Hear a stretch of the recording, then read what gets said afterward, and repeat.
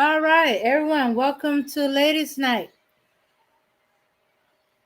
We're here to have a show on the topic The Ugly Side of Love and Return of the Vid Chronicles. Me, Abana, and Vero is looking forward to discussing these topics with y'all. So let's get it started with A Night to Remember.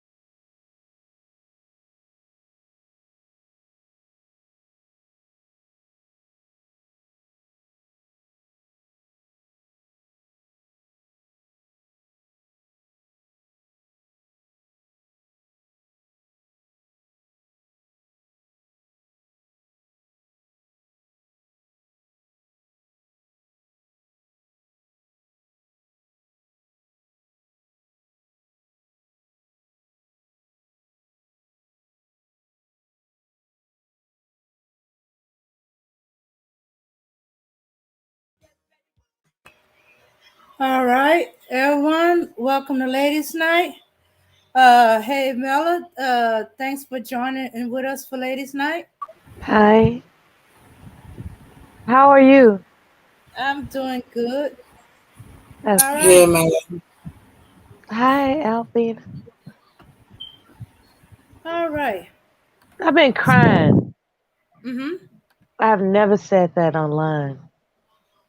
What? I've been crying. Oh no. Yeah, What's what's been going on with you? it just occurred to me that um, there's this air of survivor's guilt that I'm experiencing. Right?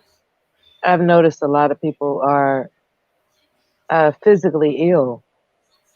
You Mm-hmm. know, in my family and other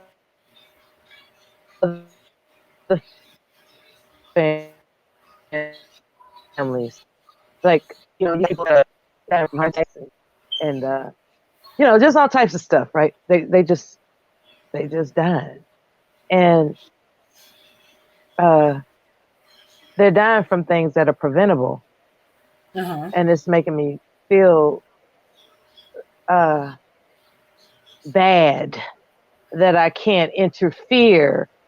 I can't interject as to how everybody has the ability of what God has provided on earth to save themselves.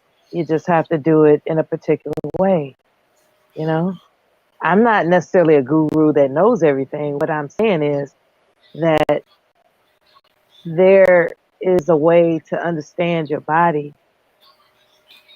and how you ingest foods that make you comfortable and, vibrant.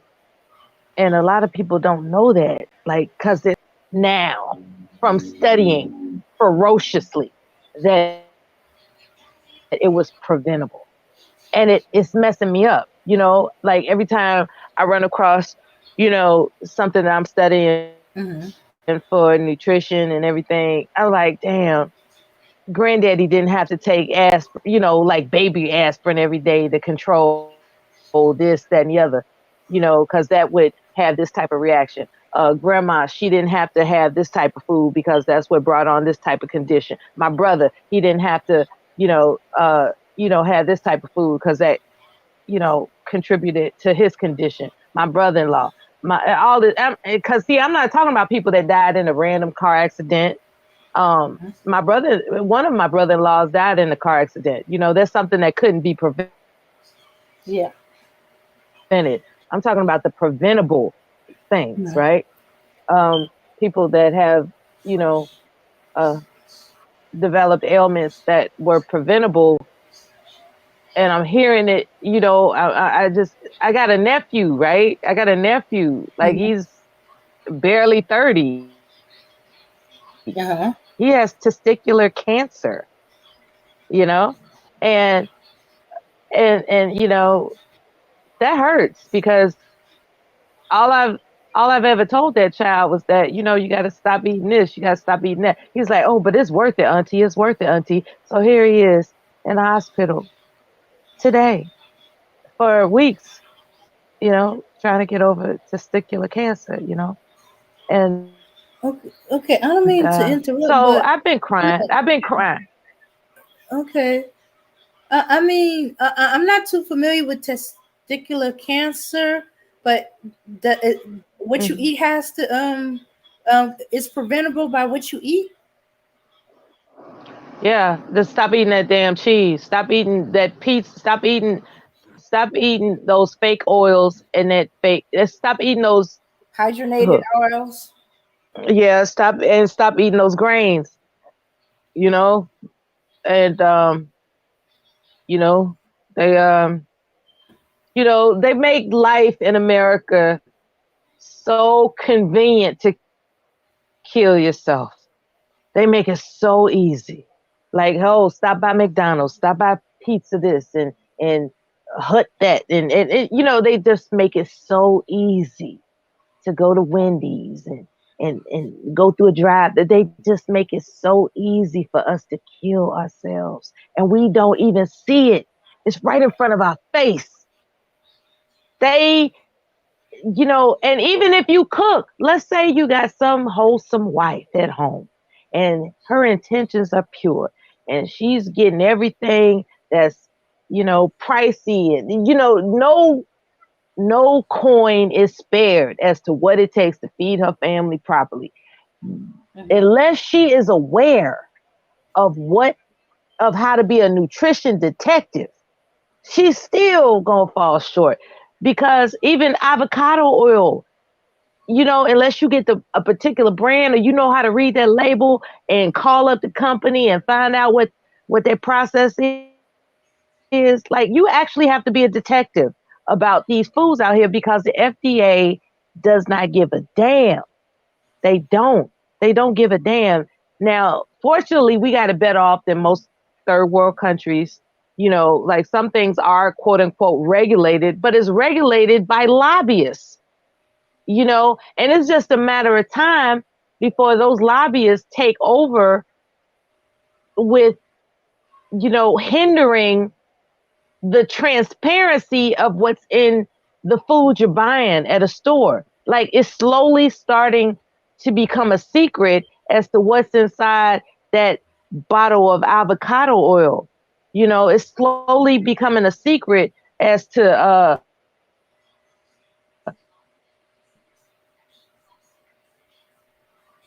the nature of that avocado and how you supposed to watch your, actually clean your produce. Like you can't just grab a lemon that's looking all fresh and lovely and yellow and grab it and take it home and start cutting it up and doing. No, you have to clean it properly because everybody has, everybody's been walking on it and spitting and pissing. People don't even know how to clean their produce out here. I've heard people talk about using dish soap to wash their greens, Dame. I, Yeah. The I was like, Jamaican. what in the hell? So you What? use dish soap to They wash think the chicken. they think washing their food means using dish soap. We got some stupid people out here.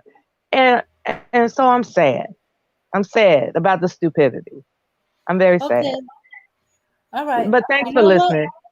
You know what? We're gonna do a conversation with Lady Dame, and we're gonna talk all about this because that's some important information to know and how to be a food detective and all that stuff. You're right. Most people don't know how to do that. Even those that's trying to eat healthy, read the labels and stuff like that, they don't know.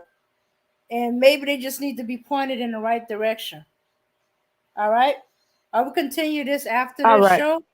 Yeah, we can continue after we get through with our topics for the show. You gonna be up?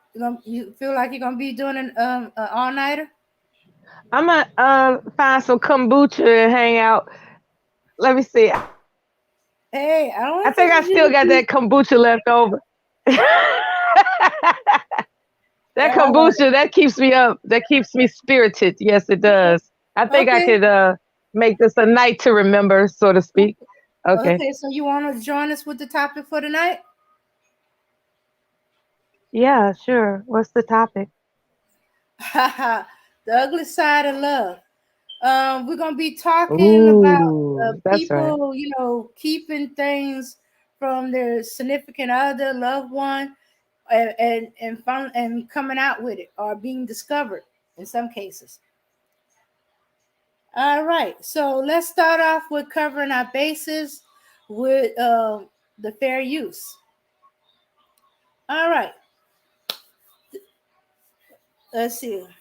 This channel may contain content not authorized for use by its owner. However, according to Section 107 of the Copyright Act of the United States, the fair use, I repeat, the fair use of copyrighted work for purposes such as criticism, definitely, comments, oh, there's going to be some comments, news reporting, only for those who don't know, teaching, we're going to learn something new today. Scholarship or research is not an infringement of copyright. All right, so we're gonna come up with the first topic, which is okay. Now, this situation we have heard of other people, but if it was us, how would we react? And we find this stuff out. Okay, here we go. Let's start off with this.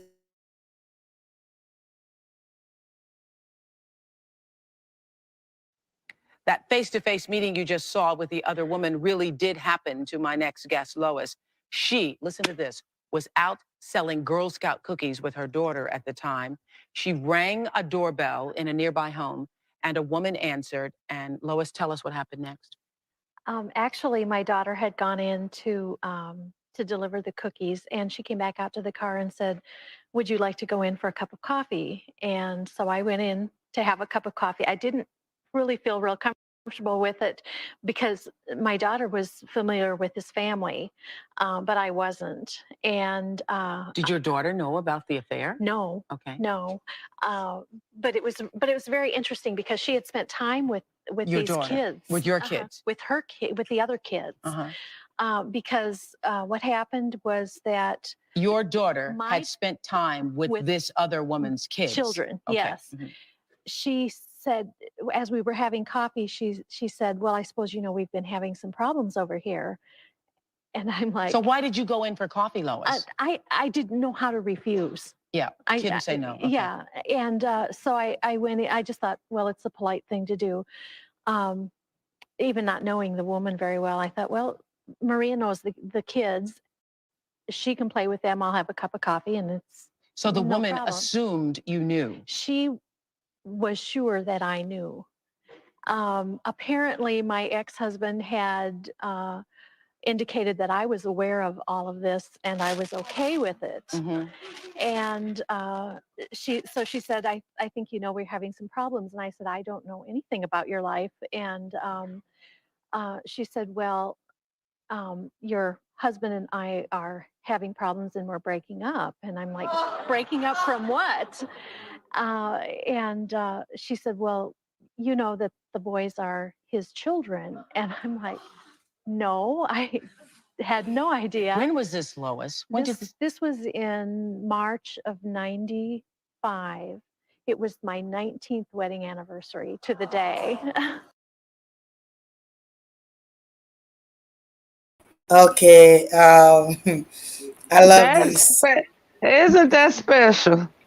Well, Yeah, because for me, as I'm seeing this video, what I'm watching now, I'm gonna blame the man for everything. Even though yes, you have a wife, you have even told this lady that hey, you got a wife. Why will you went for a side chick? If you really love your family and you love your wife, in the first place, as a responsible man, you don't need to go for a side chick. But you leave your family and went for a side chick, and now look at what the side chick is telling your wife.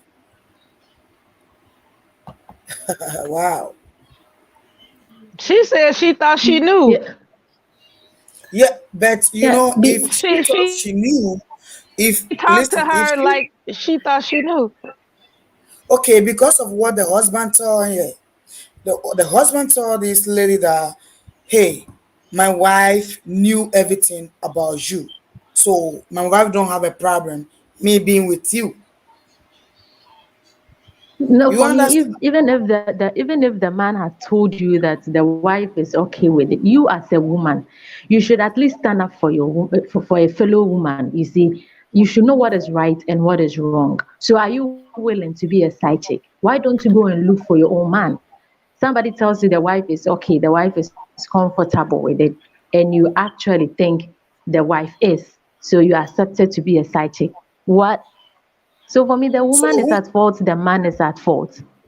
the The man woman the is, is the man is. the woman is not at fault. That is the fault of the man. Because before a woman is going to be a side chick, she don't know. If even though if you have told me that hey, I have a wife in the first place, I might thinking that If you have a wife, maybe you're having a divorce or you're having an issue with your marriage, and you come to me that my wife even know everything about it, I'm going to accept it. So are you telling me that it's the fault of the lady to prevent this It's the fault marriage, of the or lady. No, no, no. It's the to fault make of the the lady. If marriage the man go? is having issues, if the man is having issues, the man should go and solve the issue with the wife. You wouldn't be the last solution. Let the man solve the issue before you come into the scene. But here is the case: you accepted to be the side chick on I disagree apparently with you. thinking that the woman is okay.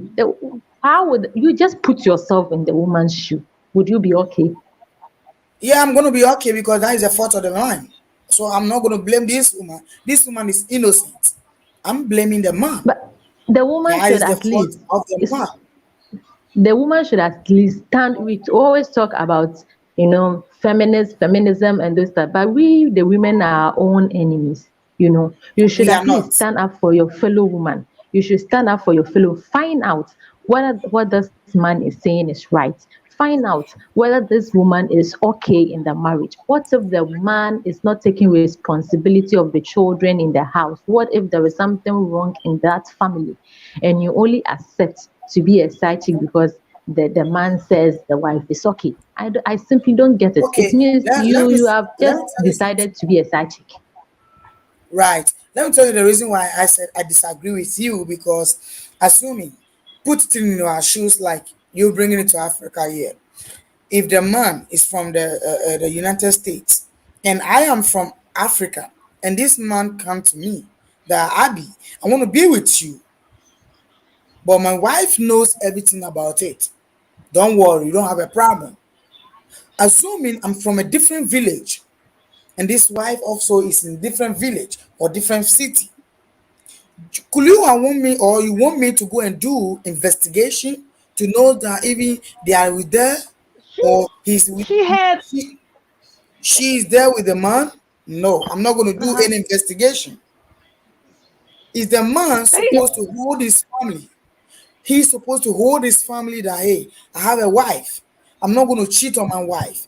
I'm not going to leave my children. So now, are you telling me that this woman should divorce, or this woman should go so that she can be a single mother? I don't know. I don't know how he played it off. I mean, because he has a child with the side chick. He has a child. He has a whole child with the side chick. Not even How in one. the heck did he play that off? How did At the he get blind side away? of Like you see, at the blind like side of both we women. gotta address. That's why I don't get it. We gotta that. That's what I was going to say. We have to look at the wife too, because how is it that she's so disconnected from bonding with her husband that she she wasn't aware that he had a whole side family. You know, Exactly. it's So like, it's the so let's fault of let's the make the wife man. responsible too, because she must have just disconnected from him, and just, they were roommates or something. They must have just been roommates, and next thing you know, years later, here he is with a whole side family, that's about to break up because he's a jerk in the first place. Now, I'm not excusing the fact that he's a jerk, a selfish, a selfish jerk, to to just disrespect his vows, to his commitment, because he made a commitment, and that's what he made. He made a commitment. So basically, he's a jerk because he wanted to have his cake and eat it too. He wanted to have as many families, that his seed could spread around. So he's a jerk. I'm not excusing that. What I'm focusing on as well is this wife. Like, how, at what point do wives think it's okay to disconnect themselves from their From their husband? husband. And that's, because that, to me, a lot of people do that. A lot of people, they just say, well, he, they're not even separated, they're living in the same house, and they just act like roommates, you know Yeah. and So they're not intimate, they're not talking and all types of crazy stuff in order for a whole, she doesn't seem like the type of person that would consciously let that happen. I guess that's my point. Based on this Okay. video and me looking at what she was saying, she would not have allowed this to happen. I think what it was is that she just checked out of her marriage. They were still married in terms of the postcard. Like, on paper and the pictures, they look married. But in her mind, she They just look checked out. divorced. Yeah, she just checked out. They Yeah, so emotionally divorced. Yeah. Right. They emotionally divorced. Yes. yeah, so Mm. I blame the man for everything. So I cannot But, blame but, this but woman. you know, I'm not gonna blame the side chick. The reason why I say I'm not blaming any side chick of that, see, as a wife, if your husband is changing, you're gonna definitely know that this my husband is having an issue or he is changing from me. What should I but do? Abby, Should I you find know out what? where Some he's men changing could from? actually hide everything from you. Some men could Okay, actually then the not side show chick, any okay, signs of, this entanglement. They're You will not that still see smart the if you know connection them. over there. No, they're not that smart if you know them. yeah. You So that is why I said the side chick haven't done anything wrong. She did. For, She didn't. That is no, the no, no. For fault me, of the I man. have a problem with both of them, the side chick I don't have and a the problem with husband. both of them. For Now me, the I side chick agree. should actually, I agree with reason you, out of Daryl. it. Yeah, I, reason I agree that with you. is it true that this my fellow woman is okay and comfortable with the situation that she finds herself in? You see, the side chick, at least you put yourself in the wife's shoe. Would you be okay? I'm Would you not going to be put myself in comfortable the wife's shoe. having a second, a third party in your marriage? Okay, how did you get a Why is third it? party She in your she marriage? told that woman, me and your husband are breaking up. Like, Uh-huh. whoa, Yes, me and that's your deep. husband.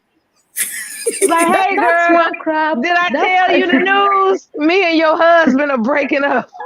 Yes, Our son because is our son is now the distraught. reason why, I was like, okay, dang, that's okay, deep. Mela, do you know the reason why she said that? Because now she wants to bring it out if the wife is going to stay or not.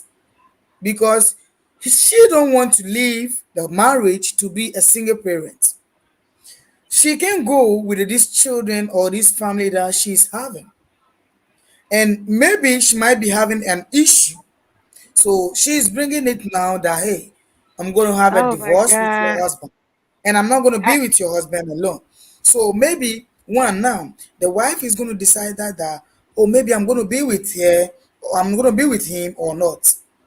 So it's I mean, between the wife and then that's the deep. side chick. Yeah, but think about this. She's the side chick, for lack of a better term, is going to approach the legal system for child support, and that makes the wife responsible. That interferes with the income of the household. So I guess she was just giving her the heads up. Like, look, we broke up. I'm getting ready to pursue him for child support. So get ready. I don't even know Oh, how that's to why take it. she said the boys are his. Yeah. So yeah. So if he was financially supporting the side woman because everything was copacetic, and all of a sudden he's, maybe moved on or lost interest, she's going to pursue legal financial support, and that's going to interfere with his legal wife's household money. So maybe she Yeah, was giving her the heads up, you yeah. know. So for this, whom are you going to blame? Is Like, that not get the fault ready of to the man? restructure your grocery bill, baby, because we broke up, and I got to go for what I know. I don't. This is a wild. It's wild. It's the fault That of is the man. that is why The she man said most supposed to hold people. the house.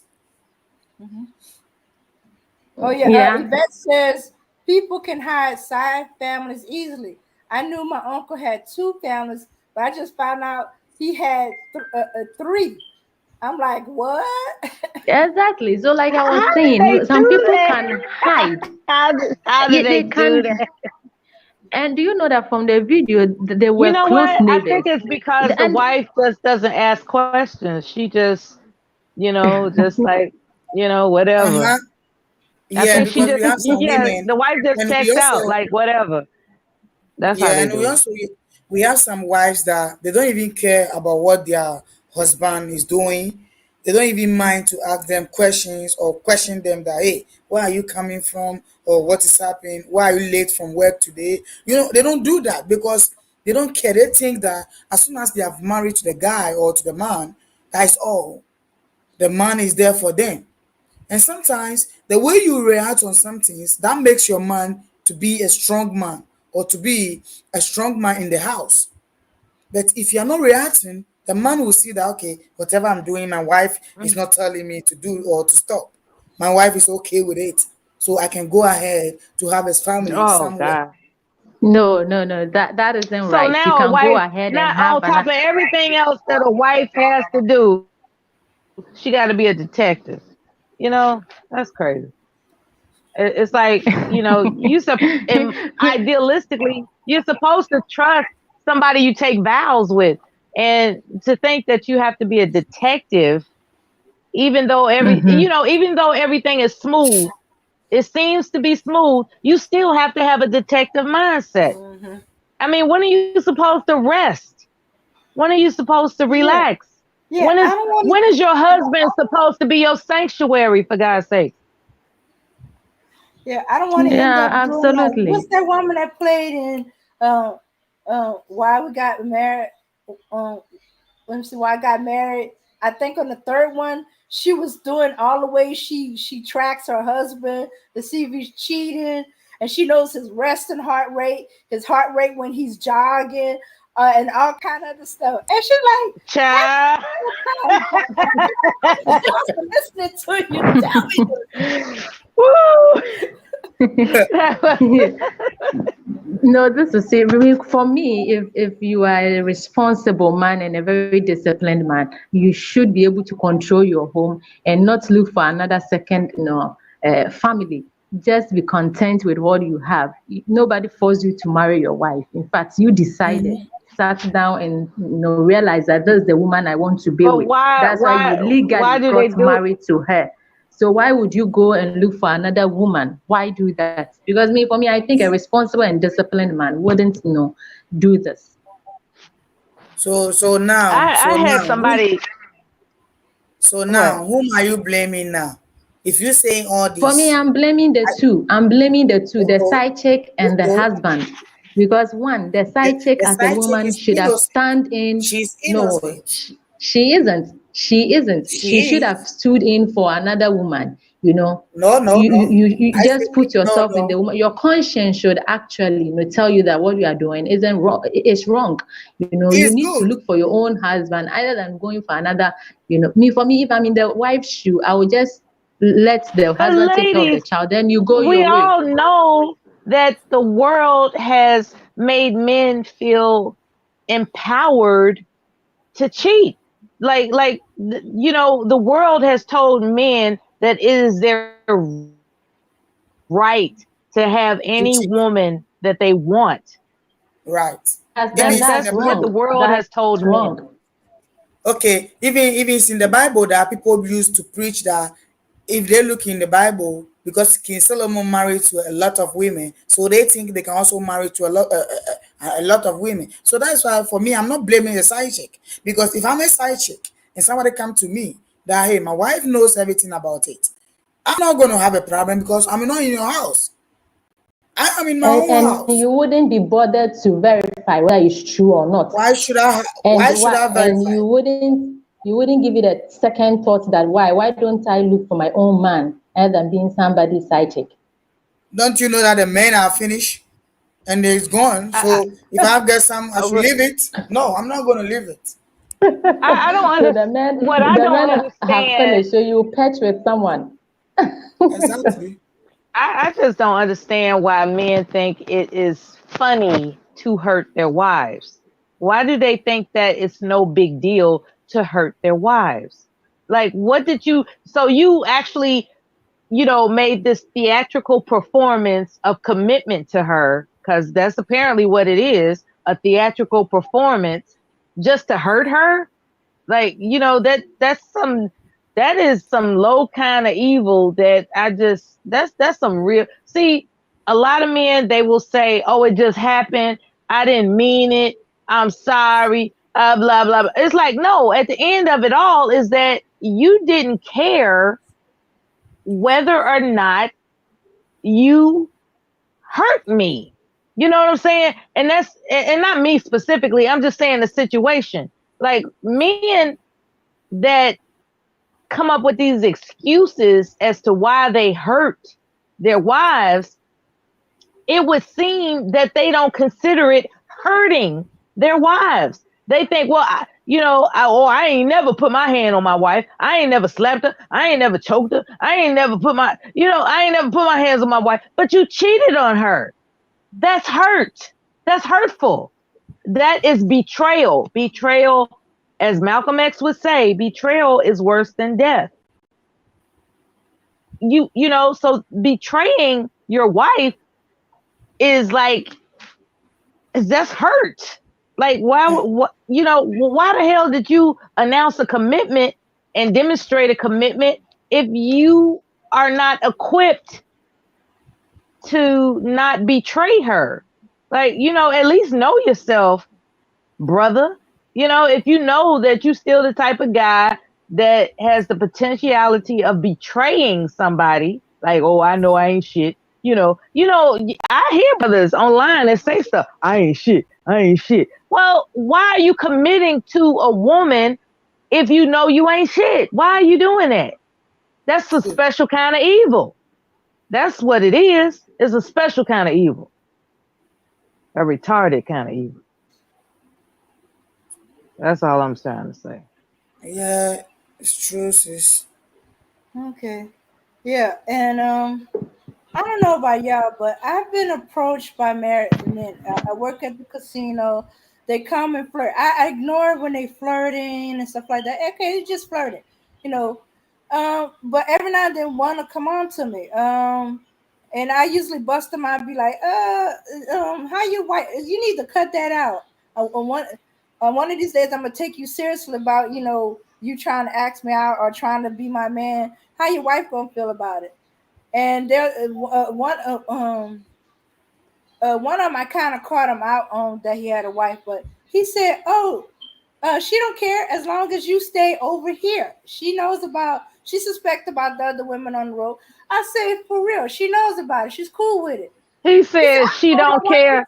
That's what he said. Ain't that Yeah, something? hold on. Yeah, right. Because if she said she don't care, she knows what she's gonna do. He knows what he's gonna do because he's a man. Yeah, And to me, he the was reason why, lying. Whenever they yeah, say that, oh, my wife don't care, he's lying. Of course It's she yes. just to So get cares. it's you. It's just to get no you. You know, right to get if he's lying to yeah. you. Veronica, for me, I don't have a problem that this lady went to this family. Okay, the man lies to her. She don't know.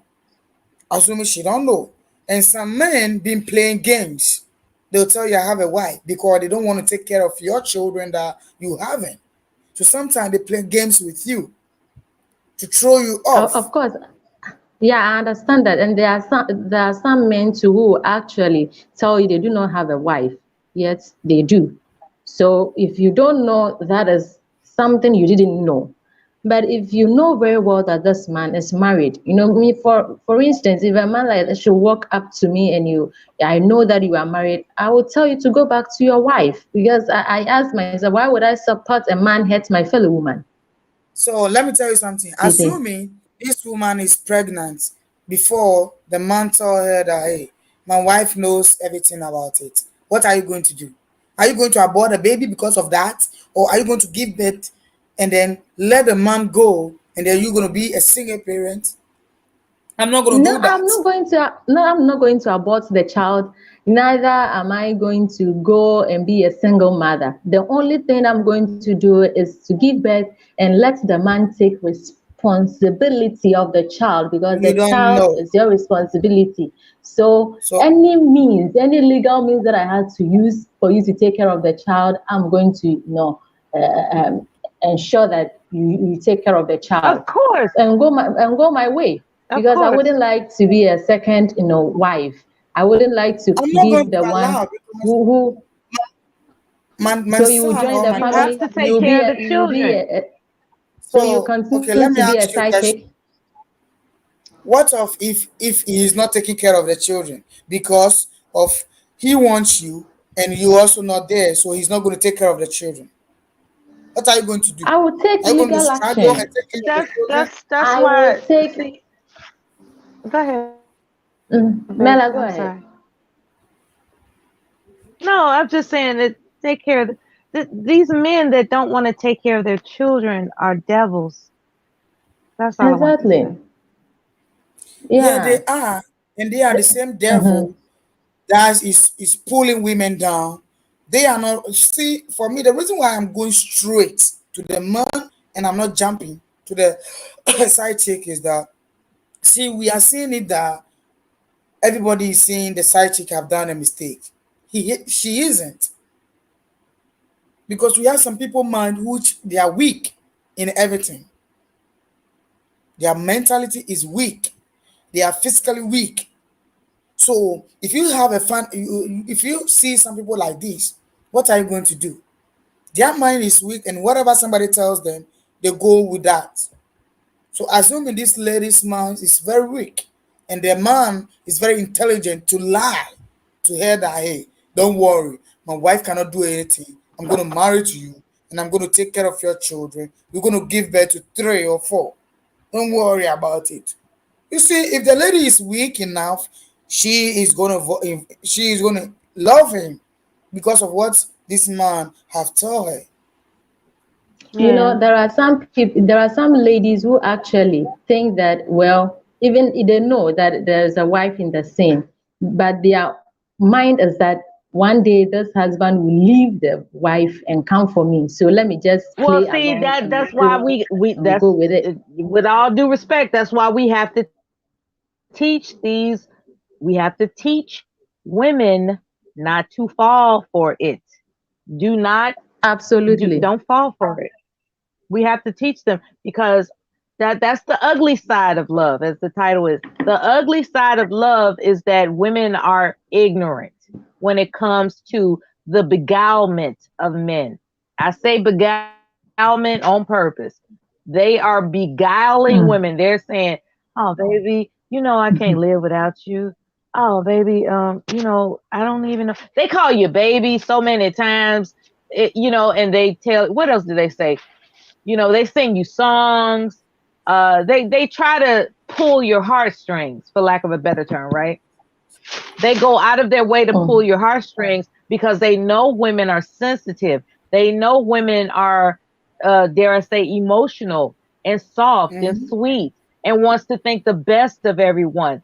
And initially, while they're young, they have the world ahead of them, and they have this open-minded heart, right? So with this open-minded heart,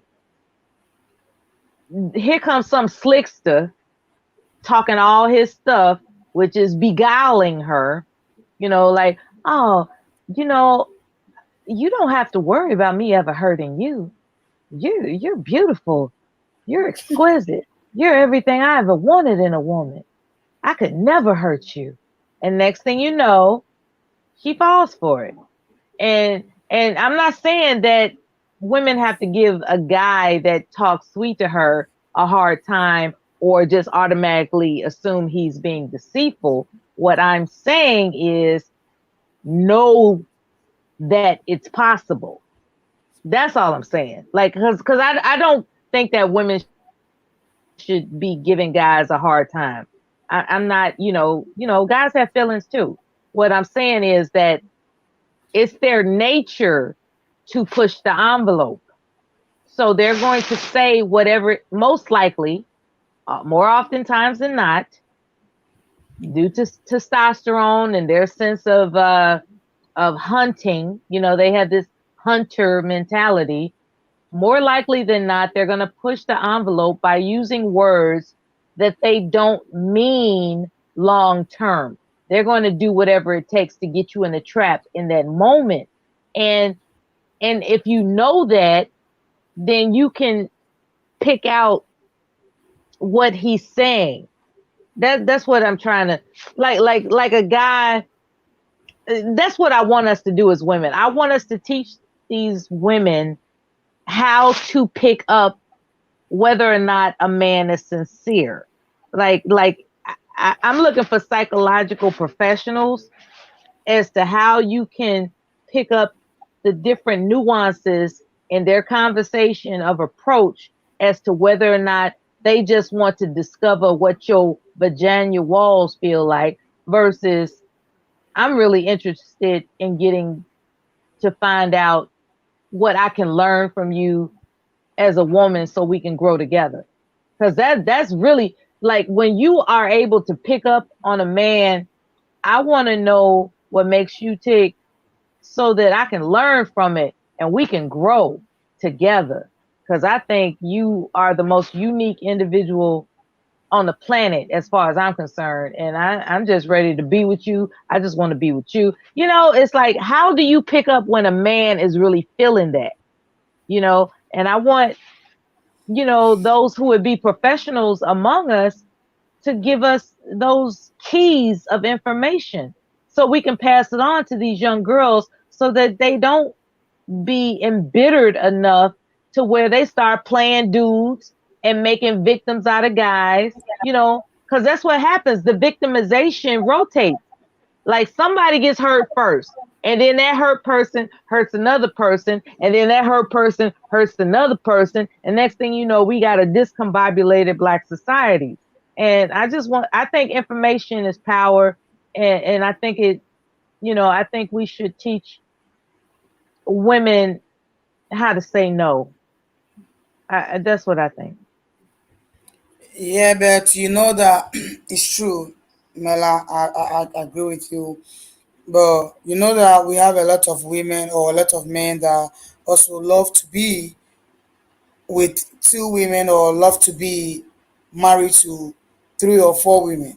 That is about you. If you as a wife and you're gonna agree for your man to marry through two or three, it's you. If you can, you just tell your husband that hey, I can. I have to leave or I have to have file for a divorce because some of the men, no matter what, Hmm. they're going to teach you that hey, I am the man and what I want is what I want. You can tell me Hmm. to go for what Albina, you like. do you know I watched a documentary the other day about a guy that killed his girlfriend and her family, Black guy, right?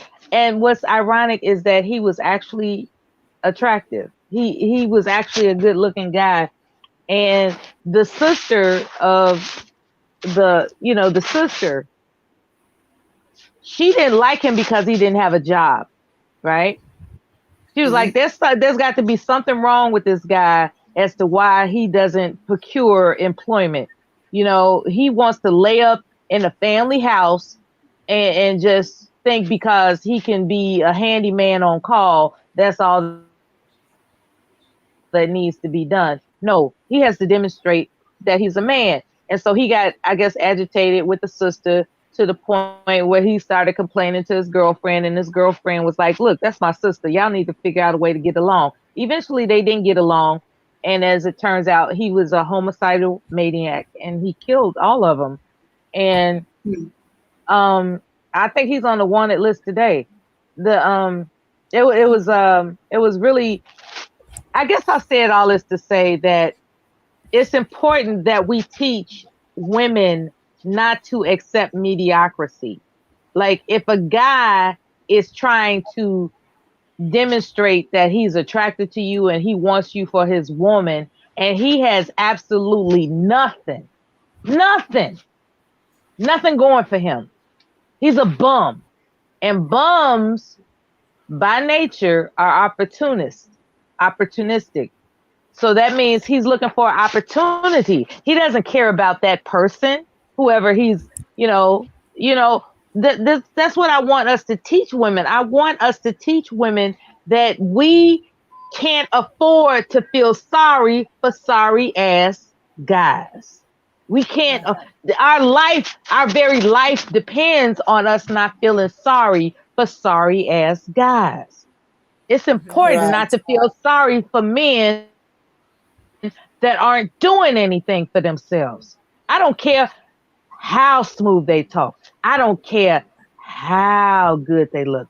I don't care. If they're not doing anything that enhances your prospects of a better future, you are putting yourself in harm's way because there's Yeah, something I agree emotionally with you. yeah, it's something wrong with that guy that could very well cost you your life. If he's unemployed and he's trying to he's like, baby, I just need someplace, I just need somebody to believe in me. Watch out for your life. Okay? It's Okay. just that serious. If he comes up to you, I'm in between blessings. I just need, some help.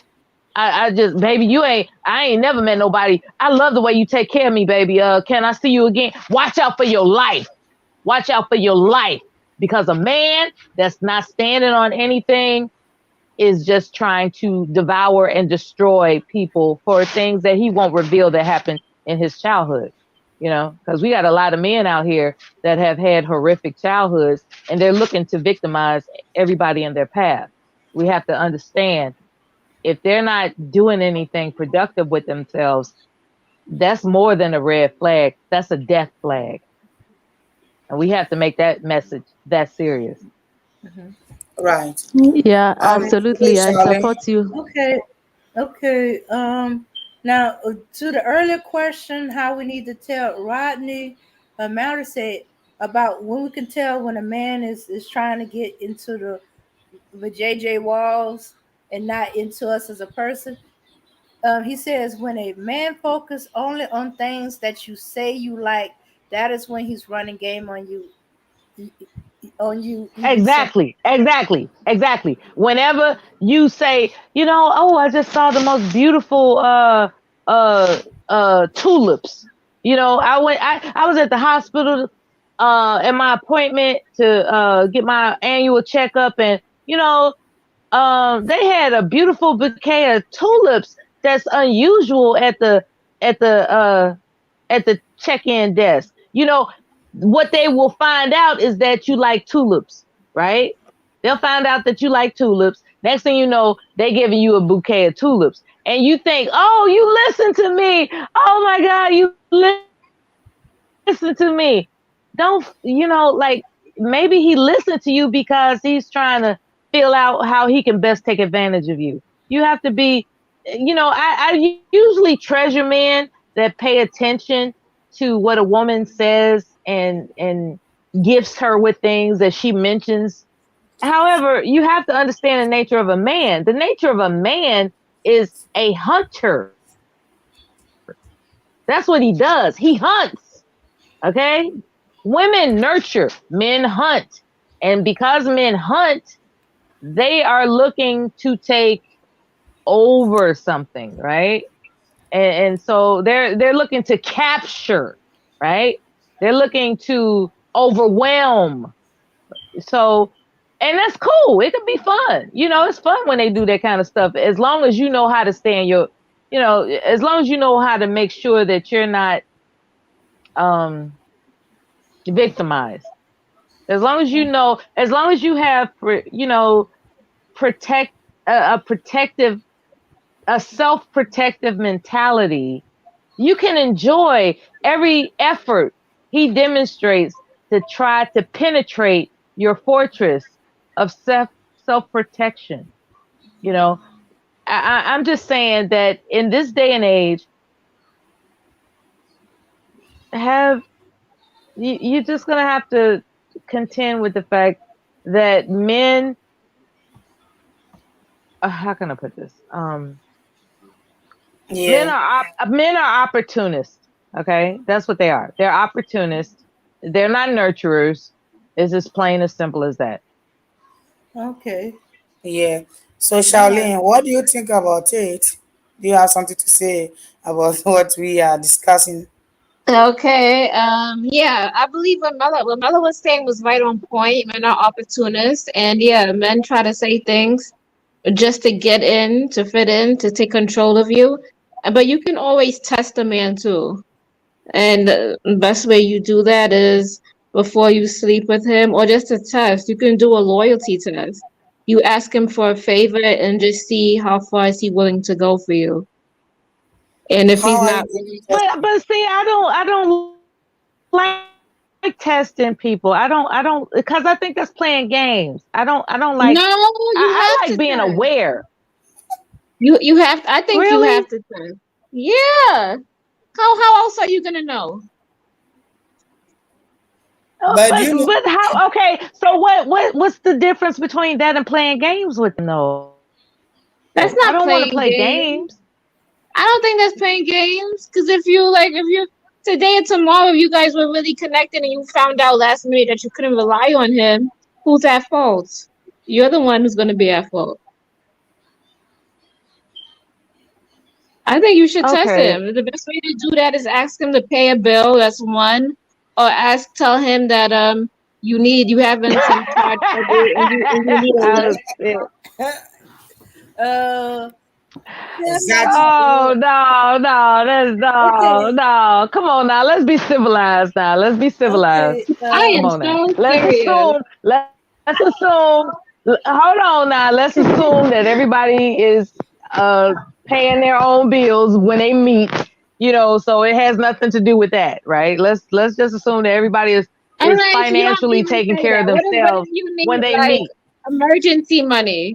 Because that's what he's there for. You No, ask him like see now something you happened. see, sister. Now you're sounding opportunistic, in my humble opinion. I don't think so. I'm being I do. truthful. I think. I no. It sounds well to me, and I love you. So tell me that I'm wrong or whatever. It breathes. It breathes. The breath of it is saying to me, No, I'm gonna it get you before you get me. That's what it's saying. Like if when he I hear really you loves saying this, it's you, like I'm gonna get you before you get me. And that's not love, baby. That's not love. no, it's Where's the not. No, it's love? not. Because if he really care about you, he will make sure you're okay.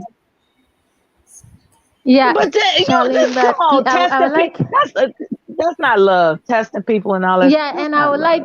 I would also like to, say that some guys will actually, pass this test that you are talking of because they actually want you anyway. So some guys will actually pretend and do everything for you as expected. That's true. But when you get married, it turned out to be a different ballgame altogether. You're right. I would do that. And the other thing I'll do is hire an investigator before I get married. That is not gonna work. Charlene. That is not gonna work, Charlie. She That is ain't not gonna playing work. with you niggas. She ain't playing with you niggas. Watch out. And believe it or not, I love it. I love everything that you're saying because it's so cold and hard. And I love it. At the same time, I would hate for my son to experience that type of engagement. You know what I'm saying? That's what humbles me. It's like I have a son, and if my son was approached by a woman that was on this, you got to prove this, that, and the other, I would be like, man, drop her. You know what I'm saying? Because I want him to experience authentic love. I want him to experience what is reciprocal about love. Look, I love the brothers and I want them to experience reciprocation. I just believe personally that it's not in their nature to value reciprocation. I think it's in a man's nature to value taking over. And that's the problem. The problem is that it's in a man's nature to take over. And so, my sister Charlene and those, that think that way, it's like, look, since I know it's your nature to want to take over, I'm going to put you through the test to make you understand that you're not taking over this. And I get it. It's just that I have a son, and it's like, wow, I just don't want my son to be played at all. I don't. Can y'all hear me? Yeah, I Yeah. can So hear I'm you kind of now. Okay, and okay. like Yeah, I'm we being can hear pulled you. in. I'm being pulled in different directions. I'm being pulled in different directions because I have a son. You know. I mean, but he would do it for the right girl, you know, because most of the time men don't want to give up their resources. So Okay. I remember my son asked me for a certain amount of money. That was unusual, an unusual amount of money. Mm-hmm. And I was like, okay, what's because for the most part he's somewhat responsible, and I was just like, what type of hole have you dug yourself into where you need that type of money? And he gave me some old regular, young person excuse. And well, I shouldn't call it an excuse. To this day, I think it's an excuse. However, in the back of my mind, I think that he wanted to impress a girl, and so to this day, I'm still kind of investigating whether or not he was using that to cover something that he let fall by the wayside, or was he trying to make an elaborate purchase for a girl or young woman, in order to adhere to her demands of proving his love. And I don't want my son to be played at all, you know, at all. Not because it takes money out of our family. I'm just saying, like, his emotions. You know what I'm saying? Like that's something, like when you get played, that causes a type of a grief imprint. That's a grief imprint that oftentimes you can't get over. Like, and I just don't want him to experience a grief imprint in the event that he, you know, asked us for a certain amount of money and it was for a girl, as opposed to him, like, oh shit, I was, Okay. whatever, it's tripped out. So the ugly side of love is that it's lots of various emotions. That's the acronym LOVE. Lots, L of O V, various E, emotions. And you never know what the hell you gonna do for love. All And right. I think it's time for Black people to know what they willing to do for love. Okay. And All right. So back to the topic. There's even more involved in this than I think. Y'all only heard a little bit of it. Let's hear you the just rest go of it. wait a minute. You just gonna skip over that genius acronym? LOV, lots of various emotions. That's genius. Um, yeah, okay. I'm sorry. I'm just kidding. I'm just kidding. It's the kombucha. Blame it on the kombucha. Okay, I'm going Okay, on mute. blame it on the kombucha. All right, let's continue on. There's even more. See, open mouth is dropped open. Let's see what's going on. It was And on your 19th wedding yes, anniversary. I don't think she knew that that's what that day was, but it was significant And for how me, old were the obviously. boys? The boys, I think, were 6 and 4, something like that. And this was where, in your neighborhood? Because where This do you was sell Girl Scout? fairly close to our neighborhood, yes.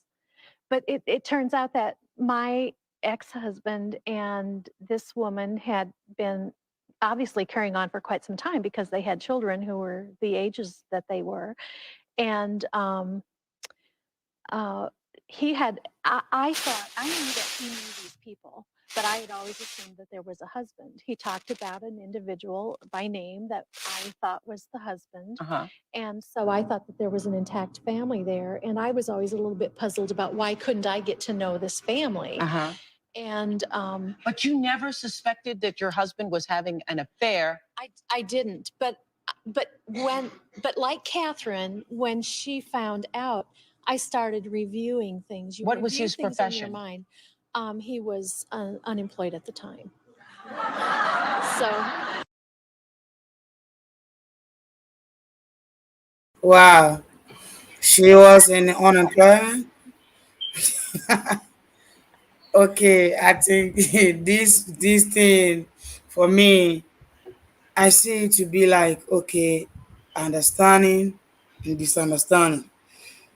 Either the lady get the understanding of the guy or the man, and she wants to marry or she want to give birth to him. That's what how I see it. And for me, what I'm actually disturbed about is that it looks like the second lady has been in the picture for a very long time because the woman mentioned that the kids are 6 and 4 or so ever, looking at their age. So you could see that they have been there for a very long time. And the wife, though that they were a bit closer to the second phase, didn't know about it. I'm kind of, so it's Yeah, like that's the problem. they planned, the man actually planned to be in the second, family. It was just a Yes. plan thing. And the lady too, the second lady actually agreed to be a second family. Yeah, she's very serious to come into the next family because maybe she loved the guy or she loved the man. So for me, I will not. That's why I said I'm not gonna blame this lady. All of the man have planned to be married to another wife, so that is unto him. Unto him, if couldn't plan to be with this lady wouldn't be third part in this family. You understand? Yeah, yeah. Okay. All right. I guess we talk along on that, but the fact that long-term relationship, uh, the woman lived not too far from her, and now that she looked back, there was some flags that she might have missed. Her and the other woman. I guess she that her husband was having an affair, and the other woman that he's been lying to her about the wife knowing. Ugh, yeah. So, all right, let's move on to the next topic. Um. Okay, so this one, different culture, different continent, but um, similar thing. All right, here we go, everybody. Y'all ready? Yes. All right, here we go.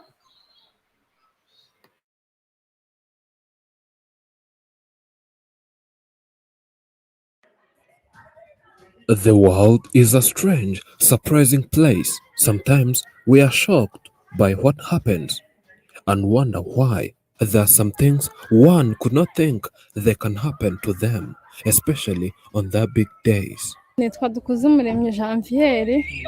Janvier is the mother to 5 children. It was an early, sunny day. We had gone to visit the woman as usual. We wanted to cover her life story where she was abandoned by the husband, but something else happened. This woman was called on phone that the husband who abandoned her a few years ago is about to get married to another wife. Ubukwe indese hehe.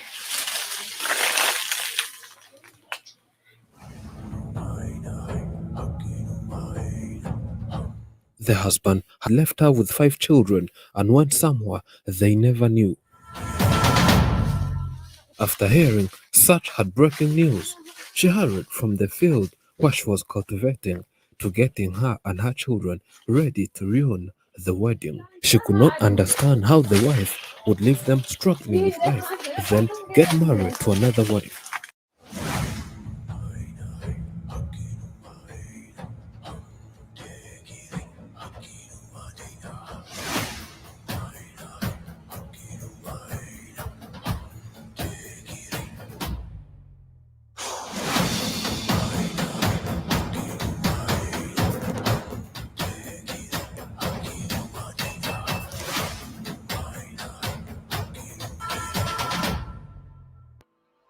After getting all information, we sent our team to cover what was going on to the other side, and everything was in preparation. The bride and the groom had arrived with their maids. It was just a few minutes until they entered the church. The woman told us to accompany her as media and cover, then publish her story. And because we're in the pandemic era, church officials had to make sure every personnel who enters the church has a COVID-19 test as one of the ways to curb the spread of the virus.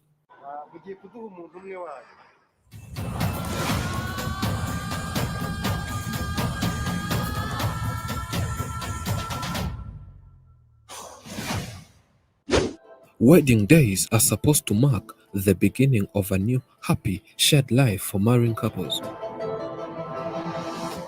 As the wedding day often includes both a big party and celebrations, it's rare and so surprising that there might be something to ruin such a big party. The happiest day of someone's life might become the worst and the most unforgettable.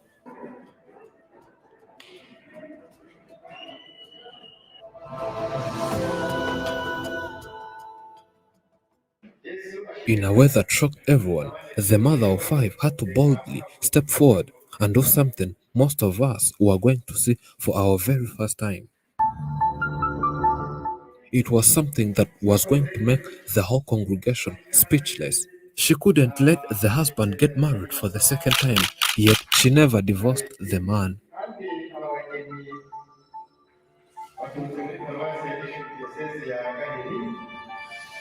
Finally, she reached here and found when the pastor was about to pronounce the two as a husband and a wife to each other. She stepped forward. With too much sorrow, she expressed her pain in front of everyone.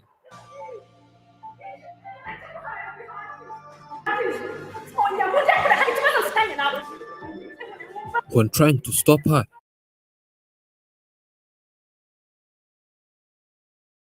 Wow, you see this?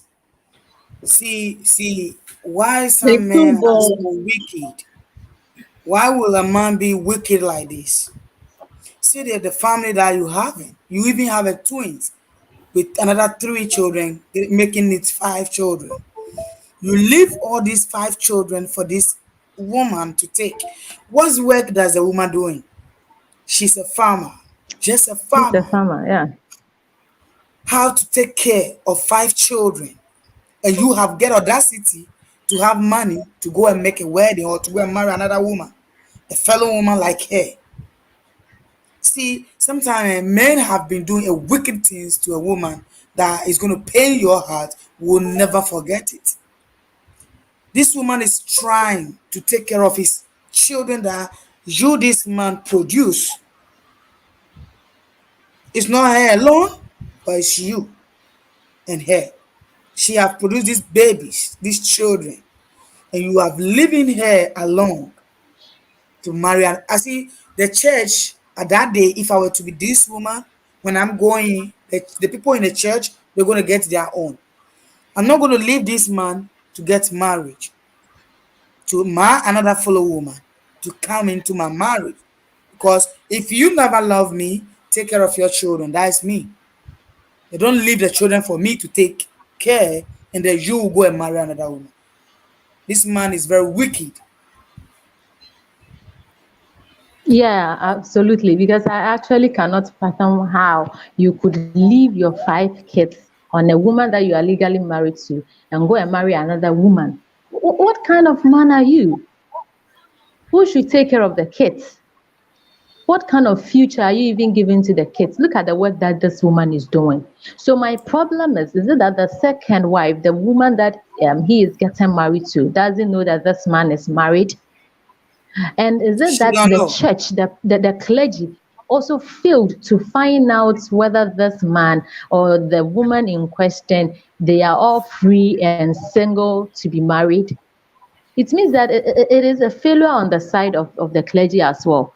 The whole church is a failure on their side to not have done an inquiry into the people that they are going to join together as husband and wife. This But is you very know, pathetic. right. But you know, when you ask a question that did the lady don't do inquiries about the man that he's gonna marry, let me tell you, this man left the village, went to another village. So I'm assuming if I have met a man in different village and he never tells you about himself that I have a wife and children, I am assuming that this man lies to this lady that I don't have a wife, I'm single, so I can marry to you and you don't have a problem. I'm going to take care of you. Because for the sake of looking or you seeing things going on under this marriage, the church must announce that, hey, we're going to have a wedding ceremony here, maybe on this week. It's not that they do not say the date to check on those things. Sometimes when they announce it at church, they want them to bring more information about the man and the woman. But if it is a new village, you wouldn't know anything about the lady, you wouldn't know anything about the man because the man is a new person in the village or in the city. So you won't have more information. You just say, okay, they just met, they don't have any problem. You understand?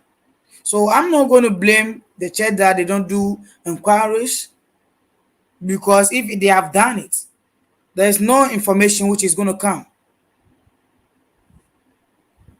Okay, fine. Even that is should be the case that probably they did and couldn't find anything, which I'm doubting. But for the man to do that, this thing really do happen. Some people, for instance, in distance marriages and distance relationship, you get married to somebody probably in Africa. The person is outside the country, maybe Ghana here, and the person is outside U.S., America, or whatever. And the next thing you hear is that your spouse is getting married or is married to another woman or is married to another man, and you only have to deal with the kids here.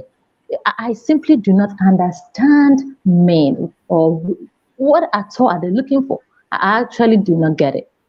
You get married, get kids, you abandon them, and then you go ahead and marry another person. I simply cannot put this together. Yeah, we need to see more. Them, go ahead and play it, and we need to see more about what is going on because I want to see what happened at that particular church. What happened?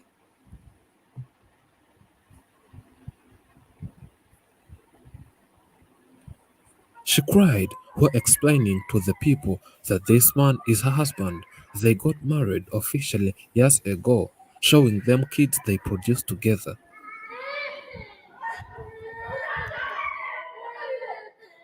She could not let the husband go to the other woman, yet he has even failed to provide and raise his own 5 children. Chaos in the church. What? People wondering what's going on. Hold on, and people, everybody's standing around and nobody's not saying nothing. You They see? they Mm-hmm. should be telling this man off. People, shut this down. I'm the wife. It's not Mm-hmm. happening. Exactly. But they And never did that. lucky they never did that. And lucky enough is a place that this woman could walk to. So what if it's outside? This woman with no money had to take a book a A flight. flight or What would have happened? You see, even this one that she's able to get there, people are not speaking for her. People are not supporting her. The congregants are all, just gathering around. You are not putting this man in his right position. This is very bad. This is very bad. There are instances that you hear this, distant marriages with people getting married outside and abandoning their wife and children. And my problem is that the kids suffer from this at the end of it all. Yeah. yeah, because when it comes to a village marriage or a marriage who is not in the city, sometimes the churches they don't have time to go and look information deeply, blah blah blah blah blah blah, because they know once in a blue moon before somebody will marry in the church. So if they're going to divorce some people's marriage or they're going to throw some people's marriage away, that means they're sacking the people from their church. And because of the money they also taking from the people, they are not going to look into people's marriage so much. That is the main problem we have in now. And for me, like I was saying, it's a failure on the part of the clergy because certainly you cannot tell me you didn't do any background check. You as a the church should actually look out for the safety, the protection of everybody, and before you even bless a marriage, you should have gathered enough information because they came for counseling. They didn't just get up, out of the blue to say that bless my marriage for me. They might have gone through, counseling and other stuff that you should have at least checked. you know I think you could go to the court and verify or something like that. I am not so sure about it, but there is a way to verify whether this person is single and free. Yeah. And You see why I said do a background investigation? Yes. yeah, I see. Yeah, and is it me stuff like that? That okay? Either she has no parents. One, there was too few people. I didn't see many weddings in Africa, but there seemed to be a lot of people involved. I didn't see her with her parents. She's just there with a maid of honor and the best man or something like that. She didn't come with no parents, no family, and she came with the groom. I'm not used to a wedding where the bride comes with the groom unless they get in a court marriage. But if they go in a full church, no. The the groom is in there and the bride go meets him. Not that they come there together and go in together. Yeah, this one tells you that they have already signed at the court. They've already finished everything at the court. So they can go ahead and marry. And one, okay, if the first wife be married under traditional marriage, it's not going to be signed at the court. It's going to be between the family, the two both side family, the man family and the woman family. So the court will know nothing about those marriage. So if the second wife is going to marry and they went to the court, they will not see any file shows that this man or this lady has got a marriage before or has married a man before or this man have married a wife before. They are not gonna see that because it's a traditional marriage. But So if for they me, went through by law, if they went through by Mhm. law, that one, if they go to the court to sign another wife or another marriage, is not gonna work.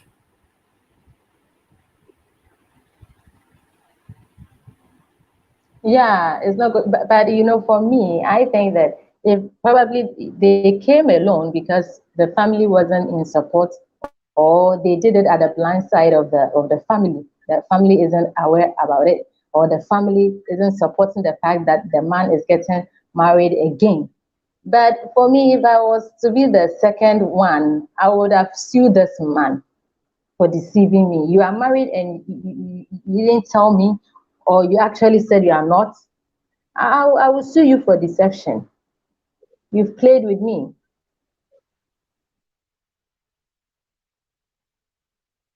Yeah, right. He have played with you, he have played games with you, and he's using your mind as like a robot. Because for now, as this wife has come, there we don't know what happened. Then I think you should need to play because I want to see what actually happened. Oh, okay, I want okay. to But see the first, blows. all right. But first, who's Goten? That's me. I thought this was RBR's StreamYard link. No, nope. Sorry, it is not. This is ladies' night. No gentlemen up on the panel without invitation. Okay, later. Later. All right. All right. Okay. Rodney goes, why didn't the bride to be turn around and say something? We're gonna find out. We're gonna find out right now.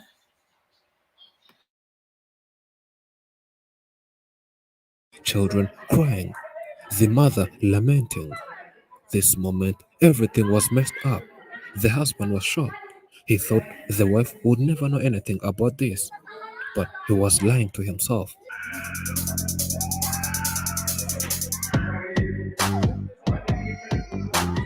After the wife's protest, it was clear that there was something wrong, and church officials had to immediately call a meeting between the wife, the husband, and the one who was preparing to be a new wife. The meeting did not last as the wife came out crying, saying she's not happy with the decisions from the meeting. She insisted that she does not want to live with this husband again, but have the two children whom the husband took away. And the next wish was to see if the husband is responsible for all of his children, then provide for them as their dad. After the wife seemed not happy with what came from the meeting, security officers had to intervene so as to settle disputes. They told the husband to fulfill all his responsibilities and make sure he does what he's supposed to do as a man. In too much tears, she says she can't understand how the husband took two children and sent them to their grandmother. She thinks they're not where they're supposed to be, yet they have their mother. Why live like orphans, she says.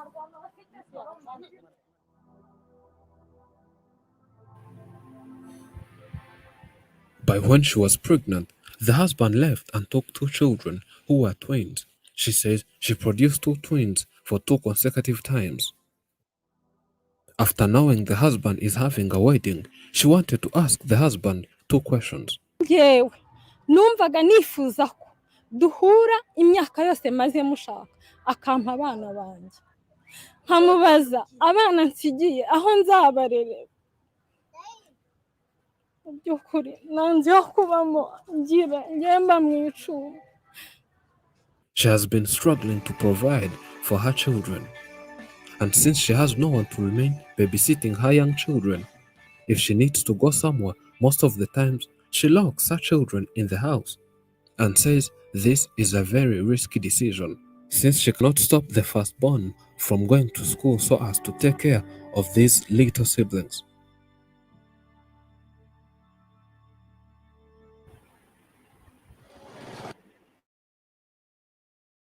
I'm very sorry for this woman being into this pain for a long time. See, look, you see what I've tell you. The man have already planned.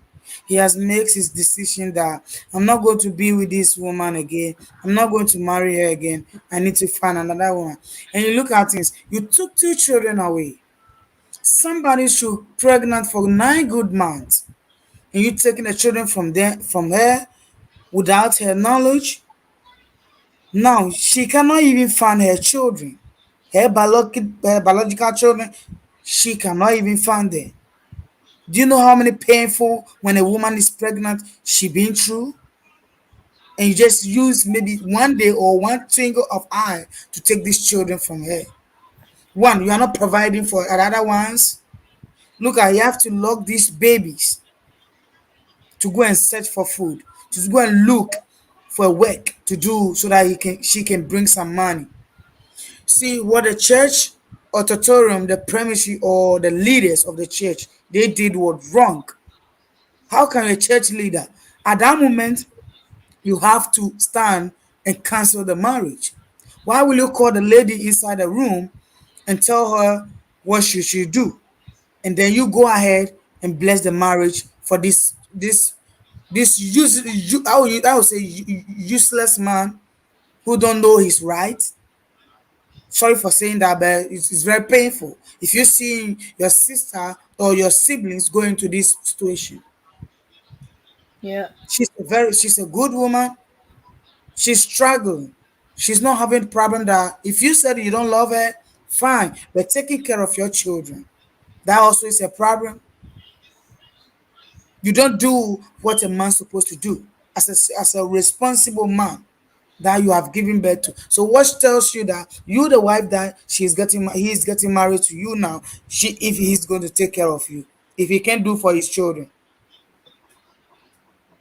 Do you think when he give birth to you or when he marry you and you also give birth, is he going to take care of these children?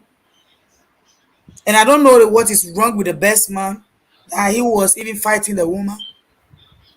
How can he fight this woman? This woman is innocent. She wanted justice. Mm-hmm. Yeah, in fact, I'm heartbroken. In fact, I didn't even know what to say again, you know. And the fact that you took two, which the woman in question doesn't even know their whereabouts now, and don't even know how they have grown, you know, and you left her with three kids with nothing to support them. And this newly wedded bride too is quiet and is cool with it. I just pray that he does same to her anyway, so that she will actually feel the pain that this woman is going through. Yeah. It's very, very sad. It's very sad.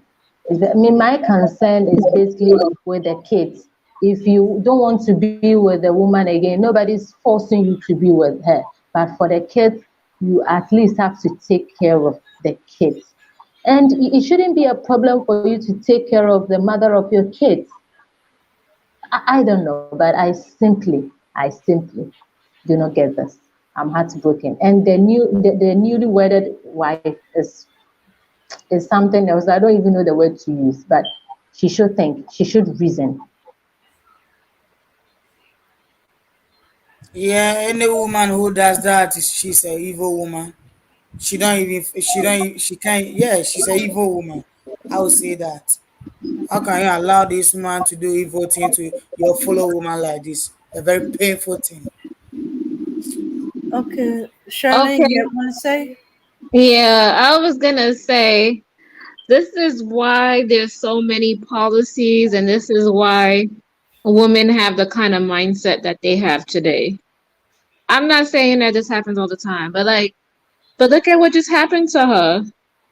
Who, like, exactly, she's put in a position where she has no money to provide for her kids, and she was what they said they want somebody who's submissive. She was submissive. She was home cooking, cleaning, doing everything, and yet he got up and he ran and he left her. And it's sad that Africa doesn't even have anything. I don't know if they do, but I'm assuming that Africa doesn't have like child support things in place so that the man takes care of his kids. They probably don't have that anywhere for the man could stay accountable.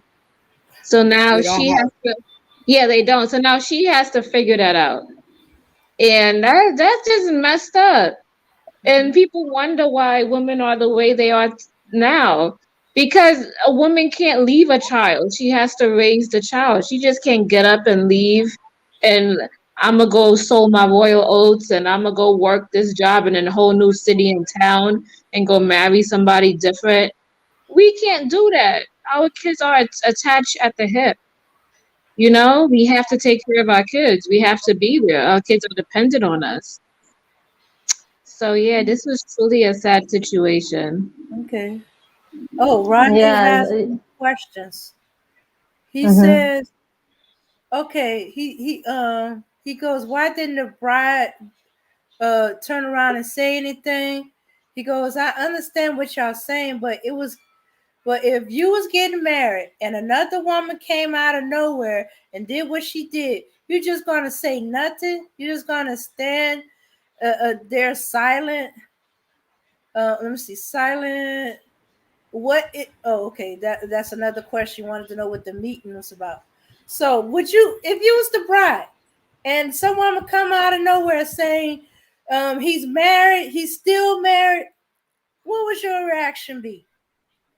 I'm going to walk out of the church that instant. In fact, the marriage is over. How on Yeah, earth would it's a like the man that woman I also feel that I'm love the in love, lifestyle she's there. yeah, the man that I feel that I'm in love with and I'm getting married to could actually do this to another woman, then I'm not going to support it.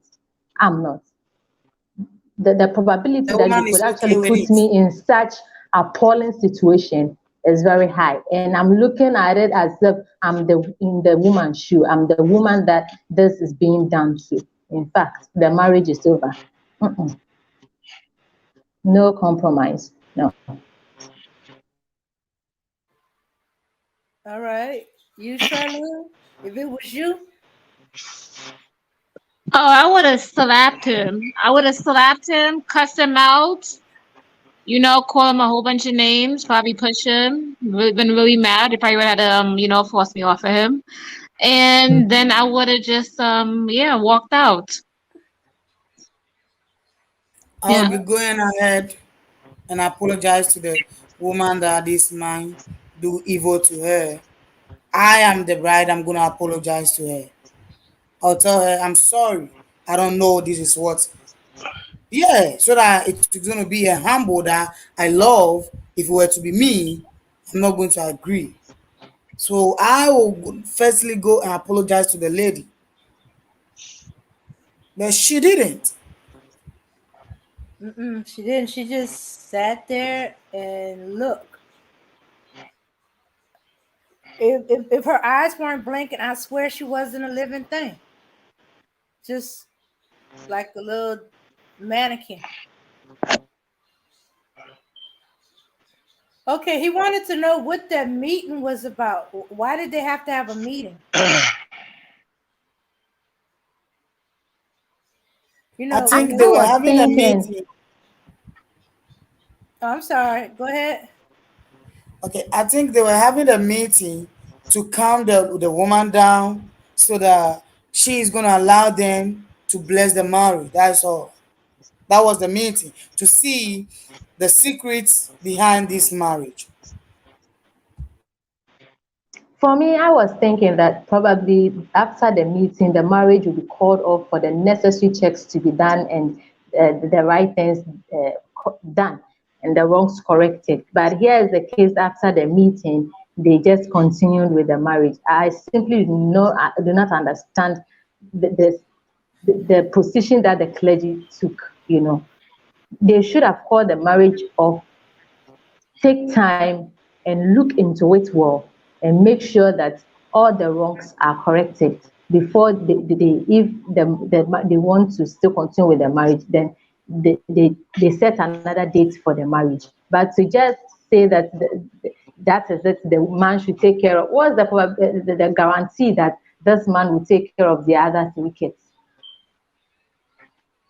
Even the new wife coming in is going to be a burden. She's looking at how she was just standing there. The posture alone tells you that she's not going to support this man or pressure him to take care of the kids. Yeah. Yeah. Oh, did y'all hear that part where while she's pregnant, the twins that y'all saw were the twins she was pregnant with. When he took the twins she already gave birth to and left her while she was pregnant. Mind if I Uh-huh. chime in? Oh, go ahead. Hey, ladies' night. Um, First of all, there's something wrong with everybody in the picture. Okay, I got a problem with everybody. Everybody in the video, there's something wrong with. Now, let me say this, okay? This is not the majority of men. Men like this are immature, stupid, and deviant. Okay? And the majority of the men don't have this kind of mentality. This is really a minority, okay? And we have to start teaching our women, our girls, how to recognize guys like this. The first thing that's glaring about guys like this is immaturity. That's the first glaring problem. The immaturity, because the immaturity, what you can't see, what the immaturity blossoms into, right, is what's going to hurt you. The fact that he had a family, left one family behind and wouldn't start another one, that's the immaturity. That's the childlike behavior. That's a child that's decided that he had enough of playing with one toy and saw a new shiny toy, went over and left the toy he was playing with and started playing with the new toy. Okay? That's the immaturity. And then you're talking about the deviant part, which is the sexual part, right? What did he get with the other woman for? For the purposes of sex and starting a new family, right? So he got tired of the woman that he was with. He got tired of having sex with her. So he wanted to go have sex with another woman, start a whole new family. as if the old family is going to go away. And that leads me to the stupidity part. It's stupid to think that you can just walk away from a family that you created and just go start a whole nother one like nobody's going to notice. See, that's the stupid part. See, men like this are immature, deviant, and stupid. Okay? Now, the problem I got with everybody in the video, the going along as if nothing happened encourages this kind of behavior. You understand? It makes the man seem like he hasn't done anything wrong, when he should absolutely be reprimanded for what he did wrong. And I mean reprimanded loudly for what he's been, for what he's done wrong. The woman, on the other hand, she has an issue too. She can't recognize a mature man to save her life. Now, whether that's her fault or not, I have no idea, but I know she was never taught. Because men like this are very, very easy to spot. All you got to do is let them talk and watch their behavior. They have a very selfish way of talking. They have a very selfish behavior. They're hoarders. That means that they want to gather everything onto themselves. You understand? And they want to do what they want to do all the time. They don't include other people.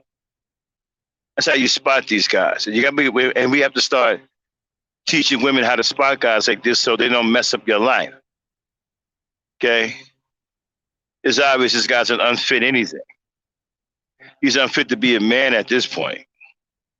Forget about being in a relationship or being a father or whatever. He's unfit to be a man at this point. And unfortunately, there are guys like this out here, and they prey on women. And usually that they don't have any work, because I didn't see anything in there where, was there any money in the issue? Could somebody enlighten me? Was there any money involved? Because I don't remember hearing any funds. Anybody want to tell me if there was any funds involved? Can y'all hear me? No, there were no funds involved. She just came in and she was trying to crash the wedding because she found out that he was being married. Yeah, she couldn't find him before she got the call that he was married and he was getting married now. I mean, the sheer audaciousness of leaving a family behind and getting married to a whole new woman with a whole new family, right? It's just ridiculous. The stupidity is otherworldly, okay? But he's a deviant. This is the way deviants are. They don't think. That's why we call him stupid. He's stupid, he's a deviant, and he's immature. Immature men can't have just one woman. They got to go out and try to have their cake and eat it too, because they don't grow up. They're like babies. They're like kids. Kids like to play with the, toys. It's like when you see kids playing with a bunch of toys, and one kid gets jealous because another kid has a shinier toy than him. Okay? That's the way these men are. They with one woman and they see another woman, oh, she's cute, let me go over here. They have no self-control because they have the mentality of a teenager or a young boy. Okay? Just because these guys are in their 40s doesn't mean that their mentality matches their age. I've come across a lot of guys who are in their 45, and I'm telling you, they got the mentality of a 10 or 11 or 12-year-old kid. And it's sad that you got men who are raised in adulthood with this kind of mental deficiency. And the women don't know how to recognize men like this. And they end up getting stuck with and end up getting stuck, and end up getting hurt, and they end up getting abused, and end up doing things like that. And it's sad that when she found out, she wanted to go in there and go through all of that, which I felt that she shouldn't have done. I think she should have took the route that Vera was talking about and find every legal avenue to stick it to this guy. And I'm talking about stick it to him with no remorse. Every legal avenue that you can find, think, borrow, and just stick it to this guy. You know what I'm saying? Because guys like this can't be talked to. You can't tell them to stop or whatever. You're going to have to, guys like this, you got to hit them over the head with something. So they realize that what they did was stupid, and now they got to pay the price. You understand? But I don't want you women to think that majority of the men are like this. We're not like this. Okay? This is a contingent that is a minority amongst men. And these men are mentally deficient, socially inept, and stupid and deviant and immature.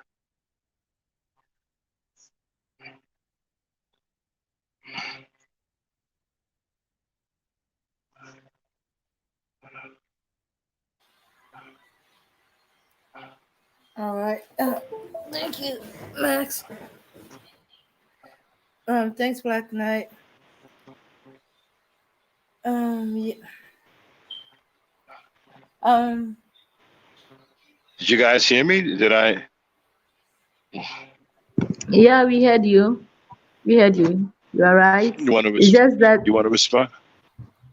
yeah, it's just that the minority that you are talking about is actually taking over the majority. So it's Well, not hard really. to. No. It's not that they're taking over. It's just that more women are choosing them because the women are also deficient in recognizing what a grown man is. And that's what I'm talking about. We got to go back to the drawing board with the women too. Start with the young girls on up, even to some of the older women. Well, we got to take them back to class because they've been either tricked or they don't know what's going on. They either been tricked or confused because the men out here today are different. These are no ordinary black men out here in this generation. Okay, these guys got serious problems, serious issues. They are effeminate. They're gender confused. Their minds in a whole different place, right? And so, with the war on manhood, this is what the women are stuck with. And so, when you're stuck with these kinds of dudes, it can get you to the point where you really don't know what a real man is. So the reason why it seems like they're taking over the majority is because more women are being beguiled by them, like Mela said. More and more women are engaging them, okay, and falling victim to them. If the women wasn't falling victim to them, right, their numbers wouldn't go anywhere. It's really actually their numbers are still the same. It's just that more and more women are engaging them. That's what's bringing a light to who they are. But their numbers are not growing. It's just that more women are getting involved with them.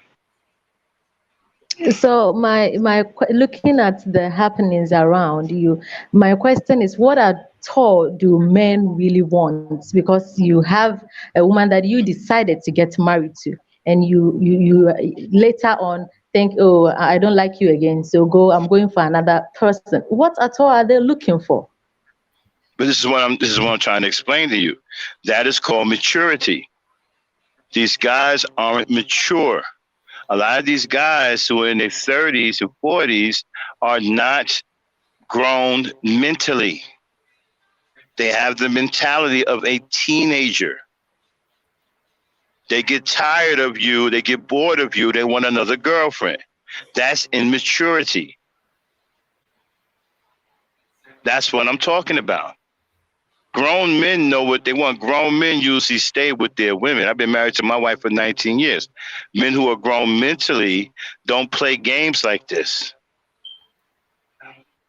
These are only these immature, overgrown adolescents who do this stuff to women.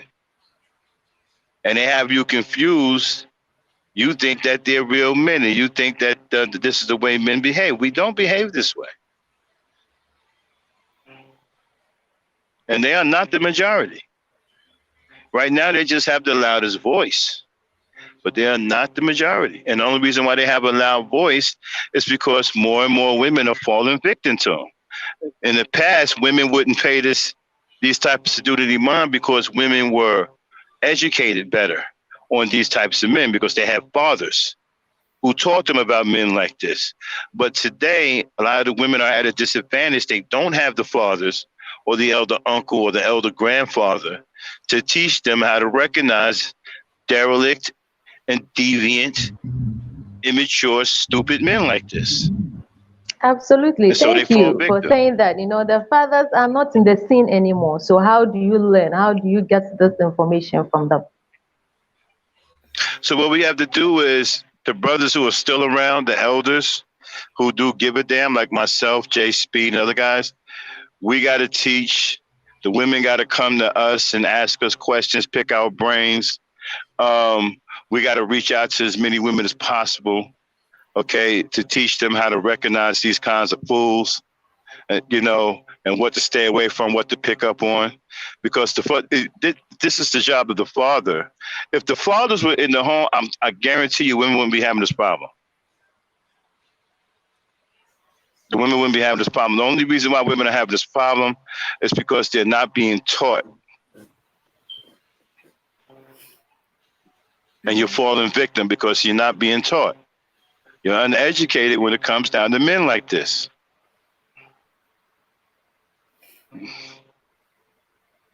Okay, and it's a bunch of them out there.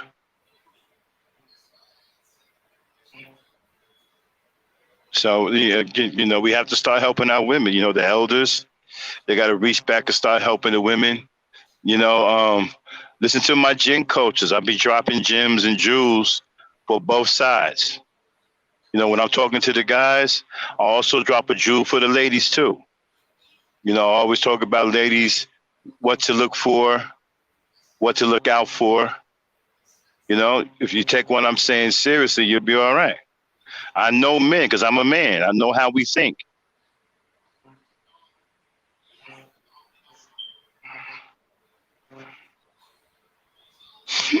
But these are not, and the thing about it, if I told you the biggest problem with single motherhood, right, is immature men, would you believe me?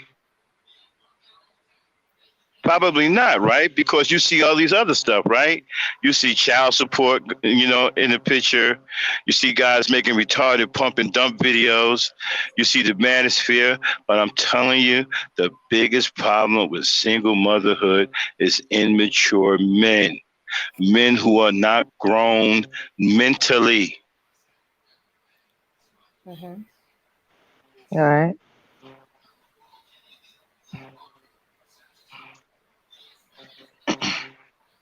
Okay. Yeah. Like, for example, the video Pump and Dump with the guy Brian Palmer. Is that his name, Charlene?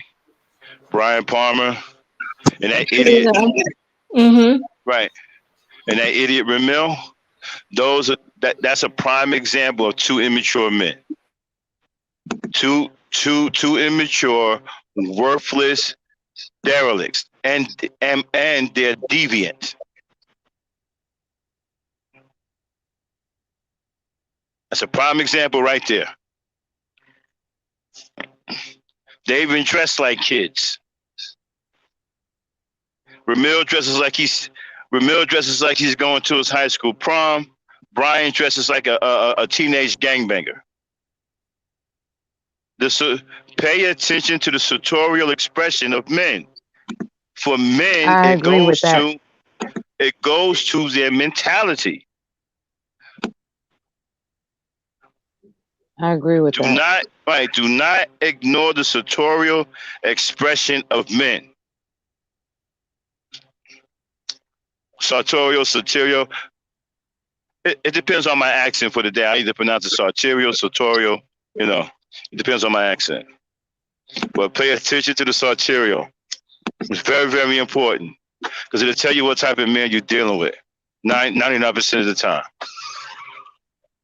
If he dresses like a teenage boy and he's 40 years old, he's a teenage boy in his mind. Exactly. Okay. He walking around with a backpack. He's still in grade school. Okay.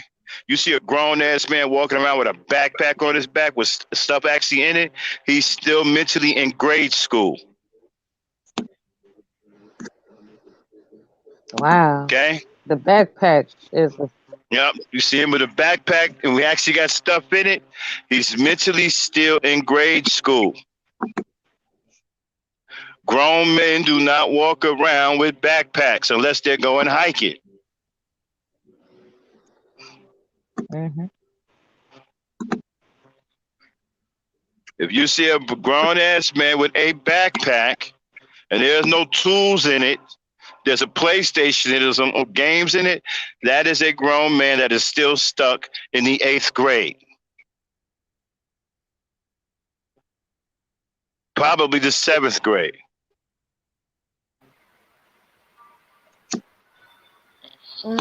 At middle school. And so we got to have these kind of discussions with our ladies to re-educate them on these types of guys, not saving these guys, because if your fathers was there, okay, you wouldn't have this problem. You would know how to recognize these guys. You'll see these guys coming. You can avoid these guys and keep it moving. Right. Especially, and also the man purse. Like, when they got those, because we're not going to pretend, are we? Are we going to pretend like there are men that are bisexual, that are approaching women as if they're not attracted to men as well, Yeah, I'm glad you. And there are Hold on 1 second, Mella. There are signs. I'm glad you. Yeah. 1 second. I'm glad you brought that up. Here's another one of y'all problems too, right? Y'all too accepting of homosexuality. You think that guys getting pedicures and manicures is cute. Ain't nothing manly about that. Real men don't sit up in salons. Real men don't get pedicures and manicures. Why? Because we work with our hands. We use our feet to work with. We're on our feet all day. Okay? We ain't got time for no damn pedicure and no manicure. We're men. We're working, we're building. Our hands are rough. We got calluses. That's what we do. Okay? Wait a minute. Wait. Huh? Wait. Now,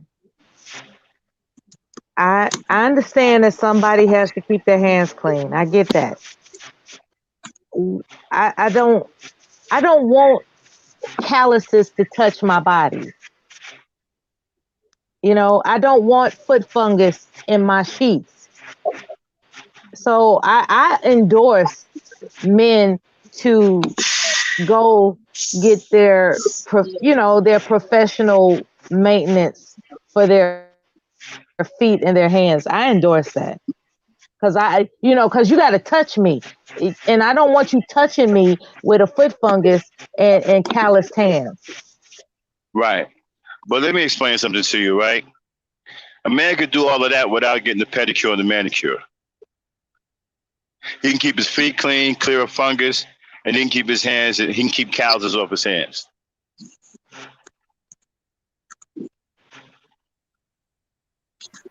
So, like my grandfather soak his feet, Right. his toenails, have one of Exactly. my grandfather's case, have one of his kids. Yeah. Yeah, exactly. There's a manly, right. There's a manly way of doing it. Okay. Exactly. What I'm suggesting is that men don't do it the feminine way. You don't go sit your punk ass up in no salon with no women getting your hair, getting your fingernails and feet done. That's feminine shit. Yeah, okay? That is feminine. You get old school. You get old school. You get one of them damn tubs. You put some Johnson soap in it. Hot water, soak your feet. Put your hands in the soapy water. Soak your hands. Get the calluses off your hands. Cut your fingernails. Cut your toenails. So now your feet are clean and your hands are clean. Old school, hard shit. Right. Men have to know how to keep themselves groomed so that they can make love to their woman. Right, but manly groomed though. That's what I'm saying. There's a difference. That's what I'm saying. Yeah, so you can get all of that. You can get all that done. If a guy's coming, he got fungus, or first of all, if he got fungus, he need to go to the doctor. If he ain't going to the doctor, he ain't taking care of himself. All I'm saying is that they'll cut your toenails for you. No, but I'm saying if he got fungus, if he got fungus, he need to go to the doctor. All I'm saying That is shit is that it's important for black men to know how to groom themselves. That's all. That's all I'm saying. yeah. Well, most of them do. A lot of Like I them said, you don't was because they didn't grow right. up with their fathers. Right. If you got some dude, he That's got why they go to the fungus. salon like a sissy because they didn't grow up with their fathers to teach them how to groom themselves as men.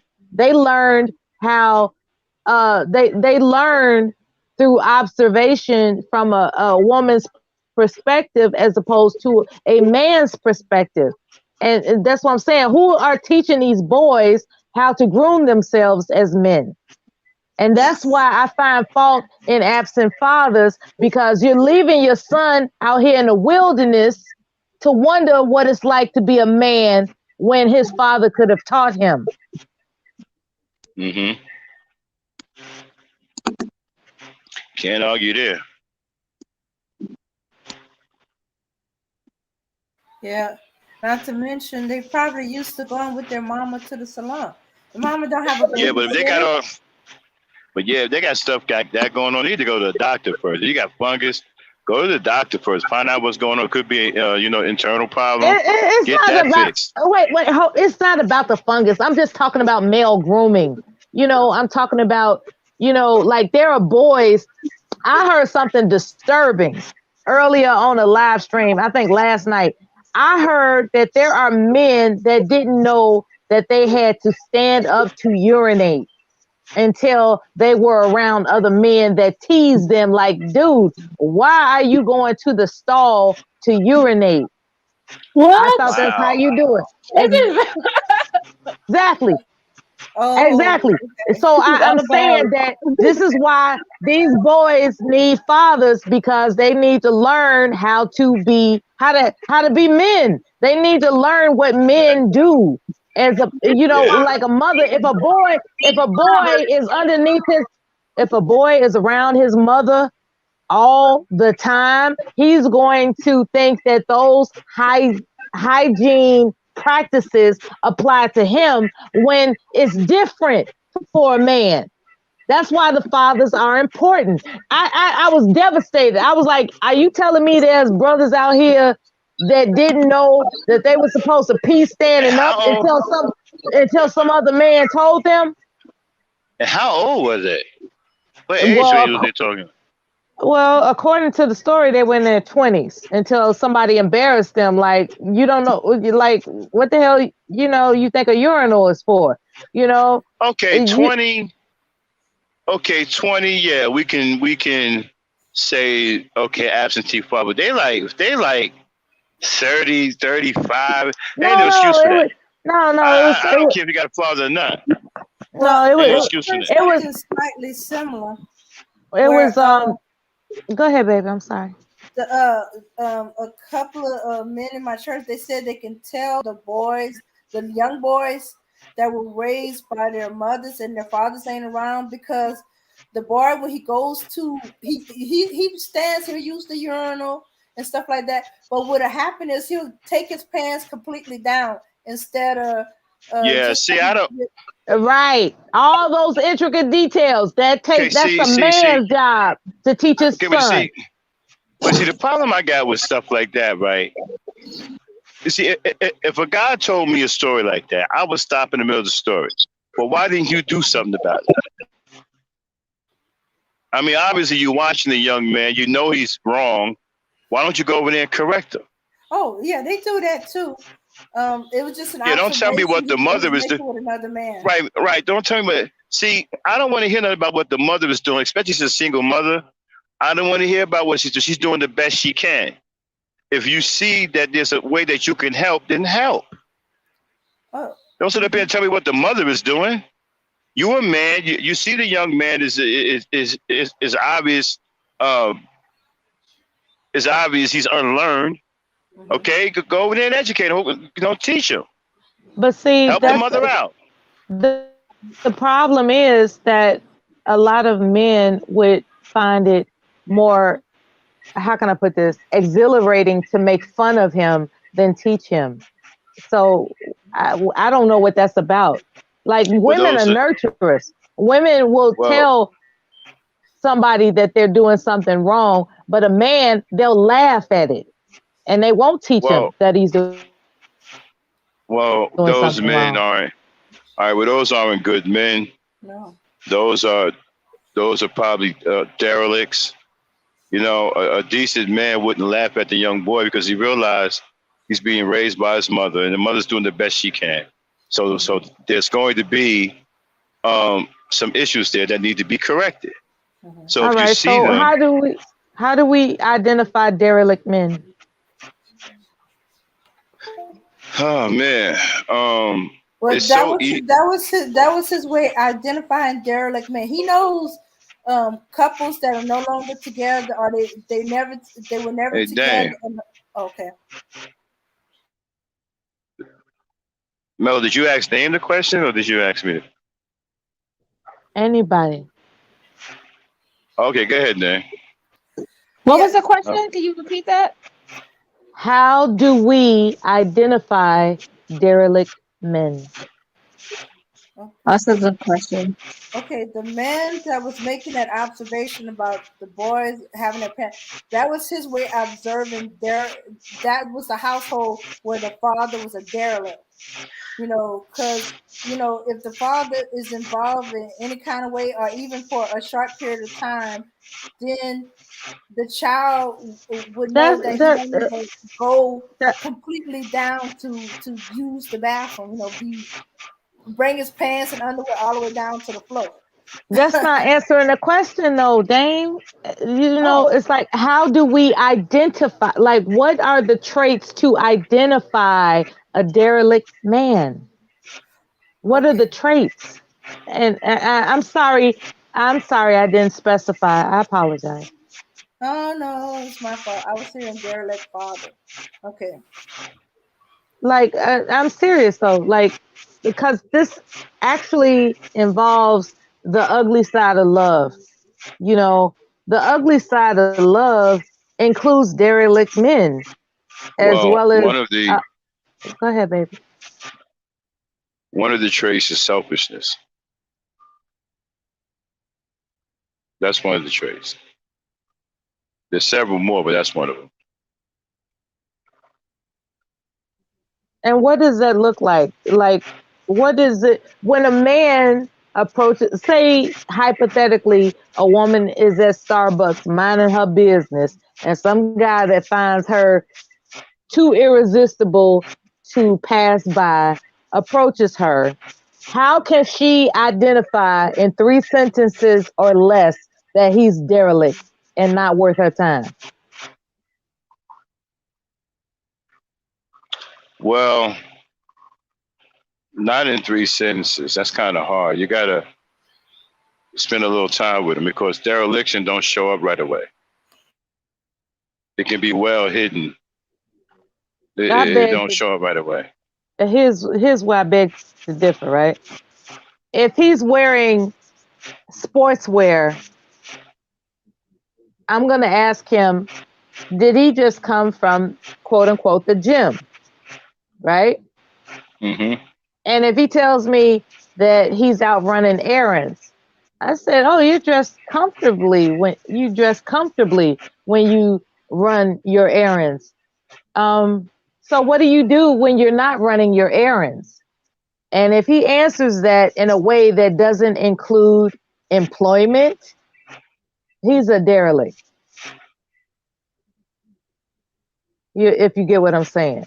Like okay, first of all, yeah, just check it out. I'm serious.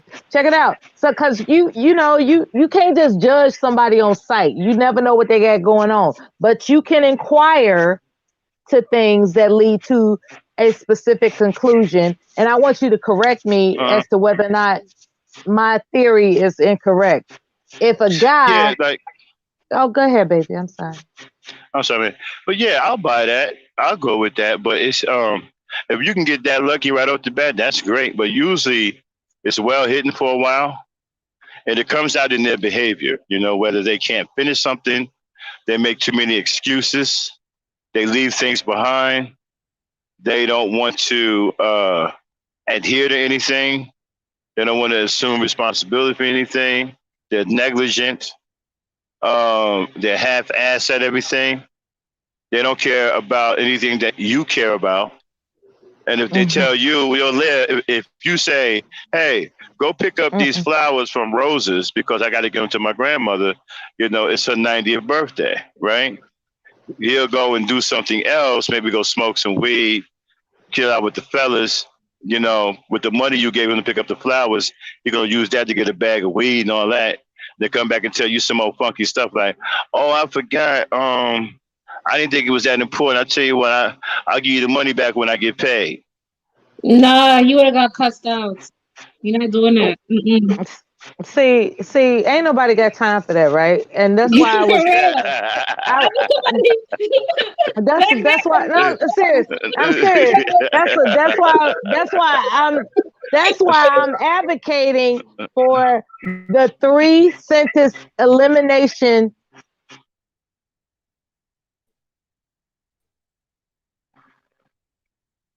of, What? you know, there's a deduction, right? The 3-sentence deduction examination. It's like you can deduct, you can ask questions that are centered on deducting whether or not somebody is worth your time in 3 sentences or less.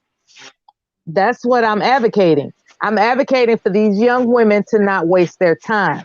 And all this stuff you was talking about, Max, like, oh, you didn't talk to him for a week and he didn't came. You know, no, ain't nobody got time for that. You have to be able to deduct in 3 sentences or less whether or not this guy is worth your time.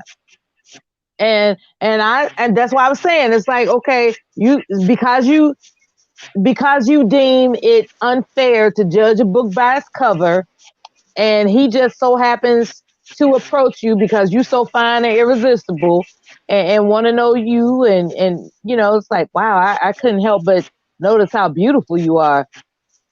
Oh, thank you. Walk with me through this, right? I'm being theatrical right now. Just walk with me. Put yourself in the mind frame of a gorgeous woman that goes to get her coffee at Starbucks, and some guy sees her and he's smitten, for lack of a better term. He's like, his mouth drops like, wow, she is like somebody I'm getting ready to talk to. And he approaches her and he tells her, I'm not trying to come at you with a line. I just want to tell you that you are the most beautiful woman I've seen today. And he stops, right? He stops at that. He doesn't overtalk it. And she looks at him, and because she's humble, she will say, thank you. And it's up to him to continue the conversation. And he will say, well, do you come here often? And she'll say, I got a better question for you.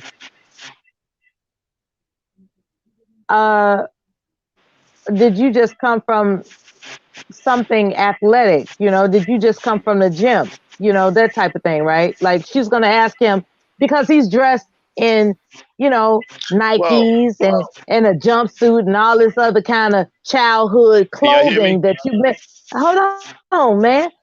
I'm serious. Okay, I was trying to make. Yeah, we hear you, baby. Yeah, we hear you. But my point is that if he approaches her in apparel that you just mentioned that indicates a childhood arrested development mentality, she has a right to inquire whether or not he is just coming from an athletic endeavor or if he is actually an arrested development childhood victim, right? And the way you approach that is, okay, you went, you know, I see you got your nice brand new Nikes on. Did you just come back from the gym? And if he said, no, I was running errands. Oh, okay. So that's what you wear when you run errands. Like, okay, where do you work? And if he can't answer that question, if he starts being defensive, you know, if a man, okay, I've had kombucha, forgive me. If a man is offended by you asking him where he works, he's a bum. That's my point. A man I has no agree. business. A man has no business being offended by you asking him where he works. And see, these I agree. manosphere brothers are making it seem like women are gold diggers and you get them before they get you. No, a woman has a right to ask about your Well, position in life if you gonna what take a up her time. What's your position what in a life? what a But you word don't that they want to like be to that. use is What? the word they like to use is hypergamous. Well, it's not about getting. It's not getting. Okay, like me and Charlene, sister Charlene, I was tripping because I was saying like I don't want women to think that they have to figure out what they can get out of a man.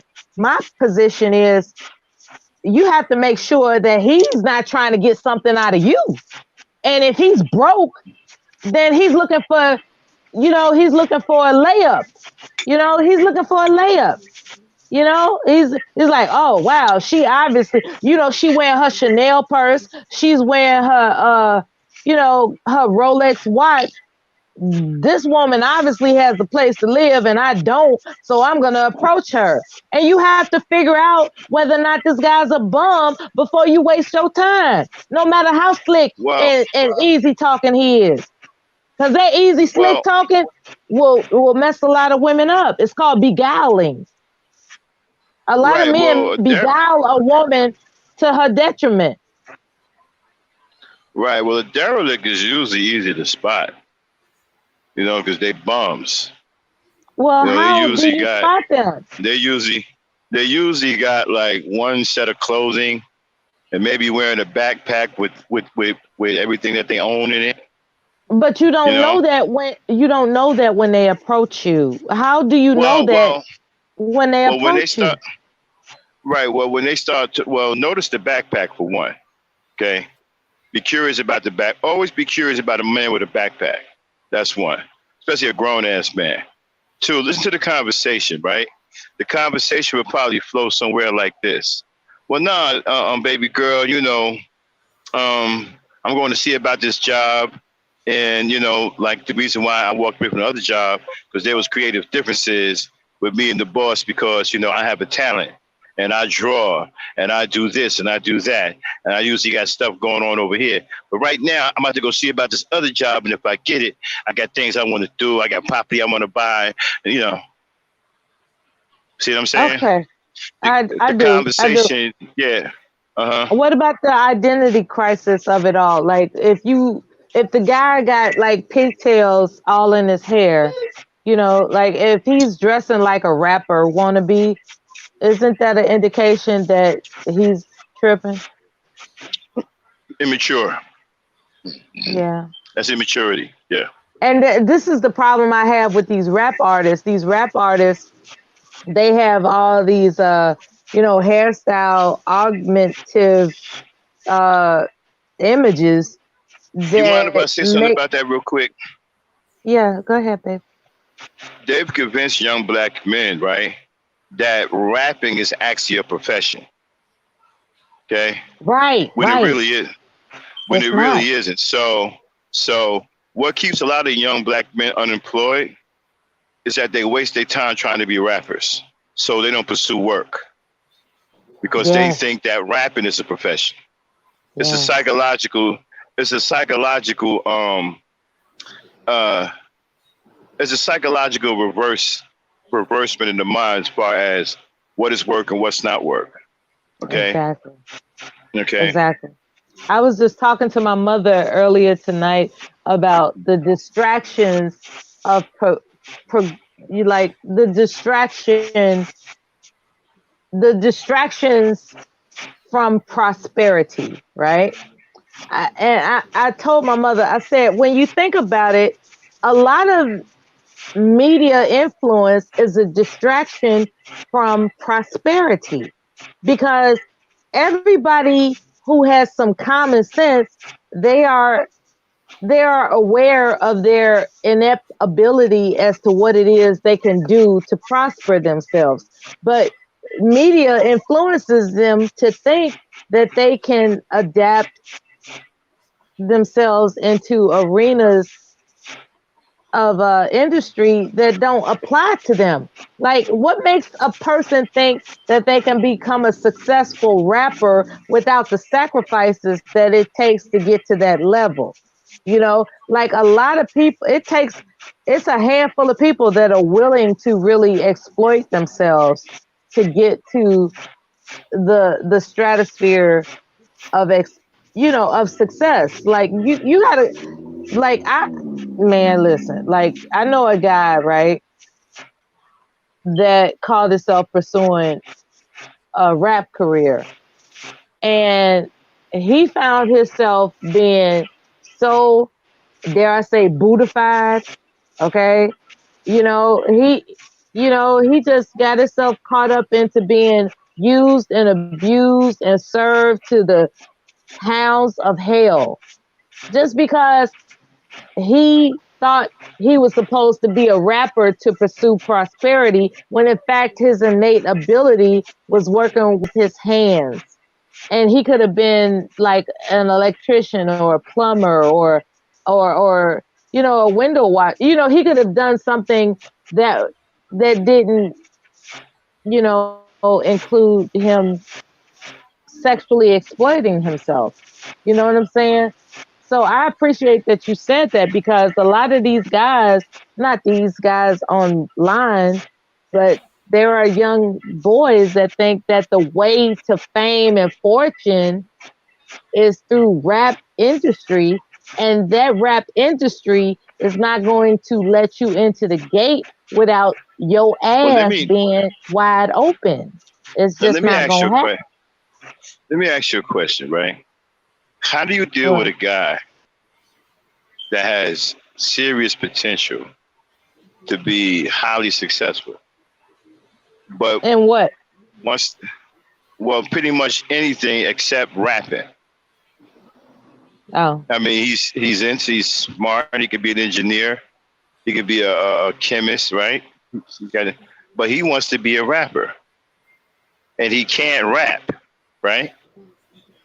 Okay, and then you say to him, right? You say to him, okay, let me hear your best rap. You be like, okay.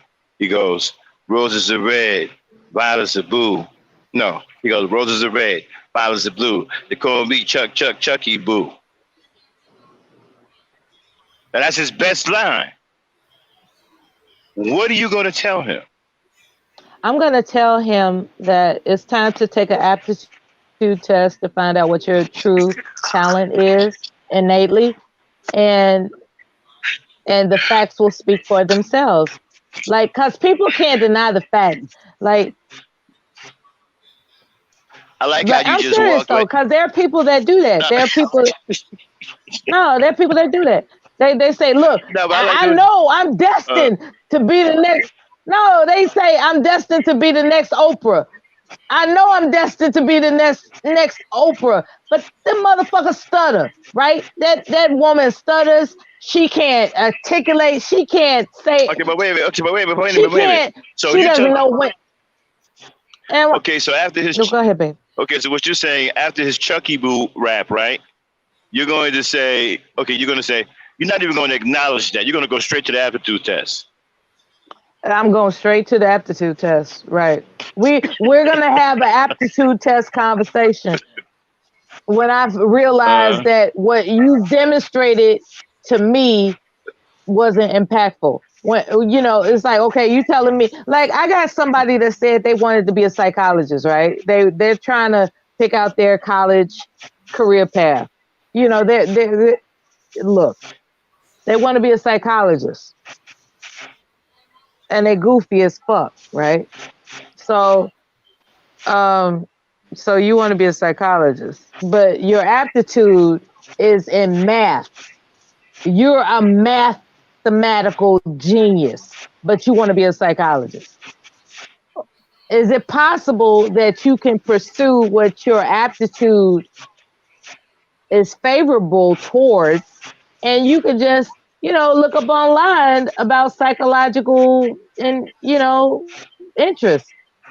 Can't You you know, do if you that? really, yeah, if you really want to see how smart you truly are, right? There's a test out there that they use to determine how smart you really are. There's not an IQ test. An IQ test is garbage, okay? But there's a test out there where they determine exactly how smart you really are. It's called the Wonderlic. Take that test. The Wonderlic. When It's called the I Wonderlic.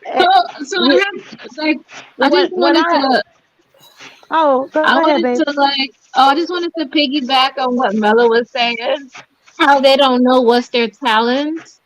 And it's sad because they really do dress like little boys, like with their fitteds, their hat turned backwards, and their pants falling like below their Well, waist. Wait, well, I don't. they do all of that, right? And some of them they're kind of smart, like they could get a job, but it's like I don't know if if why don't they want to progress is what. And some of them they just think that they can have sex. That's They probably gotta their take thing. they gotta take an aptitude test. Yeah, It's you shouldn't want crucial. them because they can And have sex. ladies, All if you're a single parents should parent, give their children aptitude tests. well, that's really, yeah, that's pretty good. But you really want to give them a Wonderlic. A Wonderlic. Mm-hmm. Is it wonderlic.com? Sure. You can go to Wonderlic. Go take a look at that. That test will tell you every single thing about your intelligence. Everything. The way you think, how cognitive you are, the way. WonderLick.com. Mm-hmm. I don't know if it's .com, but just type in Wonderlic. It should come up. But that test measures every conceivable part of your intelligence. But is it LICK or LI like? Just try it. Well, I don't know. I don't know if it's a .com or not. maybe somebody could put the link in it. I don't know. Hold on. Let me see. Let me I go think look it's it a up. .com. Let me look it up real quick. My point is that the aptitude test for a child will reinforce to them what direction they should go for their lives. Actually, When a it's not what child it knows, does. when a child knows that their aptitude is more prominent in math than it is in the arts, but like just say a child has gone to museums all their lives and they think they're artists, like, oh God, I want to be the next person to draw this fantastic art so I can have Yeah. a gallery, but they are actually gifted in math and they should accommodate that for their prosperity. Okay. Can you hear me?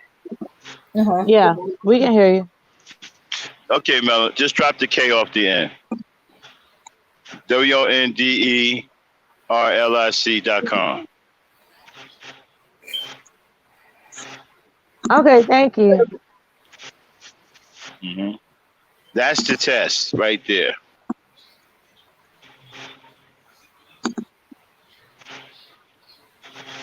Yeah, it's important for parents to have their children tested for their natural aptitude in order to guide them towards their prosperity. Because a lot of children they are influenced by media and these ideations about what they can fantasize about themselves being some type of rock star in an industry that doesn't suit their aptitude. And that's all I'm saying. You have to pursue an endeavor that's suitable for your See, aptitude. an aptitude test will tell you if your child has the capacity to understand certain things, right? Right. That's what the Air Force did for me. And I was too But a young. Wonderlic, but but Go but ahead. but a Wonderlic, but a Wonderlic will tell you if your child will fall for certain things. For Oh, example, oh, that's deep. for Okay. example, for example, right? Your child has a high capacity for information, right? But a Wonderlic could tell you, right, what type of information your child is weak as far as influenced by. Now that's powerful. Hmm. That is powerful. I like that. You ever see weapons of mass destruction, right? They use the Wonderlic test to weed out certain people who will make weapons that will kill a lot of people because sane people don't make weapons, right? That's going to murder a whole bunch of people. So they have to employ a lunatic, right? But it's a certain kind of lunatic. They only employ the ones that they can control. So to find out which ones they control, they give them a Wonderlic.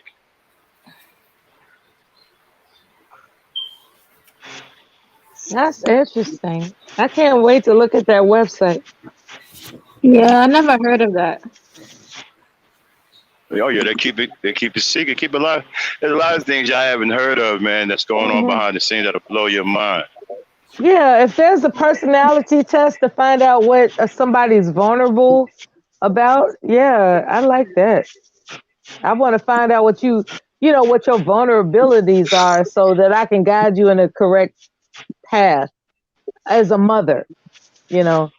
That would be cool. Like there were certain things about my son that he was enchanted by that I couldn't understand, you know? I got a Like question. when these video games came out, I was like, that's some dumb shit. But to him, it was important. You know, he liked I got video a games. I got a question, right? What are you married to a man for? Let's say 8 years, right? And y'all got a family. It's say a family of you got 3 kids together, right? Then one day you go to work or wherever you got to go to Walmart, whatever, and you come back, say later on that night, and you find that there's another woman and 4 other children in your house. And you ask your husband, okay, what is going on? And he said, oh, I'm sorry, I forgot to tell you. This is my other wife and family, and I moved them in this afternoon because they got evicted from their house.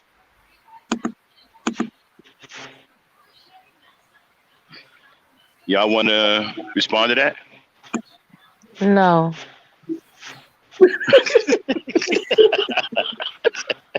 Why he always gotta ask the most outlandish questions? That question, man. I want to see what y'all gonna say. I want to see what y'all gonna say. That's the craziest shit. I wish I would take that seriously. I wish I would take that seriously. The kids. That was a crazy ass question. Why are you disrespecting us? No, do y'all know that has happened? That's happened before more than once too. What? What happened? Yeah. It's happened before. Anything's possible. Hold on. It's not that it's okay. Anything's possible. Why are you asking us? Because I wanted to see what y'all would think. Because I know a woman that happened to, and Charlene, she ran out of the house. I told you, Charlene. Men push envelope. That's what they do. Mm-hmm. Absolutely. He had his testosterone moment, he would not have dared insulted our intelligence with that crazy ass question. That was Max. That was a crazy question. I know a woman that happened to, right? And what she did was she backed out of the house, got in the car, and drove to her mother's house, told her mother what was happening, and then all hell broke loose from there.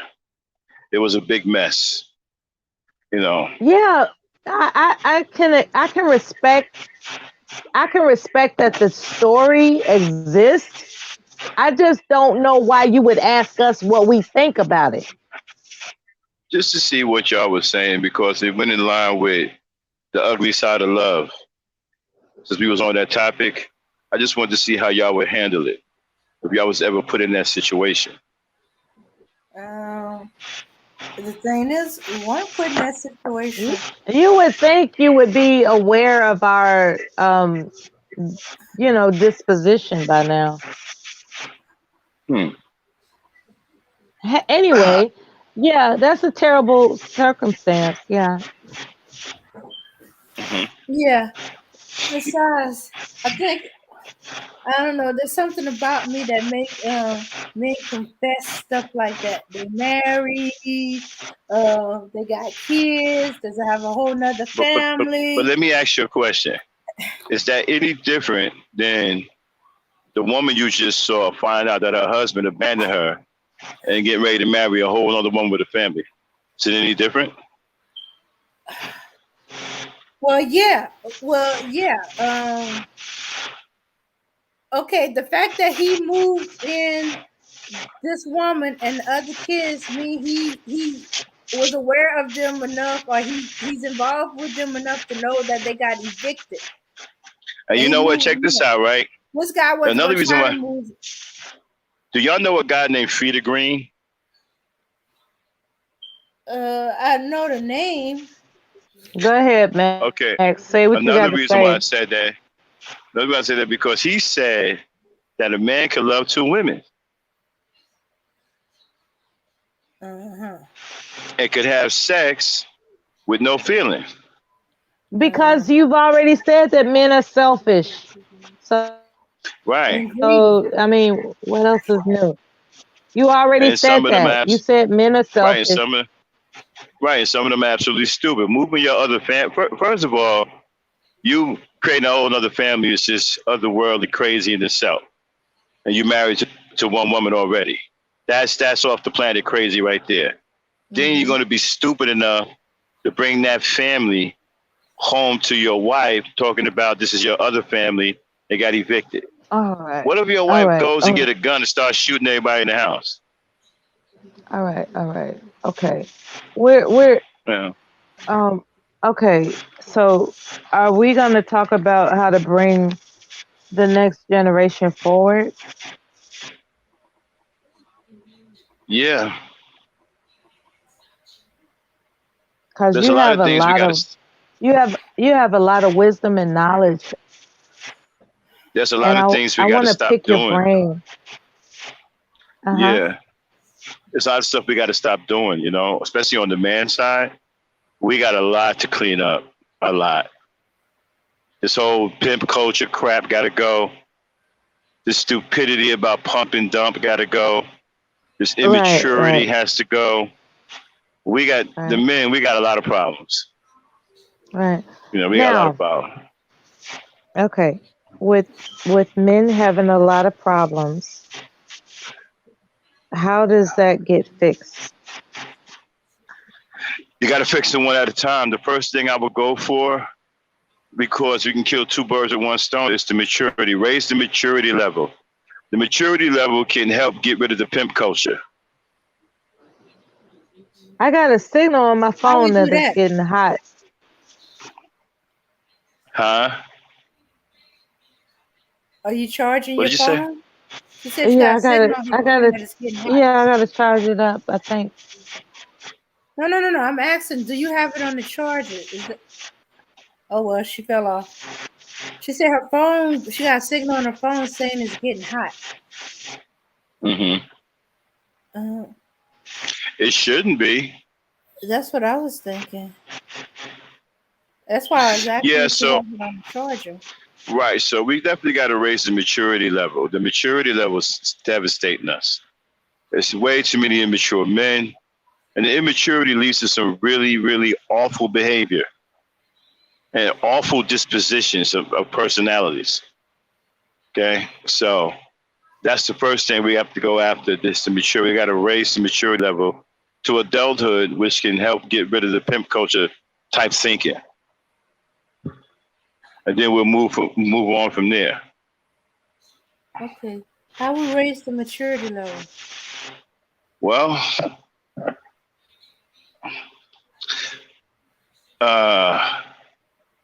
with skills, Oh, okay. teaching skills, and teaching the responsibility of those skills and what those skills are used for. And then provide them something that they can use those skills on. This will start to mature the mind and give the young man a sense of purpose, and will allow him to grow up into a full-grown adult. So skills.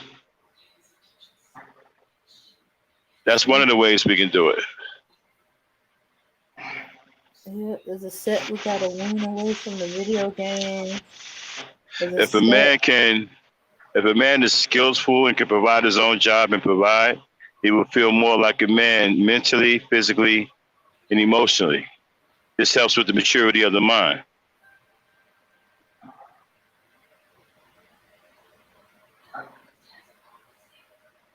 Mm-hmm.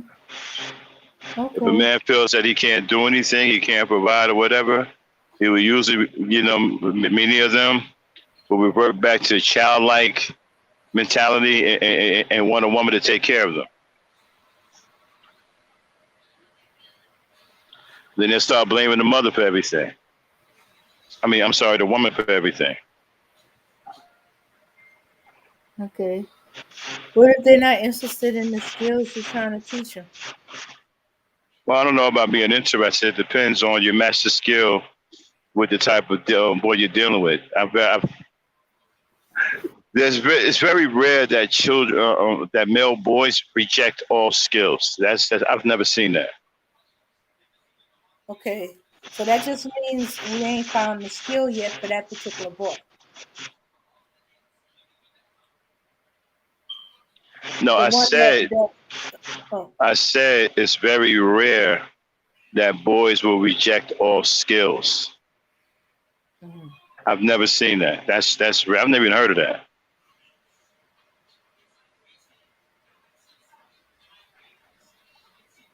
Especially when you start teaching them at a certain age, they become more and more intrigued with the skills.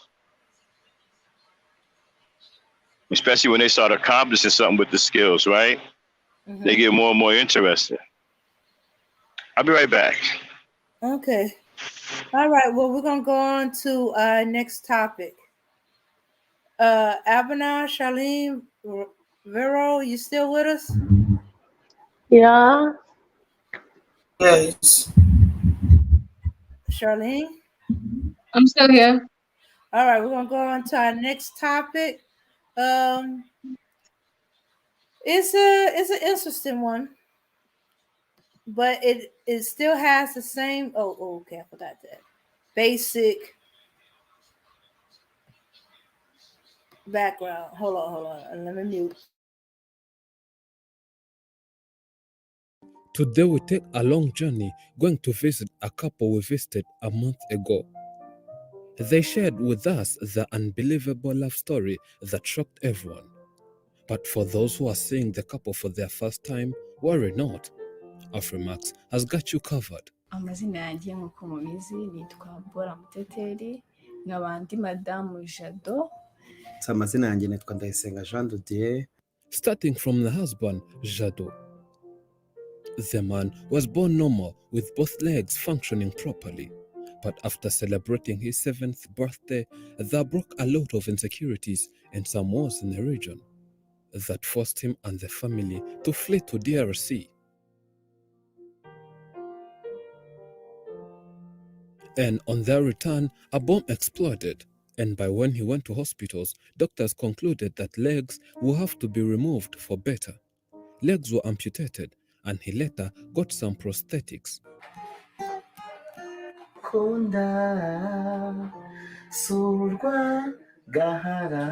The man was a singer, and one day he went to perform in a college.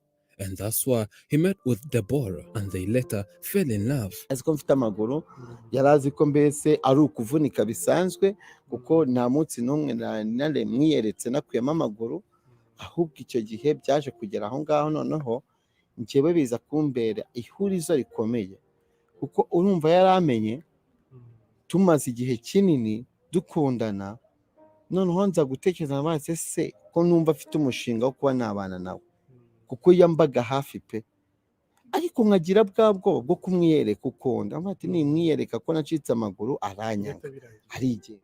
But since he was always putting on his prosthetics, the girl never knew that the man had no legs. The man kept this as a secret in fear that after revealing the whole truth, he would end up being dumped, and this would end in tears. They organized themselves and invited people in their wedding. They got married legally and in the church. They had a wonderful wedding to remember. It was a big party and celebrations. After a beautiful and memorable wedding day, they came to their new home. But the man was happy on one side and the other side full of fears of being dumped after their wedding day. He then told the whole truth to the wife and everything about legs, and why he never told the girl about legs earlier. But the wife's reaction and feedback was priceless and out of this world. Kunyereka byamaye impamvu nyinshi zo kumukunda, zamaye imbaraga zidasanzwe, ahubwo numvishe ko ngomba gukora byinshi kugira ngo Jado agire umunezero uruta kuba yarahuye n'ibibazo bitandukanye, kugira ngo bagizwe ibya kera, iby'ubwana, iby'abantu bamusebyaga, iby'abantu bamucaga intege. Rero navuze ati nubwo afite ikibazo cy'amaguru ntabwo byatuma urukundo rumufitiye ruba. On our second visit, a lot has happened. They're sharing with us how they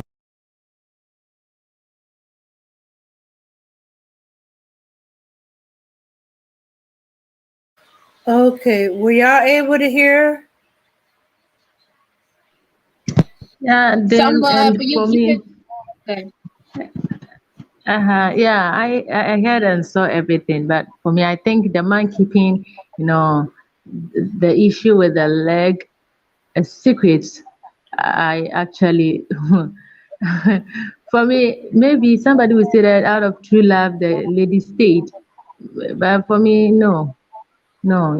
You should have told me from the onset so that I can decide whether to go with you or not.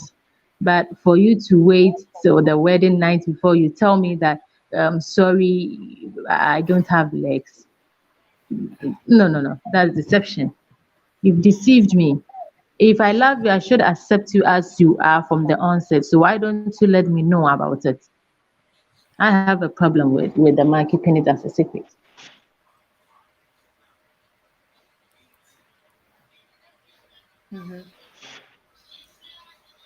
Hey, hello? We can hear you. Yeah, we can hear you. Wow, that was powerful, man. Yeah. Well, some of us have an issue of. Man, that woman was beautiful. Mm-hmm. I'm sorry, what happened? Okay. You saw that he had no legs, right? Yeah, I saw that. Okay. Mm-hmm. I think she knew. I think she already knew. No, she didn't know till the I don't believe that. I don't believe that. Because when you listen to what he said to her, right? Mm-hmm. After he told her to her what her reaction was, I think she already knew. It wasn't hard to tell by the way he was walking. I guess I stopped it too soon. She thought he had an injury to his leg, but she did not know he had no legs. No, I think she knew something, Dame. It's really not hard to tell that there was something seriously wrong with his legs. Yeah, but not that he didn't have no legs. Dang. If she felt that there was something seriously wrong with his legs, right? Having no legs would be serious. Yeah, exactly. Right. So she probably already detected that there was a serious problem with his legs, a very serious problem, just by the way he was walking. And so when she told her that, look, I lost my legs, she probably wasn't surprised. It wasn't hard to tell.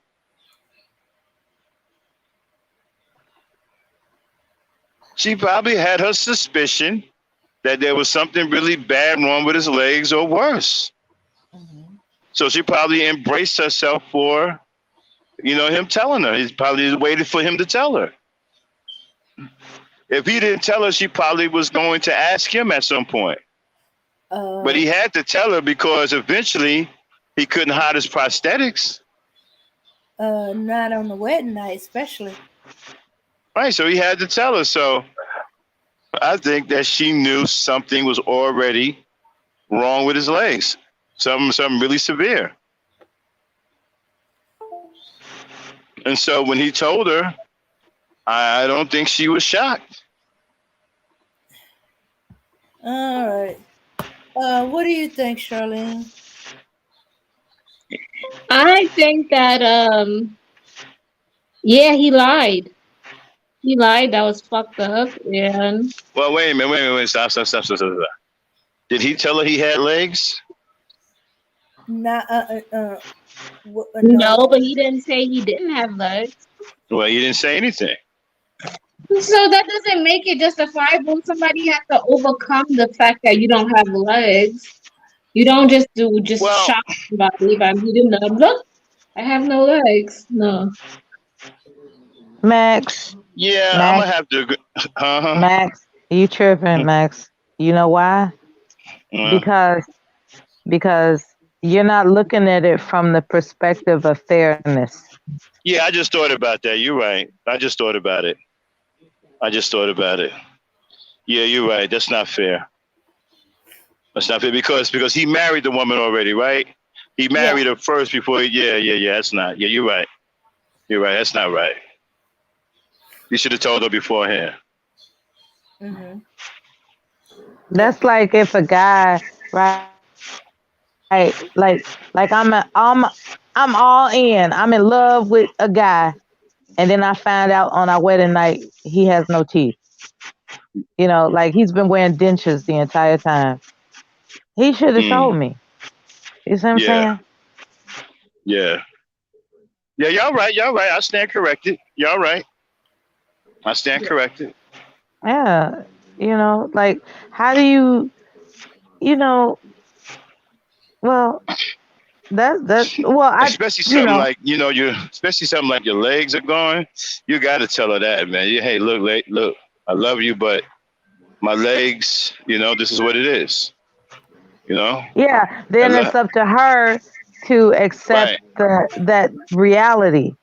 Right. It's up to her to accept that.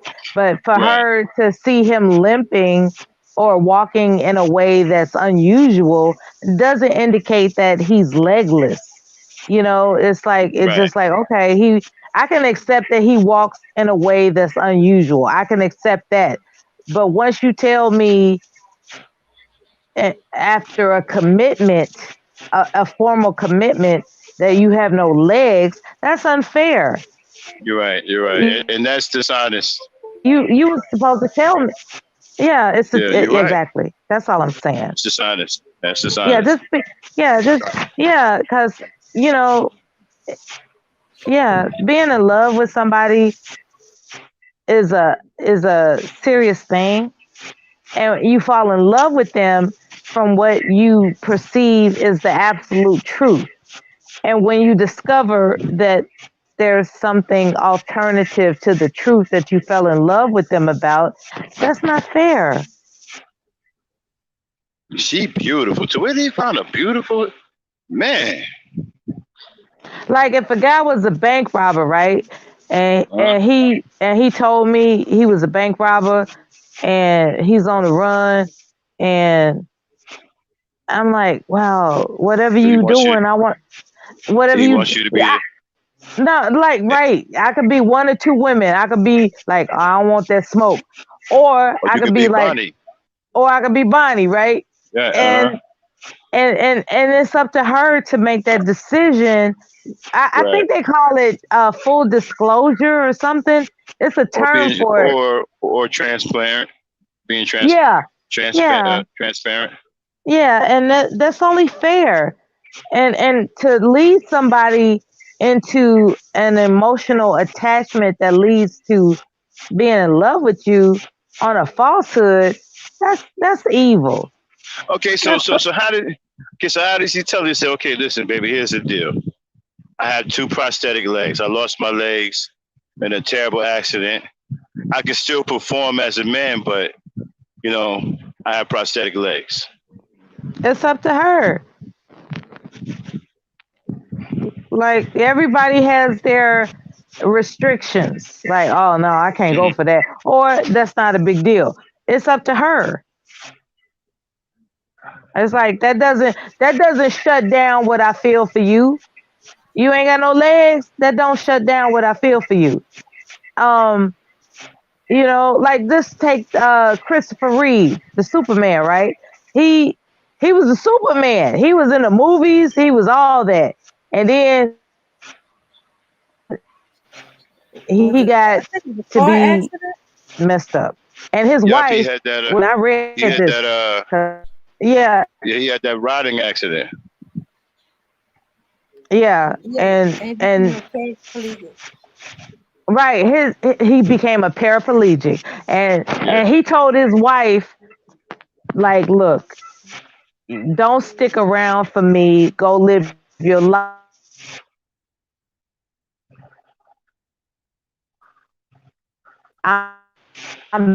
I'm not who The I. sheep organ. I'm not who you fell in love with. That's what he Yeah. told her. I'm not who with. And Is that her name? he told her that. You know what happened? She said, I don't know what her name is.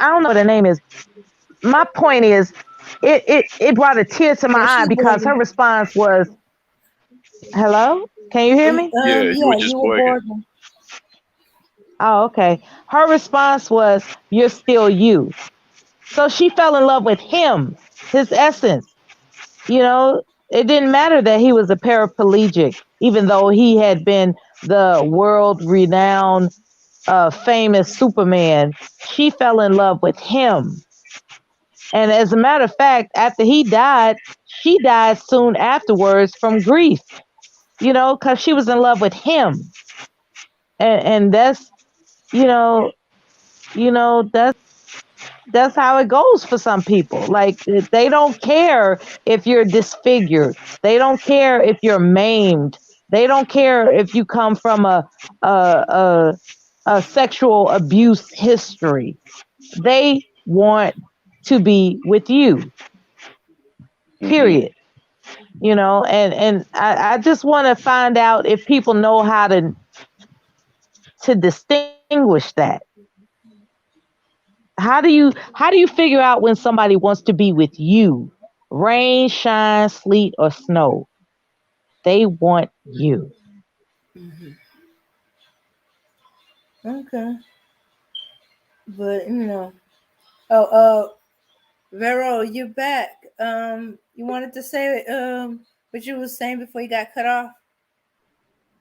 Yeah, what I was saying was, when it comes to marriage, I didn't like the fact that the man actually decided for the woman that if I tell her, probably she's going to dump me. No, you don't have to decide for the lady. Let the lady decide. If she dumps you, that should be a clear indication that she actually can't deal with it. You will definitely find somebody who will be able to be with you even in your condition.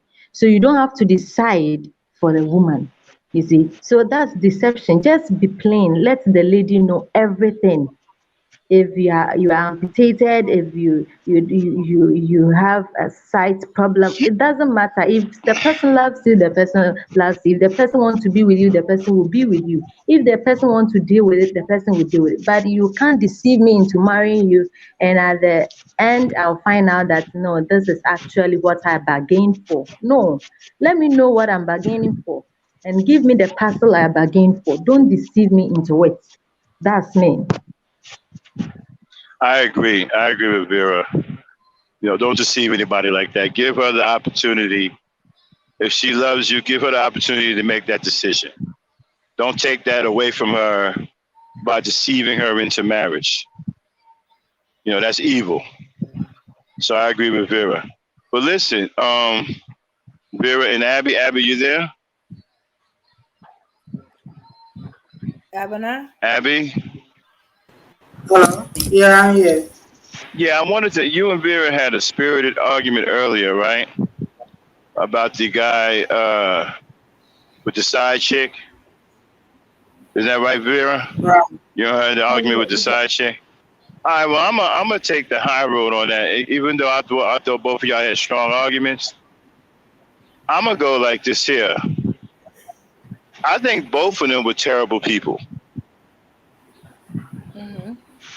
Okay, I think the side chick is a terrible person, and I think the husband is a terrible person. Both of them ain't worth two nickels to rub together. For one, you cheating on your wife, and two, why are you messing with another man's a woman's husband?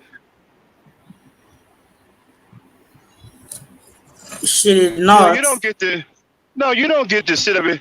Okay, if he tells you, right, well, my wife is okay with it, or she's not trying it out, whatever, and you go with that anyway, are you crazy? You don't never get yourself in a situation. You know what can happen in situations like that? You can lose your life in a situation like that. You don't never believe some guy who's cheating on his wife telling you that his wife is okay. That wife ain't okay with nothing. He's lying to you. Lying to you. You're gonna end up getting killed like that. You understand what I'm saying? You don't just voluntarily involve yourself with another woman's husband. That's insanity. And he's a derelict too. He's cheating on his wife.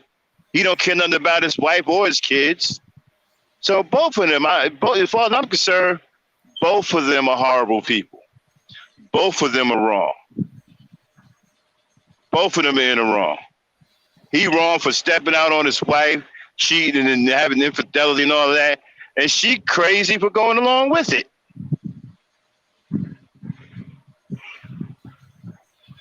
So that's my side of the argument. That's the road I'm gonna take. Okay, both of them are wrong. Both of them. Ain't nothing right between either one of them. Both of them ain't worth two nickels to rub together.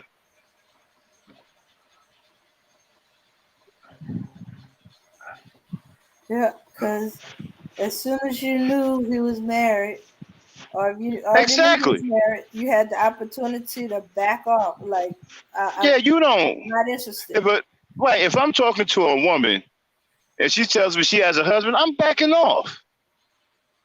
Okay. I ain't trying to hear well, my husband don't. I'm not trying to hear my husband don't know about it. I ain't trying. But you end up getting shot like that. Okay, you're putting yourself in danger when you do that. You don't know what kind of family this man got. You don't know how much his wife done invested in those kids. What she invested in that marriage. Okay, you just don't involve yourself in somebody else's marriage. You don't know what those people have gone through. You don't know what kind of time that's been put into that marriage. That woman may have put everything she had into that marriage. And then you got the nerve to show up.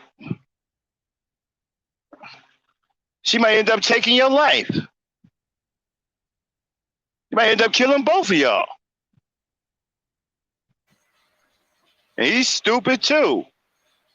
Cheating on his wife, and then got the nerve to bring in another woman. Okay, he already caused his wife misery. He already destroyed his own marriage. Now he gonna add another woman into the misery and the destruction. So now she's in harm's way. You understand what I'm saying? So no, I'm not. No, both of them are messed up. He shouldn't be cheating on his wife. And as soon as she heard the word wife, she should have been long gone. She should have turned tail and stepped off. And if the wife really was okay with it, she'll tell you. Ain't no wife okay with it. These guys are lying. Okay? Okay. Ain't no wife. What wife is okay with a side chick? Well, I know one. If it's one she approves of. Can you bring her on the show? Huh? So we can find it. Can you bring her on the show so we can find out why she okay with it? Because I don't know no wives who are okay with side chicks. She's not okay with every one of them, but that was somebody my mom knew, not somebody I knew. I don't know what. I don't know how to contact that woman. I just know of the situation and what was going on after, you know.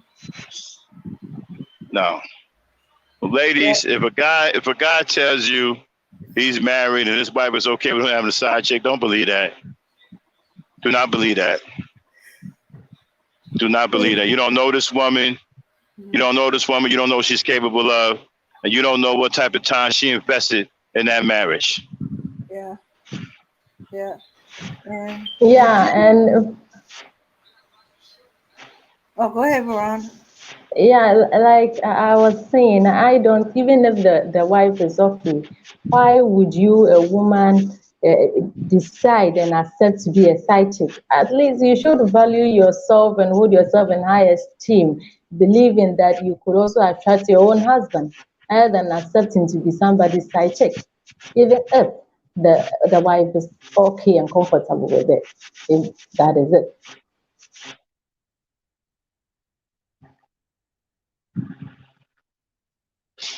And now that you mention it, that woman didn't let her husband know that she was okay with it. He never, as far as I know, he never knew.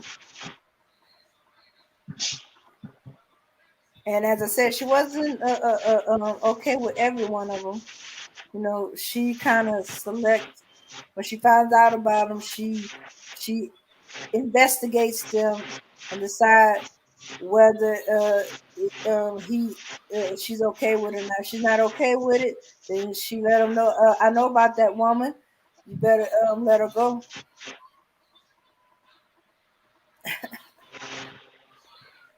But if this one that she approves of, she pretend like she don't know anything about it. But that's this. Well, particular. Kendall, if she knew that man was married and she went anyway, she does deserve some blame. Yeah. She should have never interfered with that man's marriage after she was told that he was married. Yeah. Don't confuse her with a woman that been lied to. That the man lied to her that he was married and she never knew. Exactly. The wife show. That's right. She's not a woman that was lied to. Knows.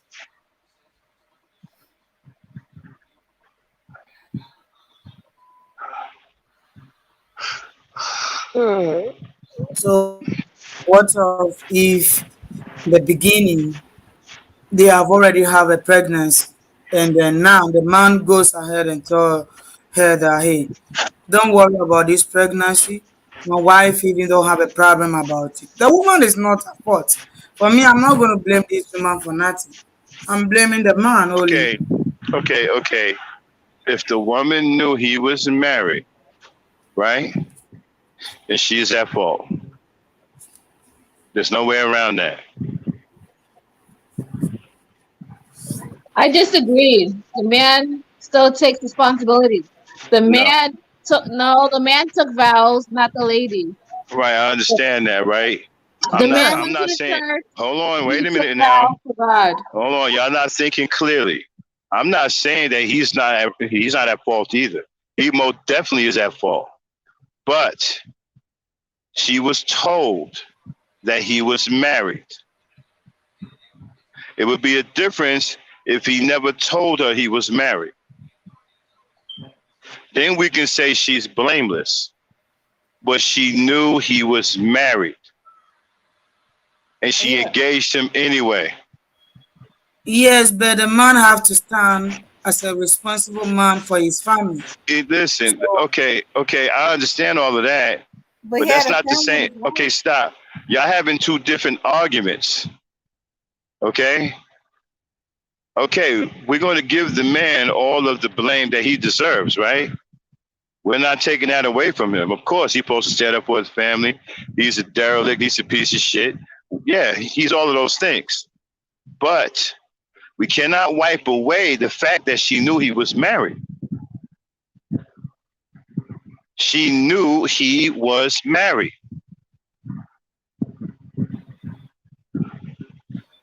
You don't engage another woman's husband. Absolutely. Yeah. And if you're a Christian, you should know that the Bible preaches against that.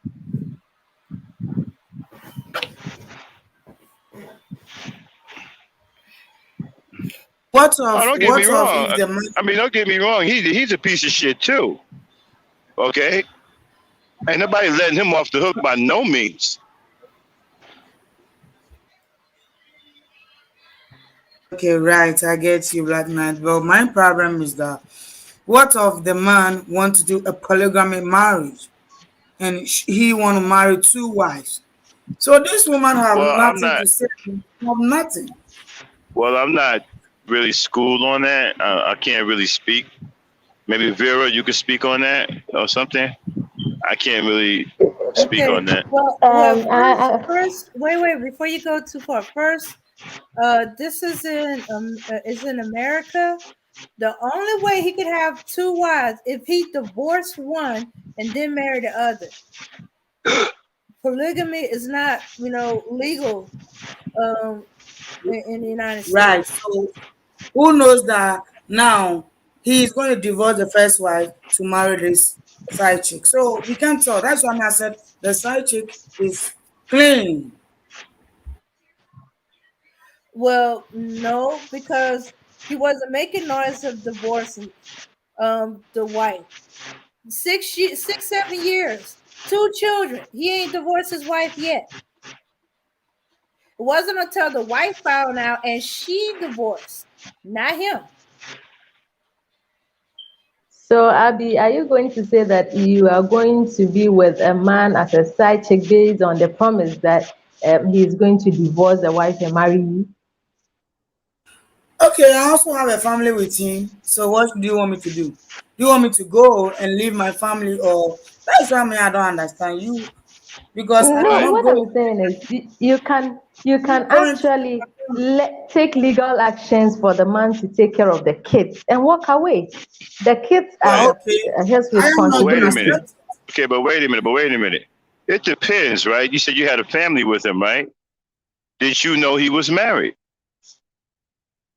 before you had this family?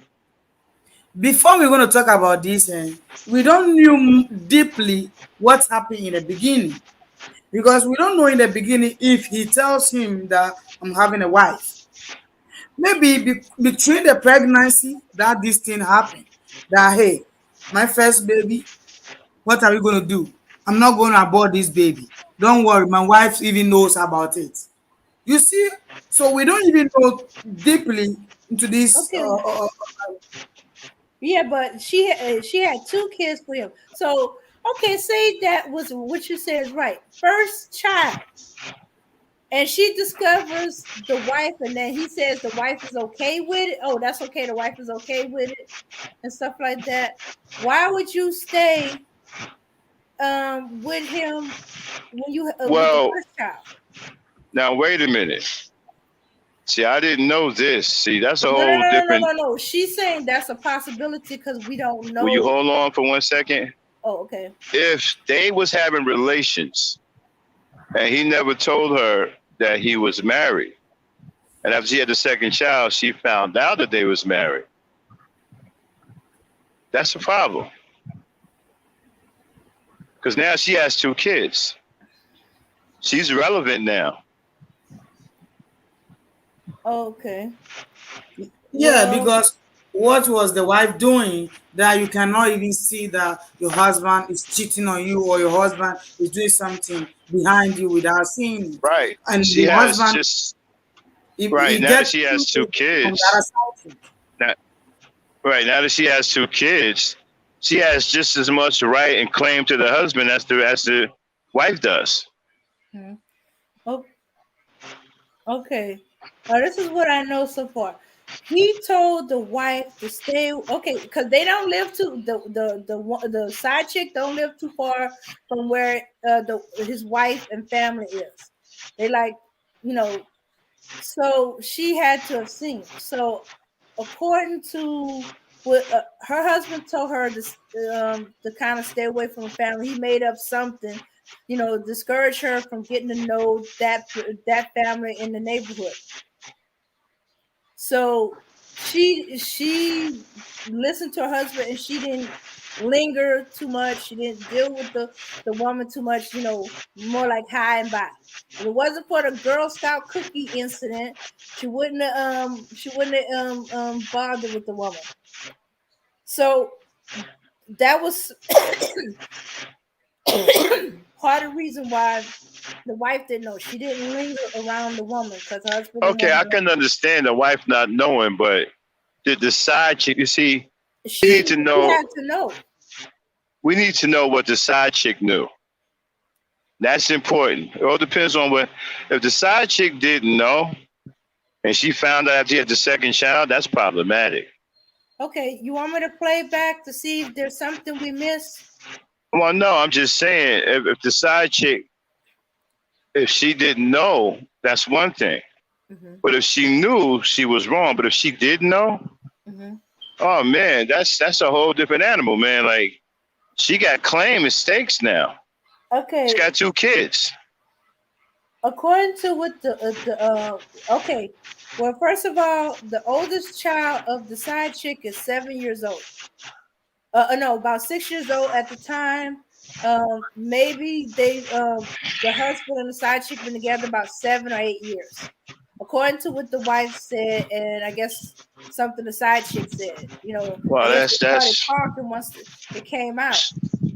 so you Okay, carrying on a relationship with another woman, knowing you're married for 7 years. mm-hmm, That's an unforgivable offense.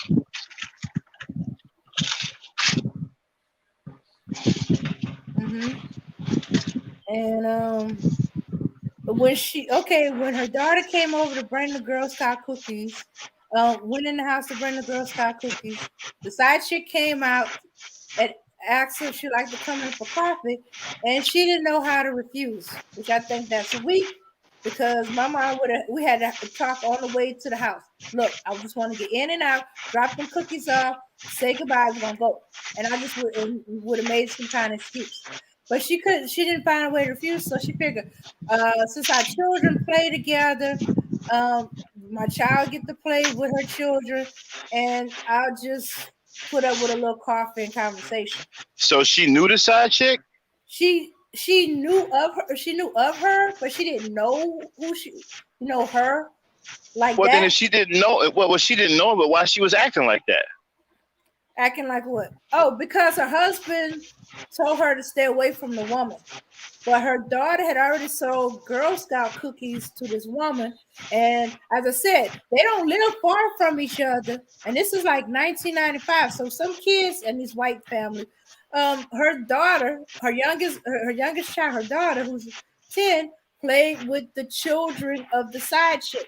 I'm assuming that she has some children before that man. Uh-huh. Um, and when the woman asked her, she would like to have a cup of coffee, she couldn't say no. Oh shoot, Max dropped off. Um, she didn't know how to say no, so she went in and have a cup of coffee. Figured her child could play with their children for a little while, and then we're gonna go. But when she sat down, the woman is like, you heard we had we we're having some problems. And she's like, no, I don't know anything about that. Yeah. I'm having problems with your husband. I'm breaking up with him. You and that's where the woman was stuck. And that's what she said. And she said the woman said, well, the boys are for him. So when she said the boys is for him, that makes me think that she has some other children. She must have moved in. Her and her husband broke up, and somehow the wife husband got involved with this woman. Because she said, I thought there was an intact family there. I could have sworn my husband said some man's name, but she said she don't know how she didn't realize there was why she thought there was an intact family. But she didn't really get to know because husband wanted her to stay away, and I guess he made some kind of excuse, issue, or stuff like that. Thought maybe the way she was talking made it sound like her husband had an issue with the woman's husband. Or at least that's the impressions that she got, and that was the reason why to stay away.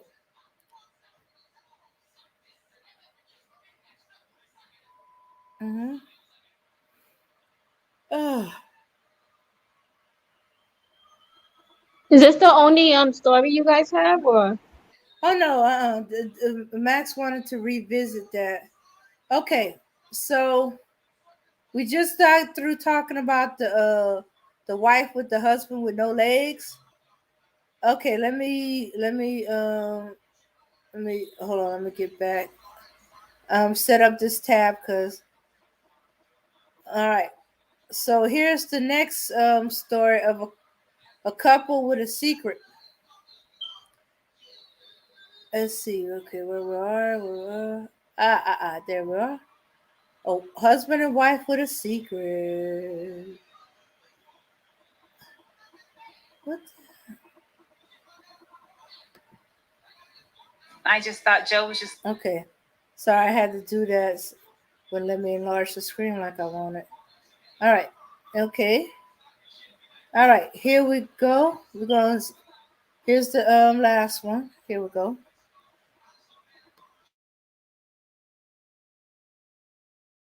I just thought Joe was just the cutest thing, and I thought this is what I want. I want a family. He had his bachelor party, and I had all my showers, and we had a big, beautiful wedding. I had my dream dress, and I was really, really happy. I got pregnant just like 2 months after the marriage. Joe always made me feel absolutely loved, and we absolutely trusted each other.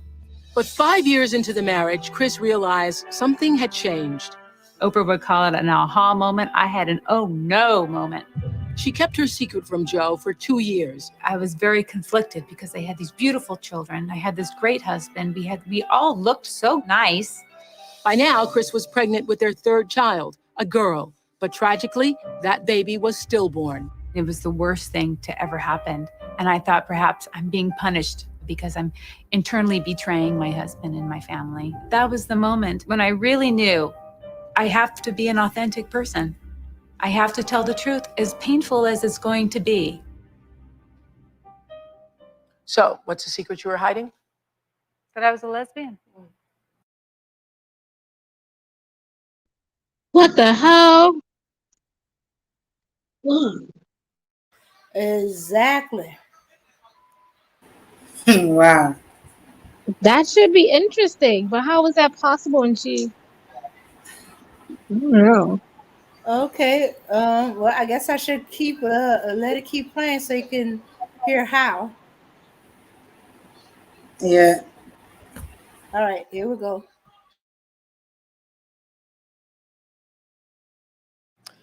And how long had you known that you were a lesbian? About 5 years into the marriage, I realized when I had the uh-oh moment. Yeah, you called it oh no. I call it aha. no. You had your oh no moment. Mm-hmm. And what was it that made you realize that? It was being pregnant with a little girl. Yeah. you know, I never had very many women friends. I chose on some level not to have intimate relationships with women, with women friends. And because you were afraid it I might know turn now. sexual? Maybe I did. Maybe I did. I dated before I met Joe. I dated a woman, and it was my first lesbian experience with someone, and I figured this is the way it's going to be. I don't want to be a lesbian, and I thought I had a choice. Okay, so what way was it? It was neurotic. It was a neurotic relationship, and I don't choose relationships like that. And since it was my first relationship with a woman, which was very short-lived, it was a short dating period. 19. 19. But you know, I've never heard anybody who was truly a lesbian or, you know, homosexual to suddenly discover it when they're, you know, after they're married. Everybody I've ever known, everything I've ever read says that people felt it when they were younger. Did you feel it and repressed it, or did you never feel it? I felt it always as a little girl. Okay. As a little girl, always. I didn't even know that lesbians existed. I had crushes on my friends. I loved my friends. I wrote love letters to my friends. Your girlfriends? My little friends when I was a little girl. And I learned, I never really realized that you could grow up to be with another woman. That wasn't even in my mentality. It wasn't in my traditional family. Where do you live? It wasn't even an option. Where I do you live in California, raised in just a Really? Okay. traditional Italian. So you were repressing these feelings? I suppose I was after I went through my teens.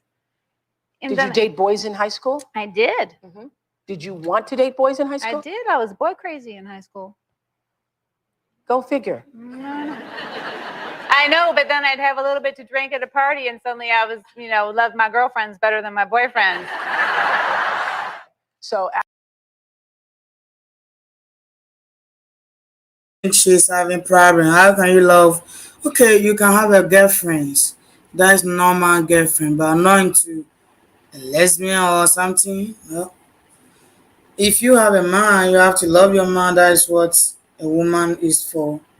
We are not for girlfriend. You can be having a girlfriend. That is normal. But to the extent that, well, Yeah, but there are some people like that who are attracted to both men and women. So, but for you to keep it a secret from your husband, I hate it when people deceive me. Yeah, I just tell me everything. Just let me know everything. Be plain. If I want it, I'll grab it. If not, I will stay away. But keeping it as a secret is my problem. But there are some people who are attracted to men and women at the same time. how can a lady date a lady or doing a lesbian at the same time being with a man? I think there's something wrong with her. Because yeah, That's crazy, lesbians, eh? normally lesbians don't go with a man, and even gay men don't go with the ladies. They hate them. Whenever they see them, they hate them. So if you know you want to be a lesbian, that is you. Nobody forcing you to go and marry. So why will you hide it from your husband in the first place? Well, maybe she said it like she did. She thought she had a choice, and she wanted a family. That is madness.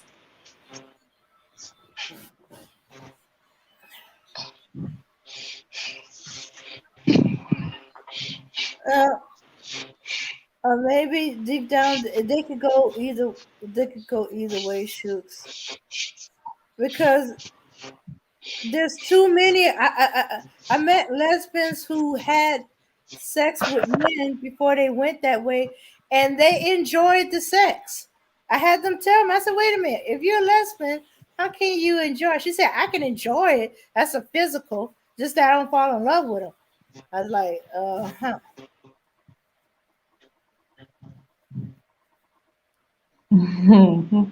I even met one that got back at her girlfriend by sleeping with the man that she was sleeping with. I don't know. That whole thing is like kind of weird. Yeah. But I Okay, think I'm I back. think I think when she was in high school, I think you know how you have that curious mind and it branches off into college, and then at college just when you truly make your distinction. Maybe she didn't have that time frame to do that. Well, no, she had one lesbian experience, but it was a bad one. And she said that's Oh. what a Right. So lesbian what are is. we I don't talking? want to be it. So what are we talking about? We're still talking about that same thing. No, we moved on to the couples that got secrets. Oh. And what's this one? Well, the Put me up to wife speed. just came out that she's a lesbian. Okay. Uh-huh. And what did the husband do? Well, we ain't shown what his response was to it when she told him. Well, you know, she didn't tell He him on the probably didn't show. care. He probably didn't care. He probably wanted her to bring home a girlfriend. Oh, he wants to be part of a I'm threesome with serious, home a man. Some girlfriend. dudes don't. I'm telling y'all straight. Some dudes, if they been with if they be with a girl and find out that she a lesbian, some dudes get happy at that. Seriously, because they think that she gonna bring home another girl.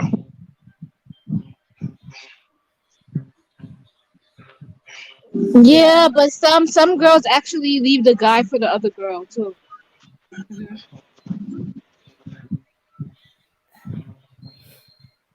Yeah, I heard of a guy that lost his girlfriend I that think way, talking her into a three-way. I think a lot of these relationships today are very crazy and unstable. You have all kinds of weird things going on in relationships today. Mm-hmm. People are lesbians, gay, sleeping with dogs, you know, having whole families elsewhere. I mean, what kind of, how do you go start how do you leave one family and go start a whole nother family like the one you had don't exist? What kind of insanity is that? That's not even a stable mind. A normal person wouldn't do something like that. And I think that's where we fall short. We actually think these people are sane. Uh-huh. You know, these people are out of their mind. Nobody in their right mind leaves their family behind and go starts a whole other family. Come on. Yeah, well, I think a lot of these guys that do that, they believe that because their interest in the woman no longer exists, that the children all of a Right, sudden but disappear. here's another thing that y'all don't get. Y'all talking about a lot of dudes, right? Well, a lot of dudes are crazy too. There's a lot of dudes out here that's not in their right state of mind. There are a lot of dudes out here that are out of touch with reality. I mean, when you look at Brian Palmer, he pumping and dumping just like a teenager. He's got a girl, he got kids, whatever. See, he's a guy that's out of touch with reality.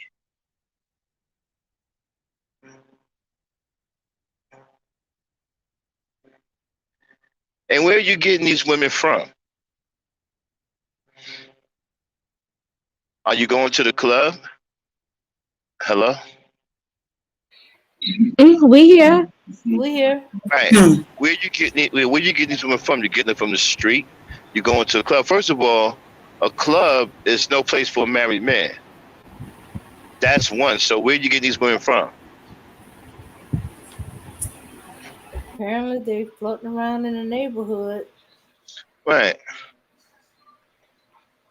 Now, going back to what Abby was saying, she got a vicious argument, but you know, but her argument is based off of if the woman doesn't know. And if she doesn't know, that's a pretty valid argument, Uh-huh. Vera. If the woman doesn't know, then Abby has a pretty strong argument. But if the woman does know, Abby, then your argument falls apart.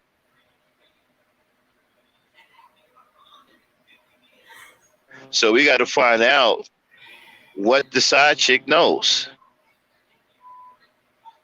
And then how did that dude get up on the panel? Huh? I don't know. I didn't add him to the panel. When I came back from playing the video, he was Does it there. add automatically? Nah, I shouldn't. You must let them up because when they came up when I was up here, they had to wait till I added. They didn't get let on automatically. Who? All right, They we'll who? fix it. We'll find out. That Gotan guy, the one with Okay. the cartoon. Yeah, I was the one. I was the one.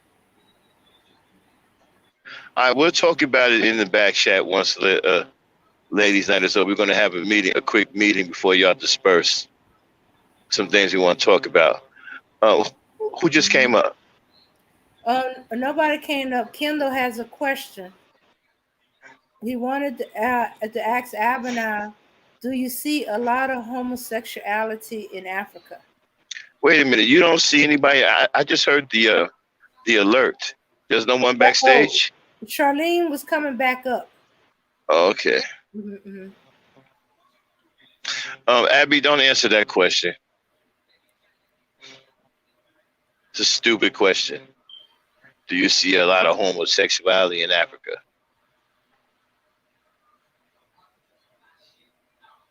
Do you see a lot of homosexuality in the U.S., Kendall?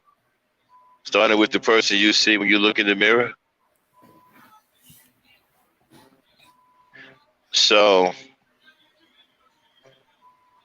well, yeah. But yeah, we need to find out, to fix this argument. Maybe we'll listen to it in the back chat or something tomorrow and find out if the side chick knows anything. Like I said, if she doesn't know anything, then Abby has a very, very powerful argument. But if she does know, then Abby, your argument, it falls by the wayside. And Vera's argument becomes the most powerful argument. My argument is that I think both of them are messed up. So I have a position that's different from both of you. I'm blaming both of them. They're both corrupt. All right. No.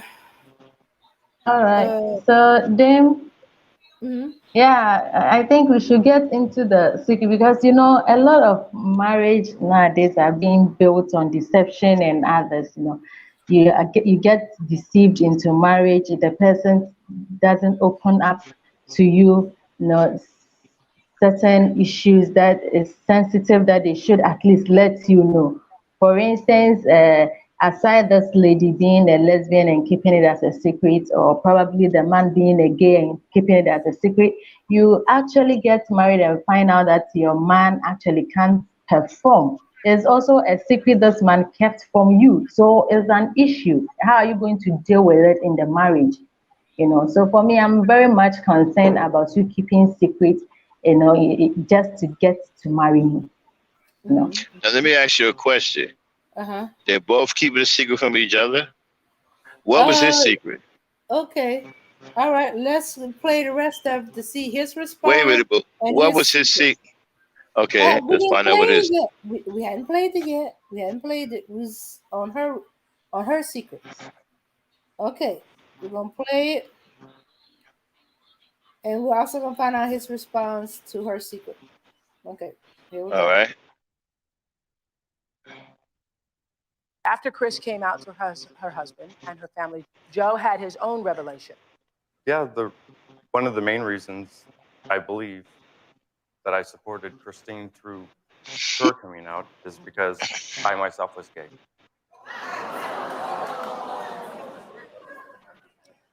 I will have to say, in 21 years, this is the first time this ever happened to me.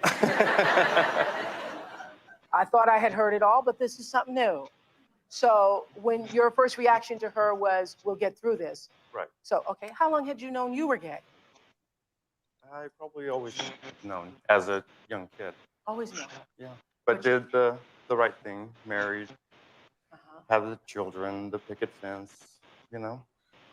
Because you wanted that too. Oh, yeah, very much. And I still want it today. You still want it. But now I So now have it with my you partner. have a partner? Yes. And you have a partner. Okay.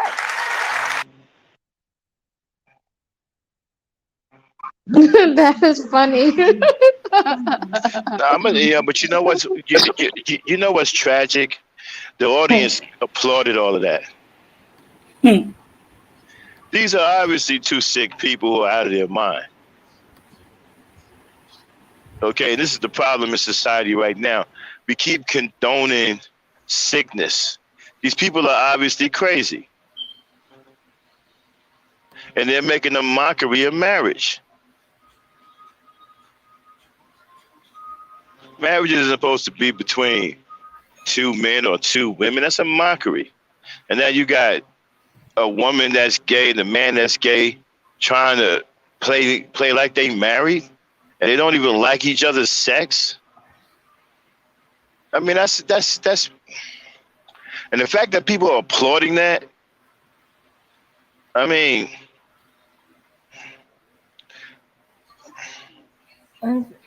you know what? They are they are symptoms, right? Our society is the disease. We are the disease. They are symptoms. We are the disease.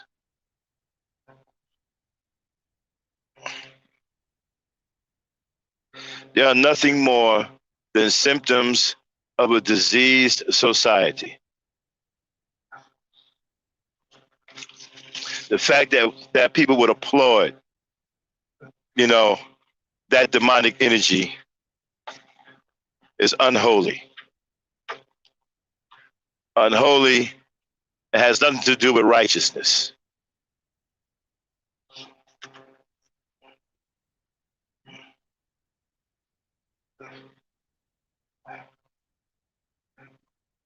And then we find it entertaining. Two people who have condemned themselves to hell, have condemned themselves to serving as demons, because you can't serve two masters, right? God already deemed that if you lay with another man as you would lay with a woman, you're already condemned in the eyes of the Lord. So you can't possibly be serving him. So come on. I mean, we got to cut it out. But again, they're symptoms. We are the disease.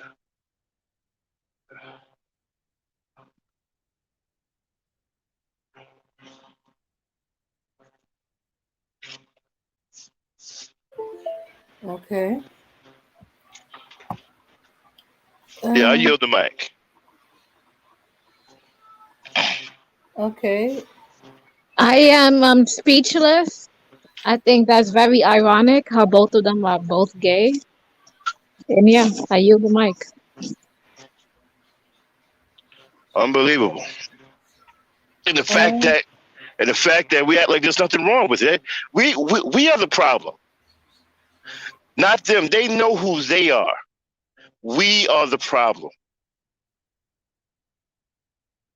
Why are we the problem when they made those because choices? our humanity has eroded. Okay, we are becoming spiritually corrupt. We are afraid of true spirituality. We are being bullied into putting our beliefs right all the way in the back. We act like we don't know what a Christian is anymore.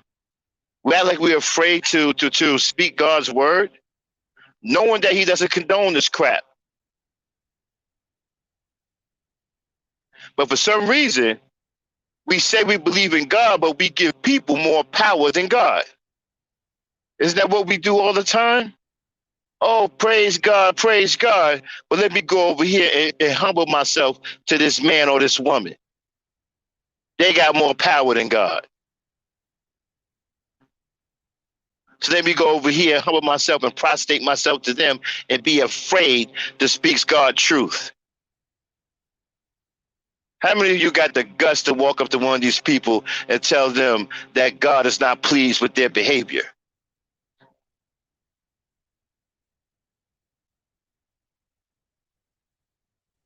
I am not doing that. We are in the 21st century. They have rights. What do you Right, mean? right. What? Okay, let me ask you a question. What right is more powerful than God?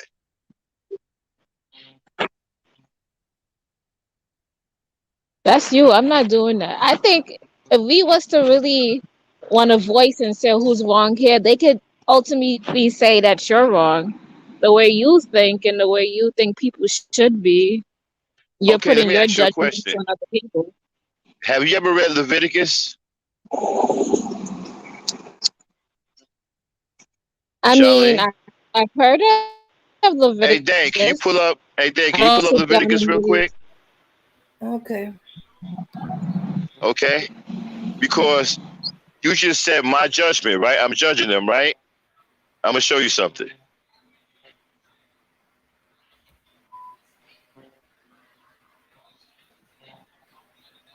Okay. Now, those of you who are supposed to be Christians, right? Pay attention, right? And try not to be afraid.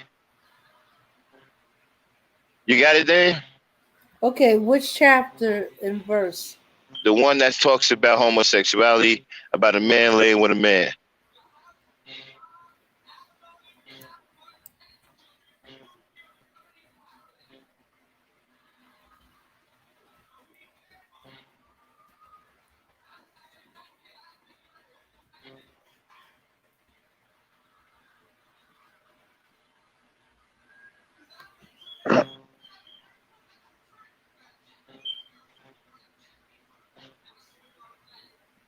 You found it?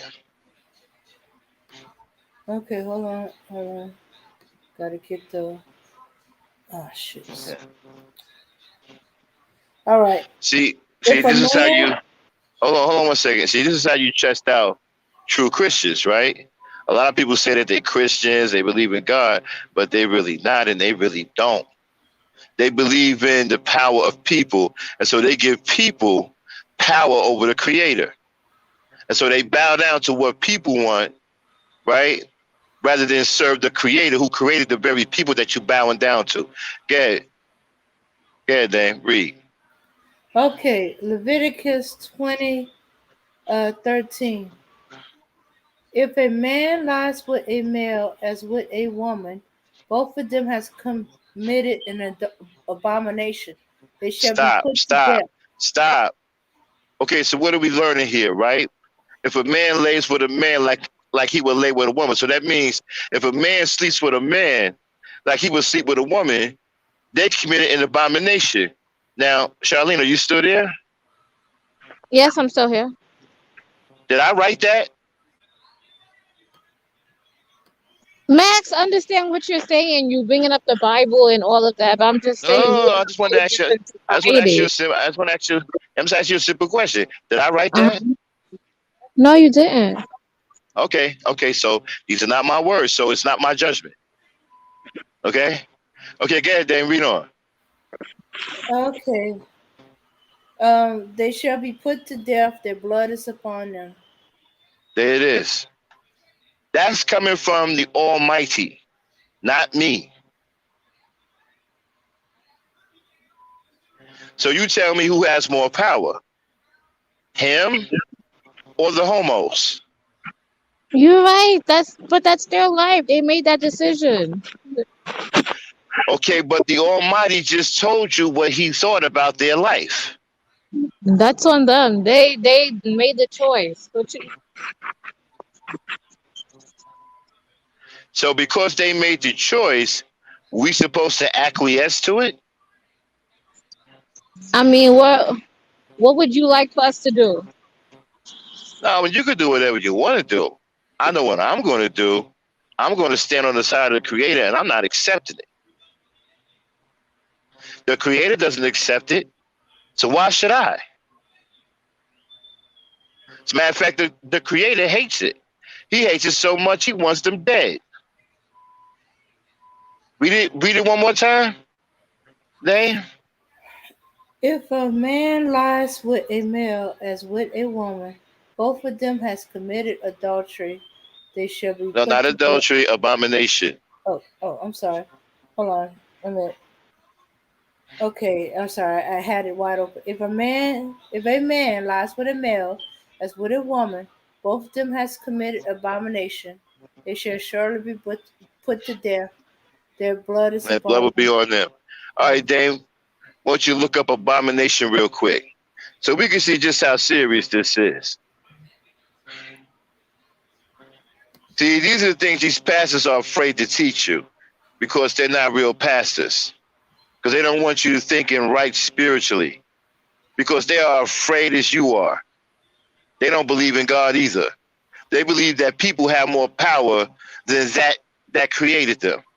So they bow down to the people rather than serve God. Okay, you And so ready? when someone, well, hold on. So when someone comes along that actually serves God and is fearless in the spirit, you think they're crazy and judgmental.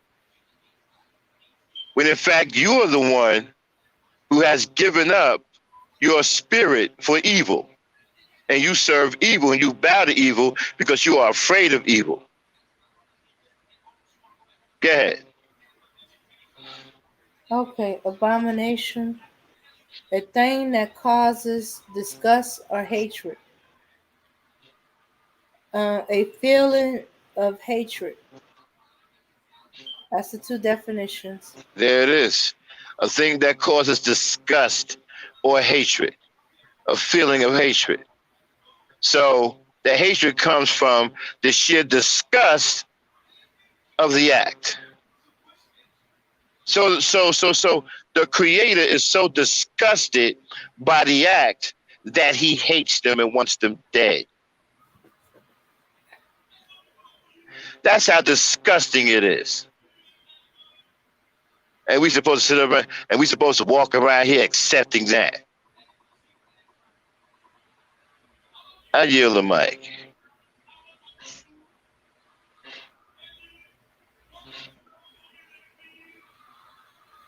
Okay. Bunch of spooky Christians. Boo! All right. Anybody else want to say anything about this couple's secret or secret that they reveal? Then for me, I am with Black Knights, you know. If something is an abomination, is an abomination. We shouldn't, you know, entertain it. And that's it. It was a secret which shouldn't be uploaded, you know. These are not my words, man. Please don't be mad at me. I did not write these words. These are the words of the creator. No. What I'm saying is, of course, that's what the scripture is saying. An abomination is an abomination, no matter how you polish it. So it's an abomination, and that's it. Where was Charlene? Is she still here? Yeah, she's still here. I'm still here. You're not upset with me, are you, sweetheart? No, I'm not. You have your own views. Like, I don't feel any kind of way. I'm just telling you about today's society and how they view it, you know? But that's not my view. I understand. I respect your view. I mean, I don't agree with it, but I respect people and let them live their lives. Okay. I don't. Okay, you keep saying my view. All right, I respect the way you view it. That is your views, right? That is the creator's views. So what's your personal views? I stand with the creator. Okay, so that's your views, and I said I respect it. Yeah, why would I put somebody over the creator? I never said that you was. I just said I respect your views, No, I'm and not I saying just you. I'm not fighting with you. I'm just saying. I'm just speaking in general. Like, right? Why would I put someone that didn't create themselves over the creator that created them? Why would they be more powerful than that created them? I don't. Yeah, that don't even make I any never sense to said me. they But were. people give.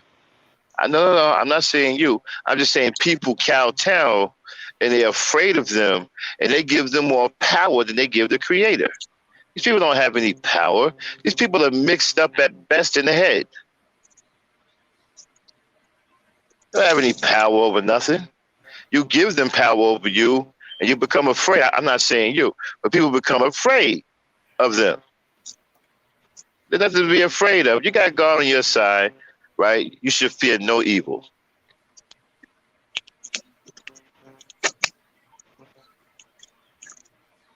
A lot of these Christians are spooks.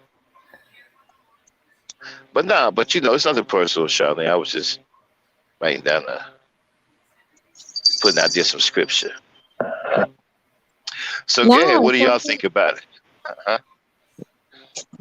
Yeah, it wasn't no no, personal attack on you. yeah. It's all good. I don't. I mean, that's them. I mean, I don't know. That's their lives. Why it took them so long to tell the truth is beyond me. See, my thing is this, right? If that's what they want to be, okay, fine.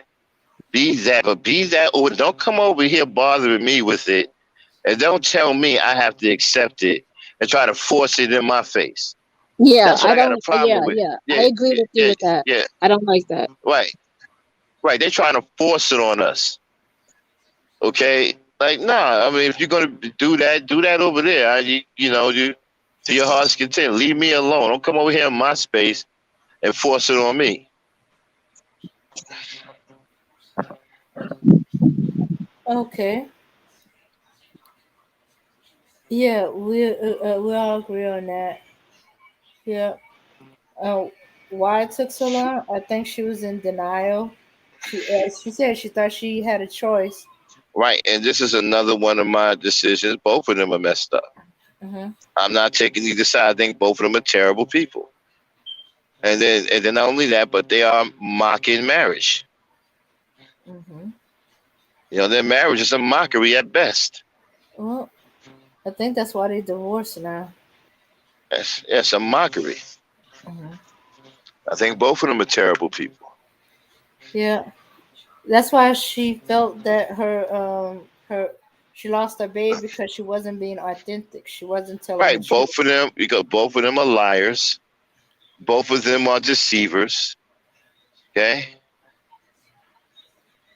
both of them are liars. They both lied to each other. They both deceived each other.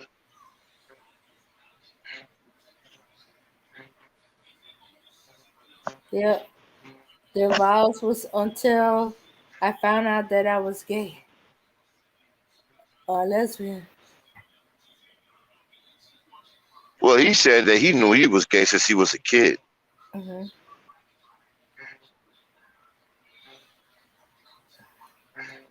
Yeah, she just,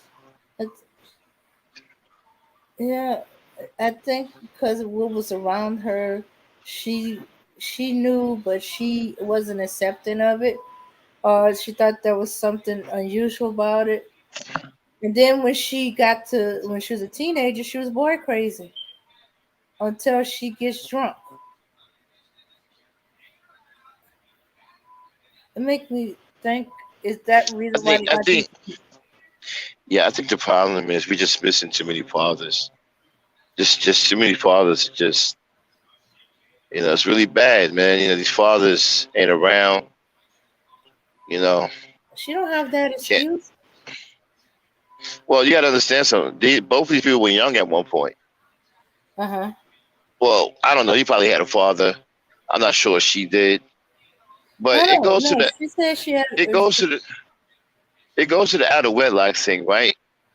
I don't believe in the out of wedlock thing because it don't matter. I've seen rotten kids come out of wedlock. I've seen them come out of wedlock. I've seen it. Just pure rotten kids because the parents were bad. If you're a terrible parent, it don't matter if you raise your child or your child is born in wedlock or not. If you're a terrible parent, the child's going to be bad.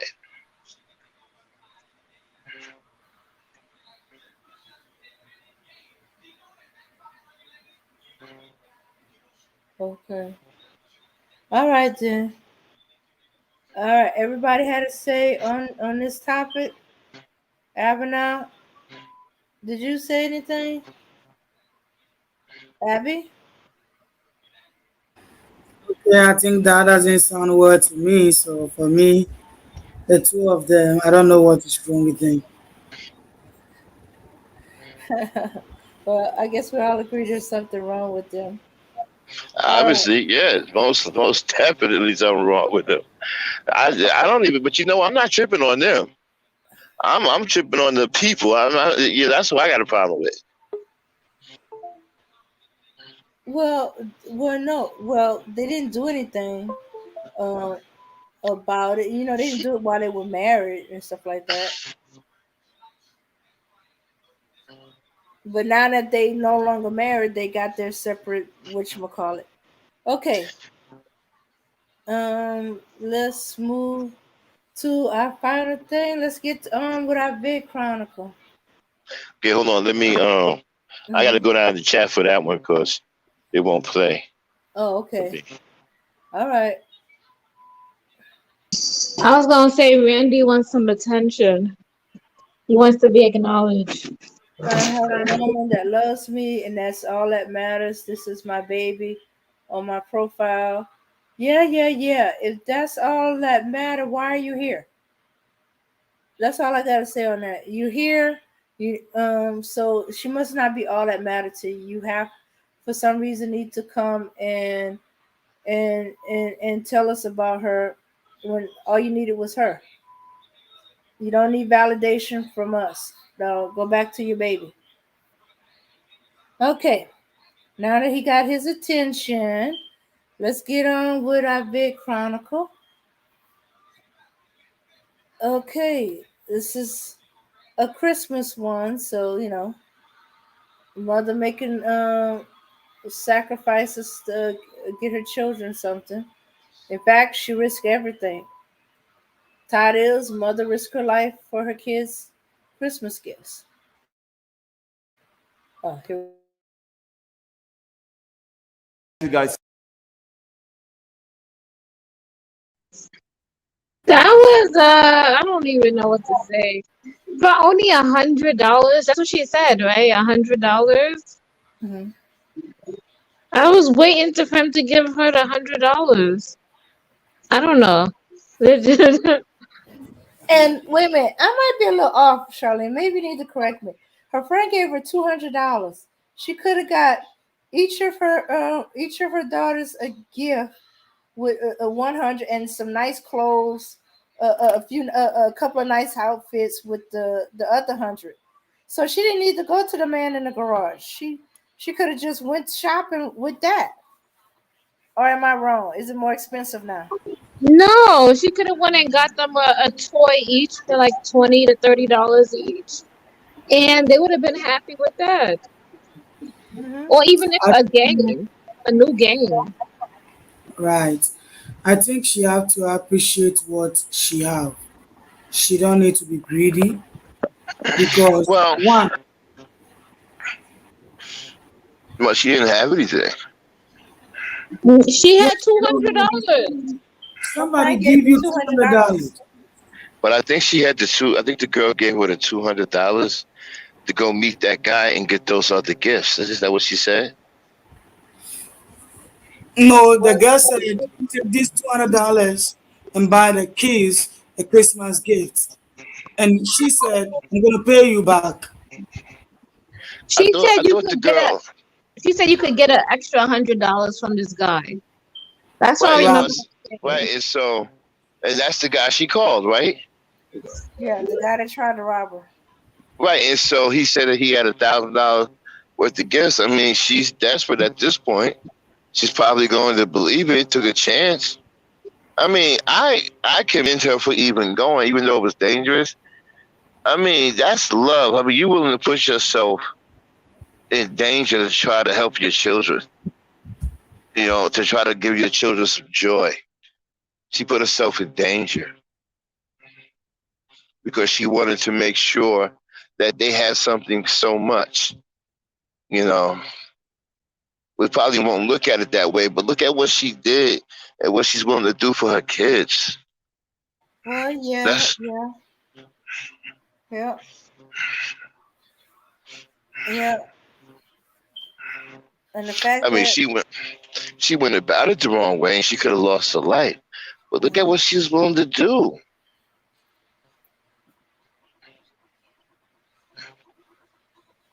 That's like desperate, greedy, and not wanting to work for anything. Yeah. well, She wasn't greedy. She did have a job. She just didn't make enough money. and she That's didn't what I it have mean, was. I think it's still greedy because, I mean, you don't have to give your kids like a Christmas gift every Christmas. Like you could do something Well, creative, you know. it depends on how old the kids are. You know what I'm saying? I mean, she's got little kids, so they still believe in Santa Claus and all of that. So That doesn't yeah, matter. My huh? kids That don't doesn't believe in matter. that. It depends on how you're going to talk to these children. They're going to understand you because they knew that even though you don't have. So little thing Yeah, that you're going to give them, they will appreciate. Even though well, they I, knew I you don't have it. no, that doesn't work at a certain age. At a certain age, what Yes. they'll do is, they'll yes you or you, right? But when it comes down to it, they're gonna want some toys. It depends on how they've been trained because when you come to, like me, sometimes I say it depends on how you train your children or how you put your children in some situation because if you've been buying them a toy or every Christmas you're buying them some gifts and this Christmas you don't have, the children needs to understand even though they are little or they are kids, you have to tell them, okay, today or this time I'm not having the money, but I'm going to buy you something small. If it is cooking, that is I even think, I what think, you then. I think that's bad parenting. Okay, for That is one. not. Okay, for What? one, right? Yeah, hold on. Let me break it down. For one, she mentioned putting, the way they're trained and putting your kids in some class, whatever. First of all, there's nothing wrong with the kids. The kids are perfectly fine. Okay, they don't need to be put in no special class or anything like that. The problem is their age. They're very young. At that age, they want to play. They don't care nothing about nothing else. You can sit there and preach to them like Dr. Martin Luther King all you want. But at the end of the day, they are too young to fully understand that and grasp that. They want to be kids. They want to play. So you have to approach them in a manner that's going to allow them to play. Because that's what they want to do at the end of the day. They don't care nothing about what you're talking about. They're too young for that. No, they will care. I told you back night, they will care. I know what I'm saying. I know what we have been through. So I know what I'm saying. They will care. It's about you, the parent. Well, here's the thing. Here's the thing, right? You may have gone through that because of forced circumstance. You understand what I'm saying? You may have gone through that, right? It may be the children in your area, right, was probably a little older or something, and they had to be forced into it or whatever. But her kids were little, okay, and she didn't have a harsh environment. So maybe if her environment was harsh, we would say something about it. But she didn't have a harsh environment, even though she didn't have any money. That was a nice house they was in. Okay, so the kids wasn't growing up under harsh conditions because her money was going towards the rent and towards food and clothing for the kids. That's why she had no extra money to buy them any gifts. And so Yes. I'm thinking that where I saw her mistake at, she wanted too much for the kids. I agree. She should have took the $200 and went down to Macy's or Toys R Us and got as many toys as she possibly could, and that would have made the end of the deal. Okay, but she wanted more, and she could have got herself killed. That's But greedy. no, I wouldn't say that's greedy. I say that's love because she was willing to go the extra mile for her children because she wanted them to be happy because their father left. You know what she said about the father? She didn't have to worry about that, right, before the father left. Why would he leave them behind knowing that they're struggling like that? Yeah, but you have to appreciate what you have. So why are you Yeah, going for another? No, me that right. is being. You could appreciate that because you're an adult. They children. They don't have to appreciate that. It's the mother who have to let them appreciate it. I think that you're making them. You're trying to force a round peg into a square hole. I'm not. Yeah.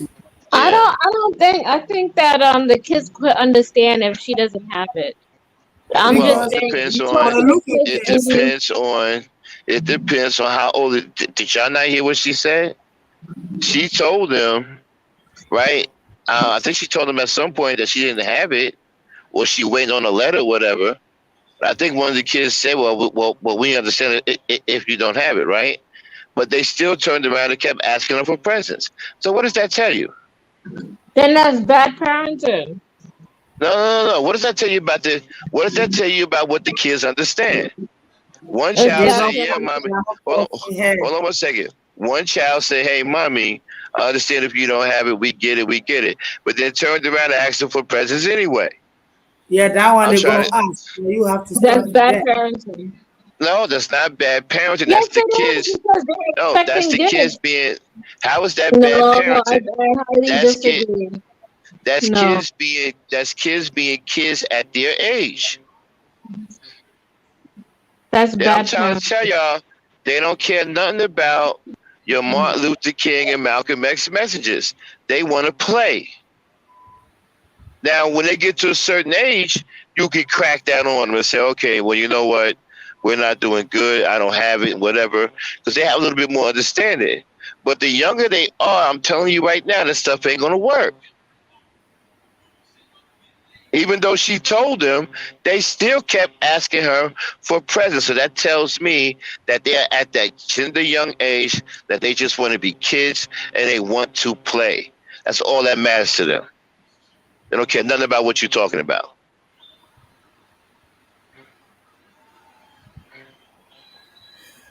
Okay. Um. Anybody else? Okay. Yeah, Let's No. see then what's going on in yeah, the chat. Okay. I'm just going to say that it's true. If you train up your child in a way that suits your financial stability, I think the child will agree as time goes on. Because if you don't have, and the child is, you've actually trained the child in a way that the child actually cannot accept the fact that you don't have, it to be of a big issue. So for me, if the child knows your financial stand, the child will actually bear with you that if you had, you would have given It and accept it. depends on that depends on the age. And also the parenting skill. I don't know how my mom I managed to don't know do what it. I don't know what y'all don't understand. That depends on the age. It doesn't depend on the age, but It does. nice. A kid, if the kid, okay, for example, if the kid is 6 years old, I'm telling you that right now, that's not going to fly. But for a 6-year-old kid, you can go to the dollar store and get like $5 Right, as right. like dollar gifts. Oh Yeah, yeah, That's yeah, yeah. yeah, You the yeah, can, yeah, you difference. can, yeah, you yeah, can. yeah, yeah, yeah. That's cool, right? I'm talking about the message. The kid is 6. They don't care nothing about what you're talking about. Yeah, but They don't understand. Yeah. they're Hold on easier one to second. please. Hold on 1 second. They don't care nothing about what you're talking about. They don't understand nothing you saying. All they know is they want to play. Mm-hmm. Now, you can get up there and say, "Hey, look, I don't have it this week. I don't have it." Okay, mommy. Okay, mommy. Then 5 minutes later, "Mommy, you gonna get me a toy?" "I just told you I don't have it." "Oh, okay, mommy." Then 5 minutes later, "Mommy, you gonna get me a toy?" Why they keep saying stuff like that? Because they don't understand you. All they care about at that age is being a kid. They want to play. Mm-hmm. They don't care nothing about what you're talking about. You think they're listening to you. They're not. They want toys.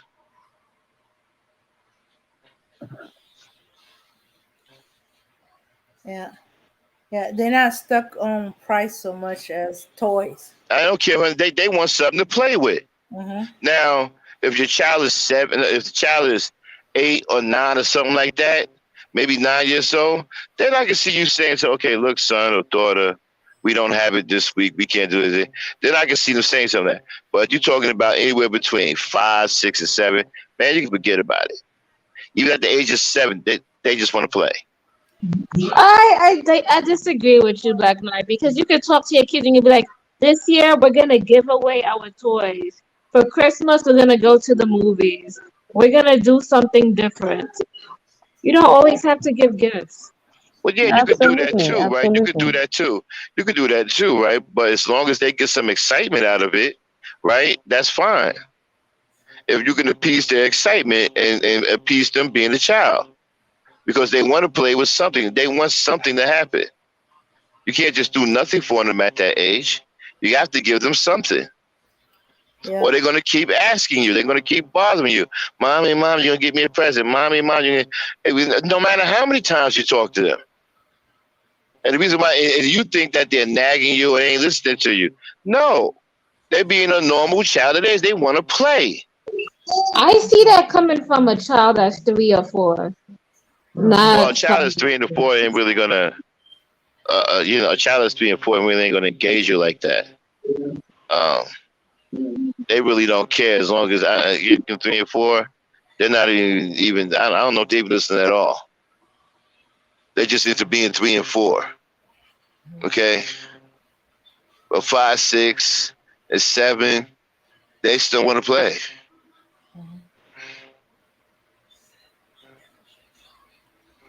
They just don't have too much of awareness of Christmas. You can kind of fool them a little bit that, hey, it's not Christmas time yet, and as long as they get something with the other kids, they cool. They don't notice that, hey, it's the day after Christmas, or it's a few days after Christmas. Unless they in a big family and the older kids are helping them keep track of it.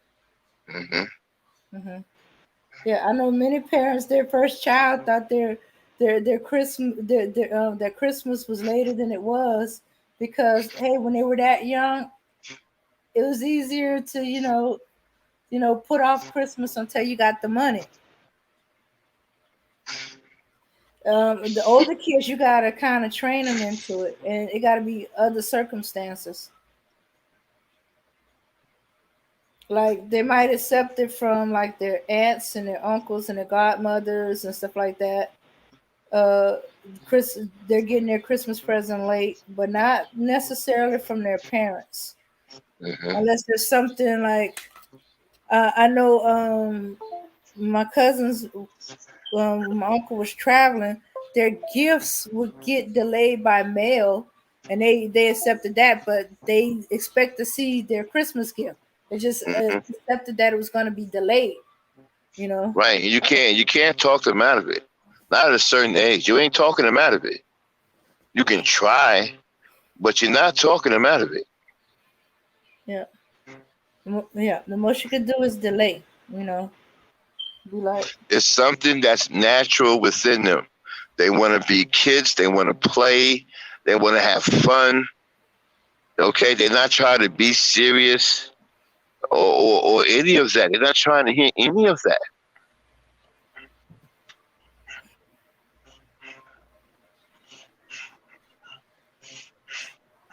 Yeah.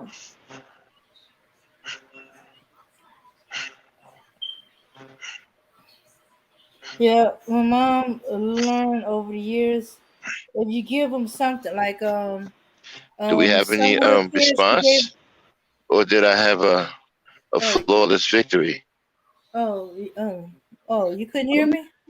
No, Anybody we dare challenge? disagree. Okay, shoot. We just said that you can do many things. You don't have to give the child a gift. And you can talk to your child and let your child know that you don't have it, or you can do something else. All right, so you denying at a certain age, talking won't reach them?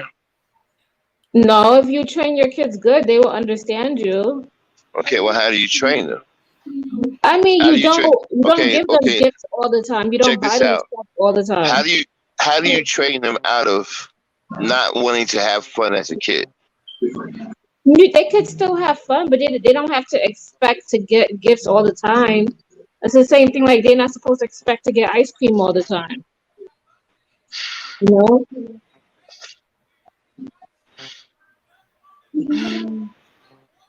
The most, okay, well, I guess you can, but from what I've seen, they expect. I see you can talk about expensive gifts and stuff like that, or you could postpone, or you make the fun thing seem like a gift. Like you said, go to movies or a play or something that exciting for them. Maybe like a gaming room for kids. Yeah, I forgot about the dollar store. Dollar store got plenty of cheap toys. Mm-hmm. I would go there and see what I could find. You know. Yep. Yep. Let's see. And the older kids, the teenagers, gift cards. Or you tell them, I owe you a gift. That was my mom go to. But then again, she was usually their godmother, their aunts, their uncles, their mothers or father's friend and stuff like that. So, and she trained them from some of them from babies, that they'll get a small gift. They get like colors and a coloring book, or they get uh um uh, uh um a knockoff version of the toy they want, or a cheap toy, or they get games and stuff like that. Or in one case, she was the hero by just bringing batteries. She's like, that's when batteries used to be cheaper. And she didn't have no money to get nobody no Christmas present. Her bonus didn't come in. Her paycheck wasn't coming in to after Christmas and stuff like that. And I was like, I said, well, why don't you just get a bunch of batteries? Well, Because I don't want to cut you off and go. You know what I'm saying? Well, we're going way down the road here. What I'm saying is, I like the fact that what she was willing to do for her kids, even though it was misplaced, but the fact that she was willing to put herself in harm's way, I mean, that's no mean feat. mothers Yeah. do it all the time. Christmas shopping at nighttime, where you can get mugged. What else? What is it? Black Friday? We be out Oh there. yeah, get beat up on, or fighting off people to win your child a present.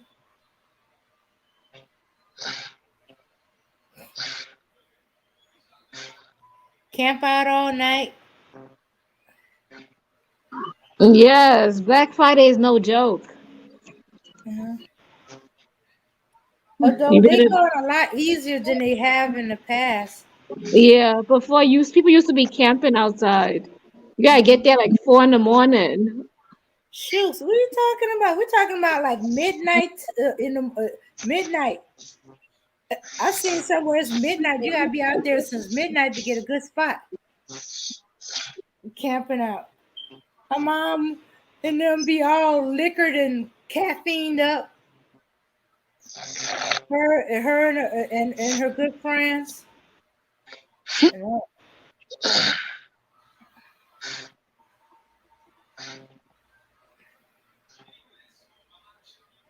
Yeah. Apparently, cough and crown keeps her awake. All right then. All right, so let's call it a night. That's all I Yeah, got. good stuff, y'all. Mm-hmm. Yeah, unless That's, y'all want. how y'all feel, man? Is there any hard feelings? No hard feelings. Black Light like to come up here during ladies' night and debate us on everything. Okay, well, I'm gonna stop. I'm gonna stop doing that, though. I'm gonna stop doing that. I'm gonna let y'all ladies alone because I shouldn't be up here. You're right. I shouldn't be up here. I'm gonna stop doing that.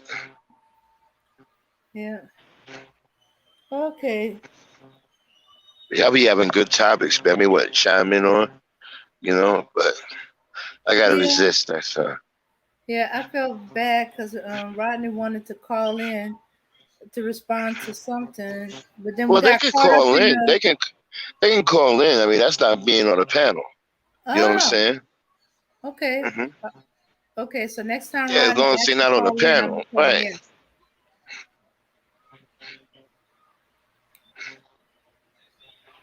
All right. And no, Charlene, I'm not debating y'all. I just, we just talking.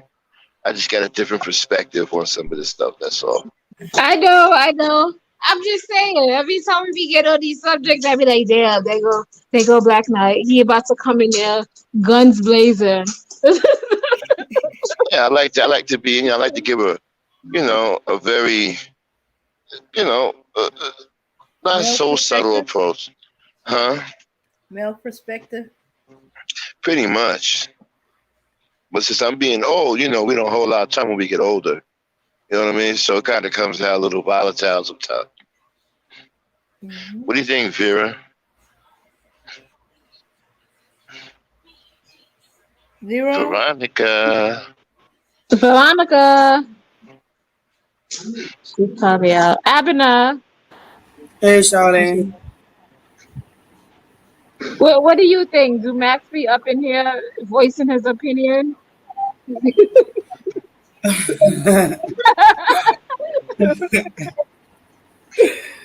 Okay, sometimes he needs to bring his opinion. Sometimes he needs to leave us alone. Okay.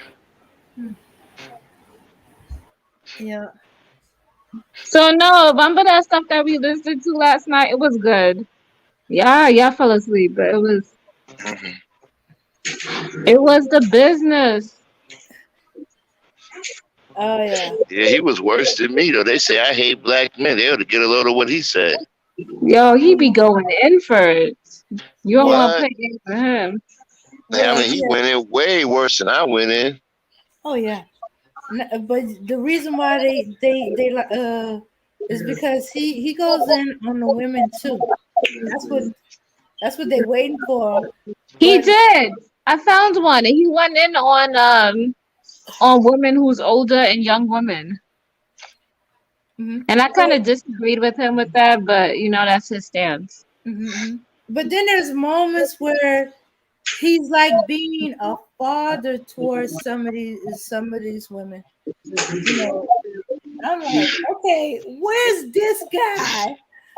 That's why for a while there, my first year, I was subscribing, unsubscribing, subscribing, unsubscribing. I was like, oh.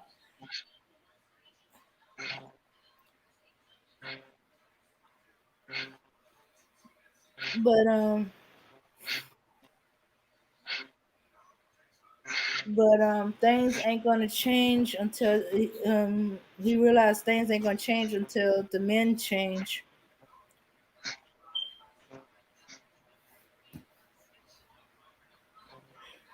Yeah. Oh, all right. Okay, let's call it a night. We had pretty good topic. The one I Got a wasn't meeting. expecting to go wild went All right, wild. ladies. Got a meeting in the back chat. Okay. A quick meeting before we all disperse for the night. Okay. So I Okay. need to see everybody in the back chat. Okay. All right. Charlene, you down with us too? I want you Okay. to come back there. We're gonna have a quick meeting before we disperse. All right, I'll see you on the back chat. All right then. Peace All out, right, unity, everybody. everybody. Right. All right, everybody. We'll call it a night. Peace, power, and unity. And we'll catch you on the next ladies' night. If not, we'll catch you on let me see. Well, I might have something for y'all Sunday. So if not, as I said, we'll catch you on the next ladies' night. Peace, power, unity, everyone. And here we go.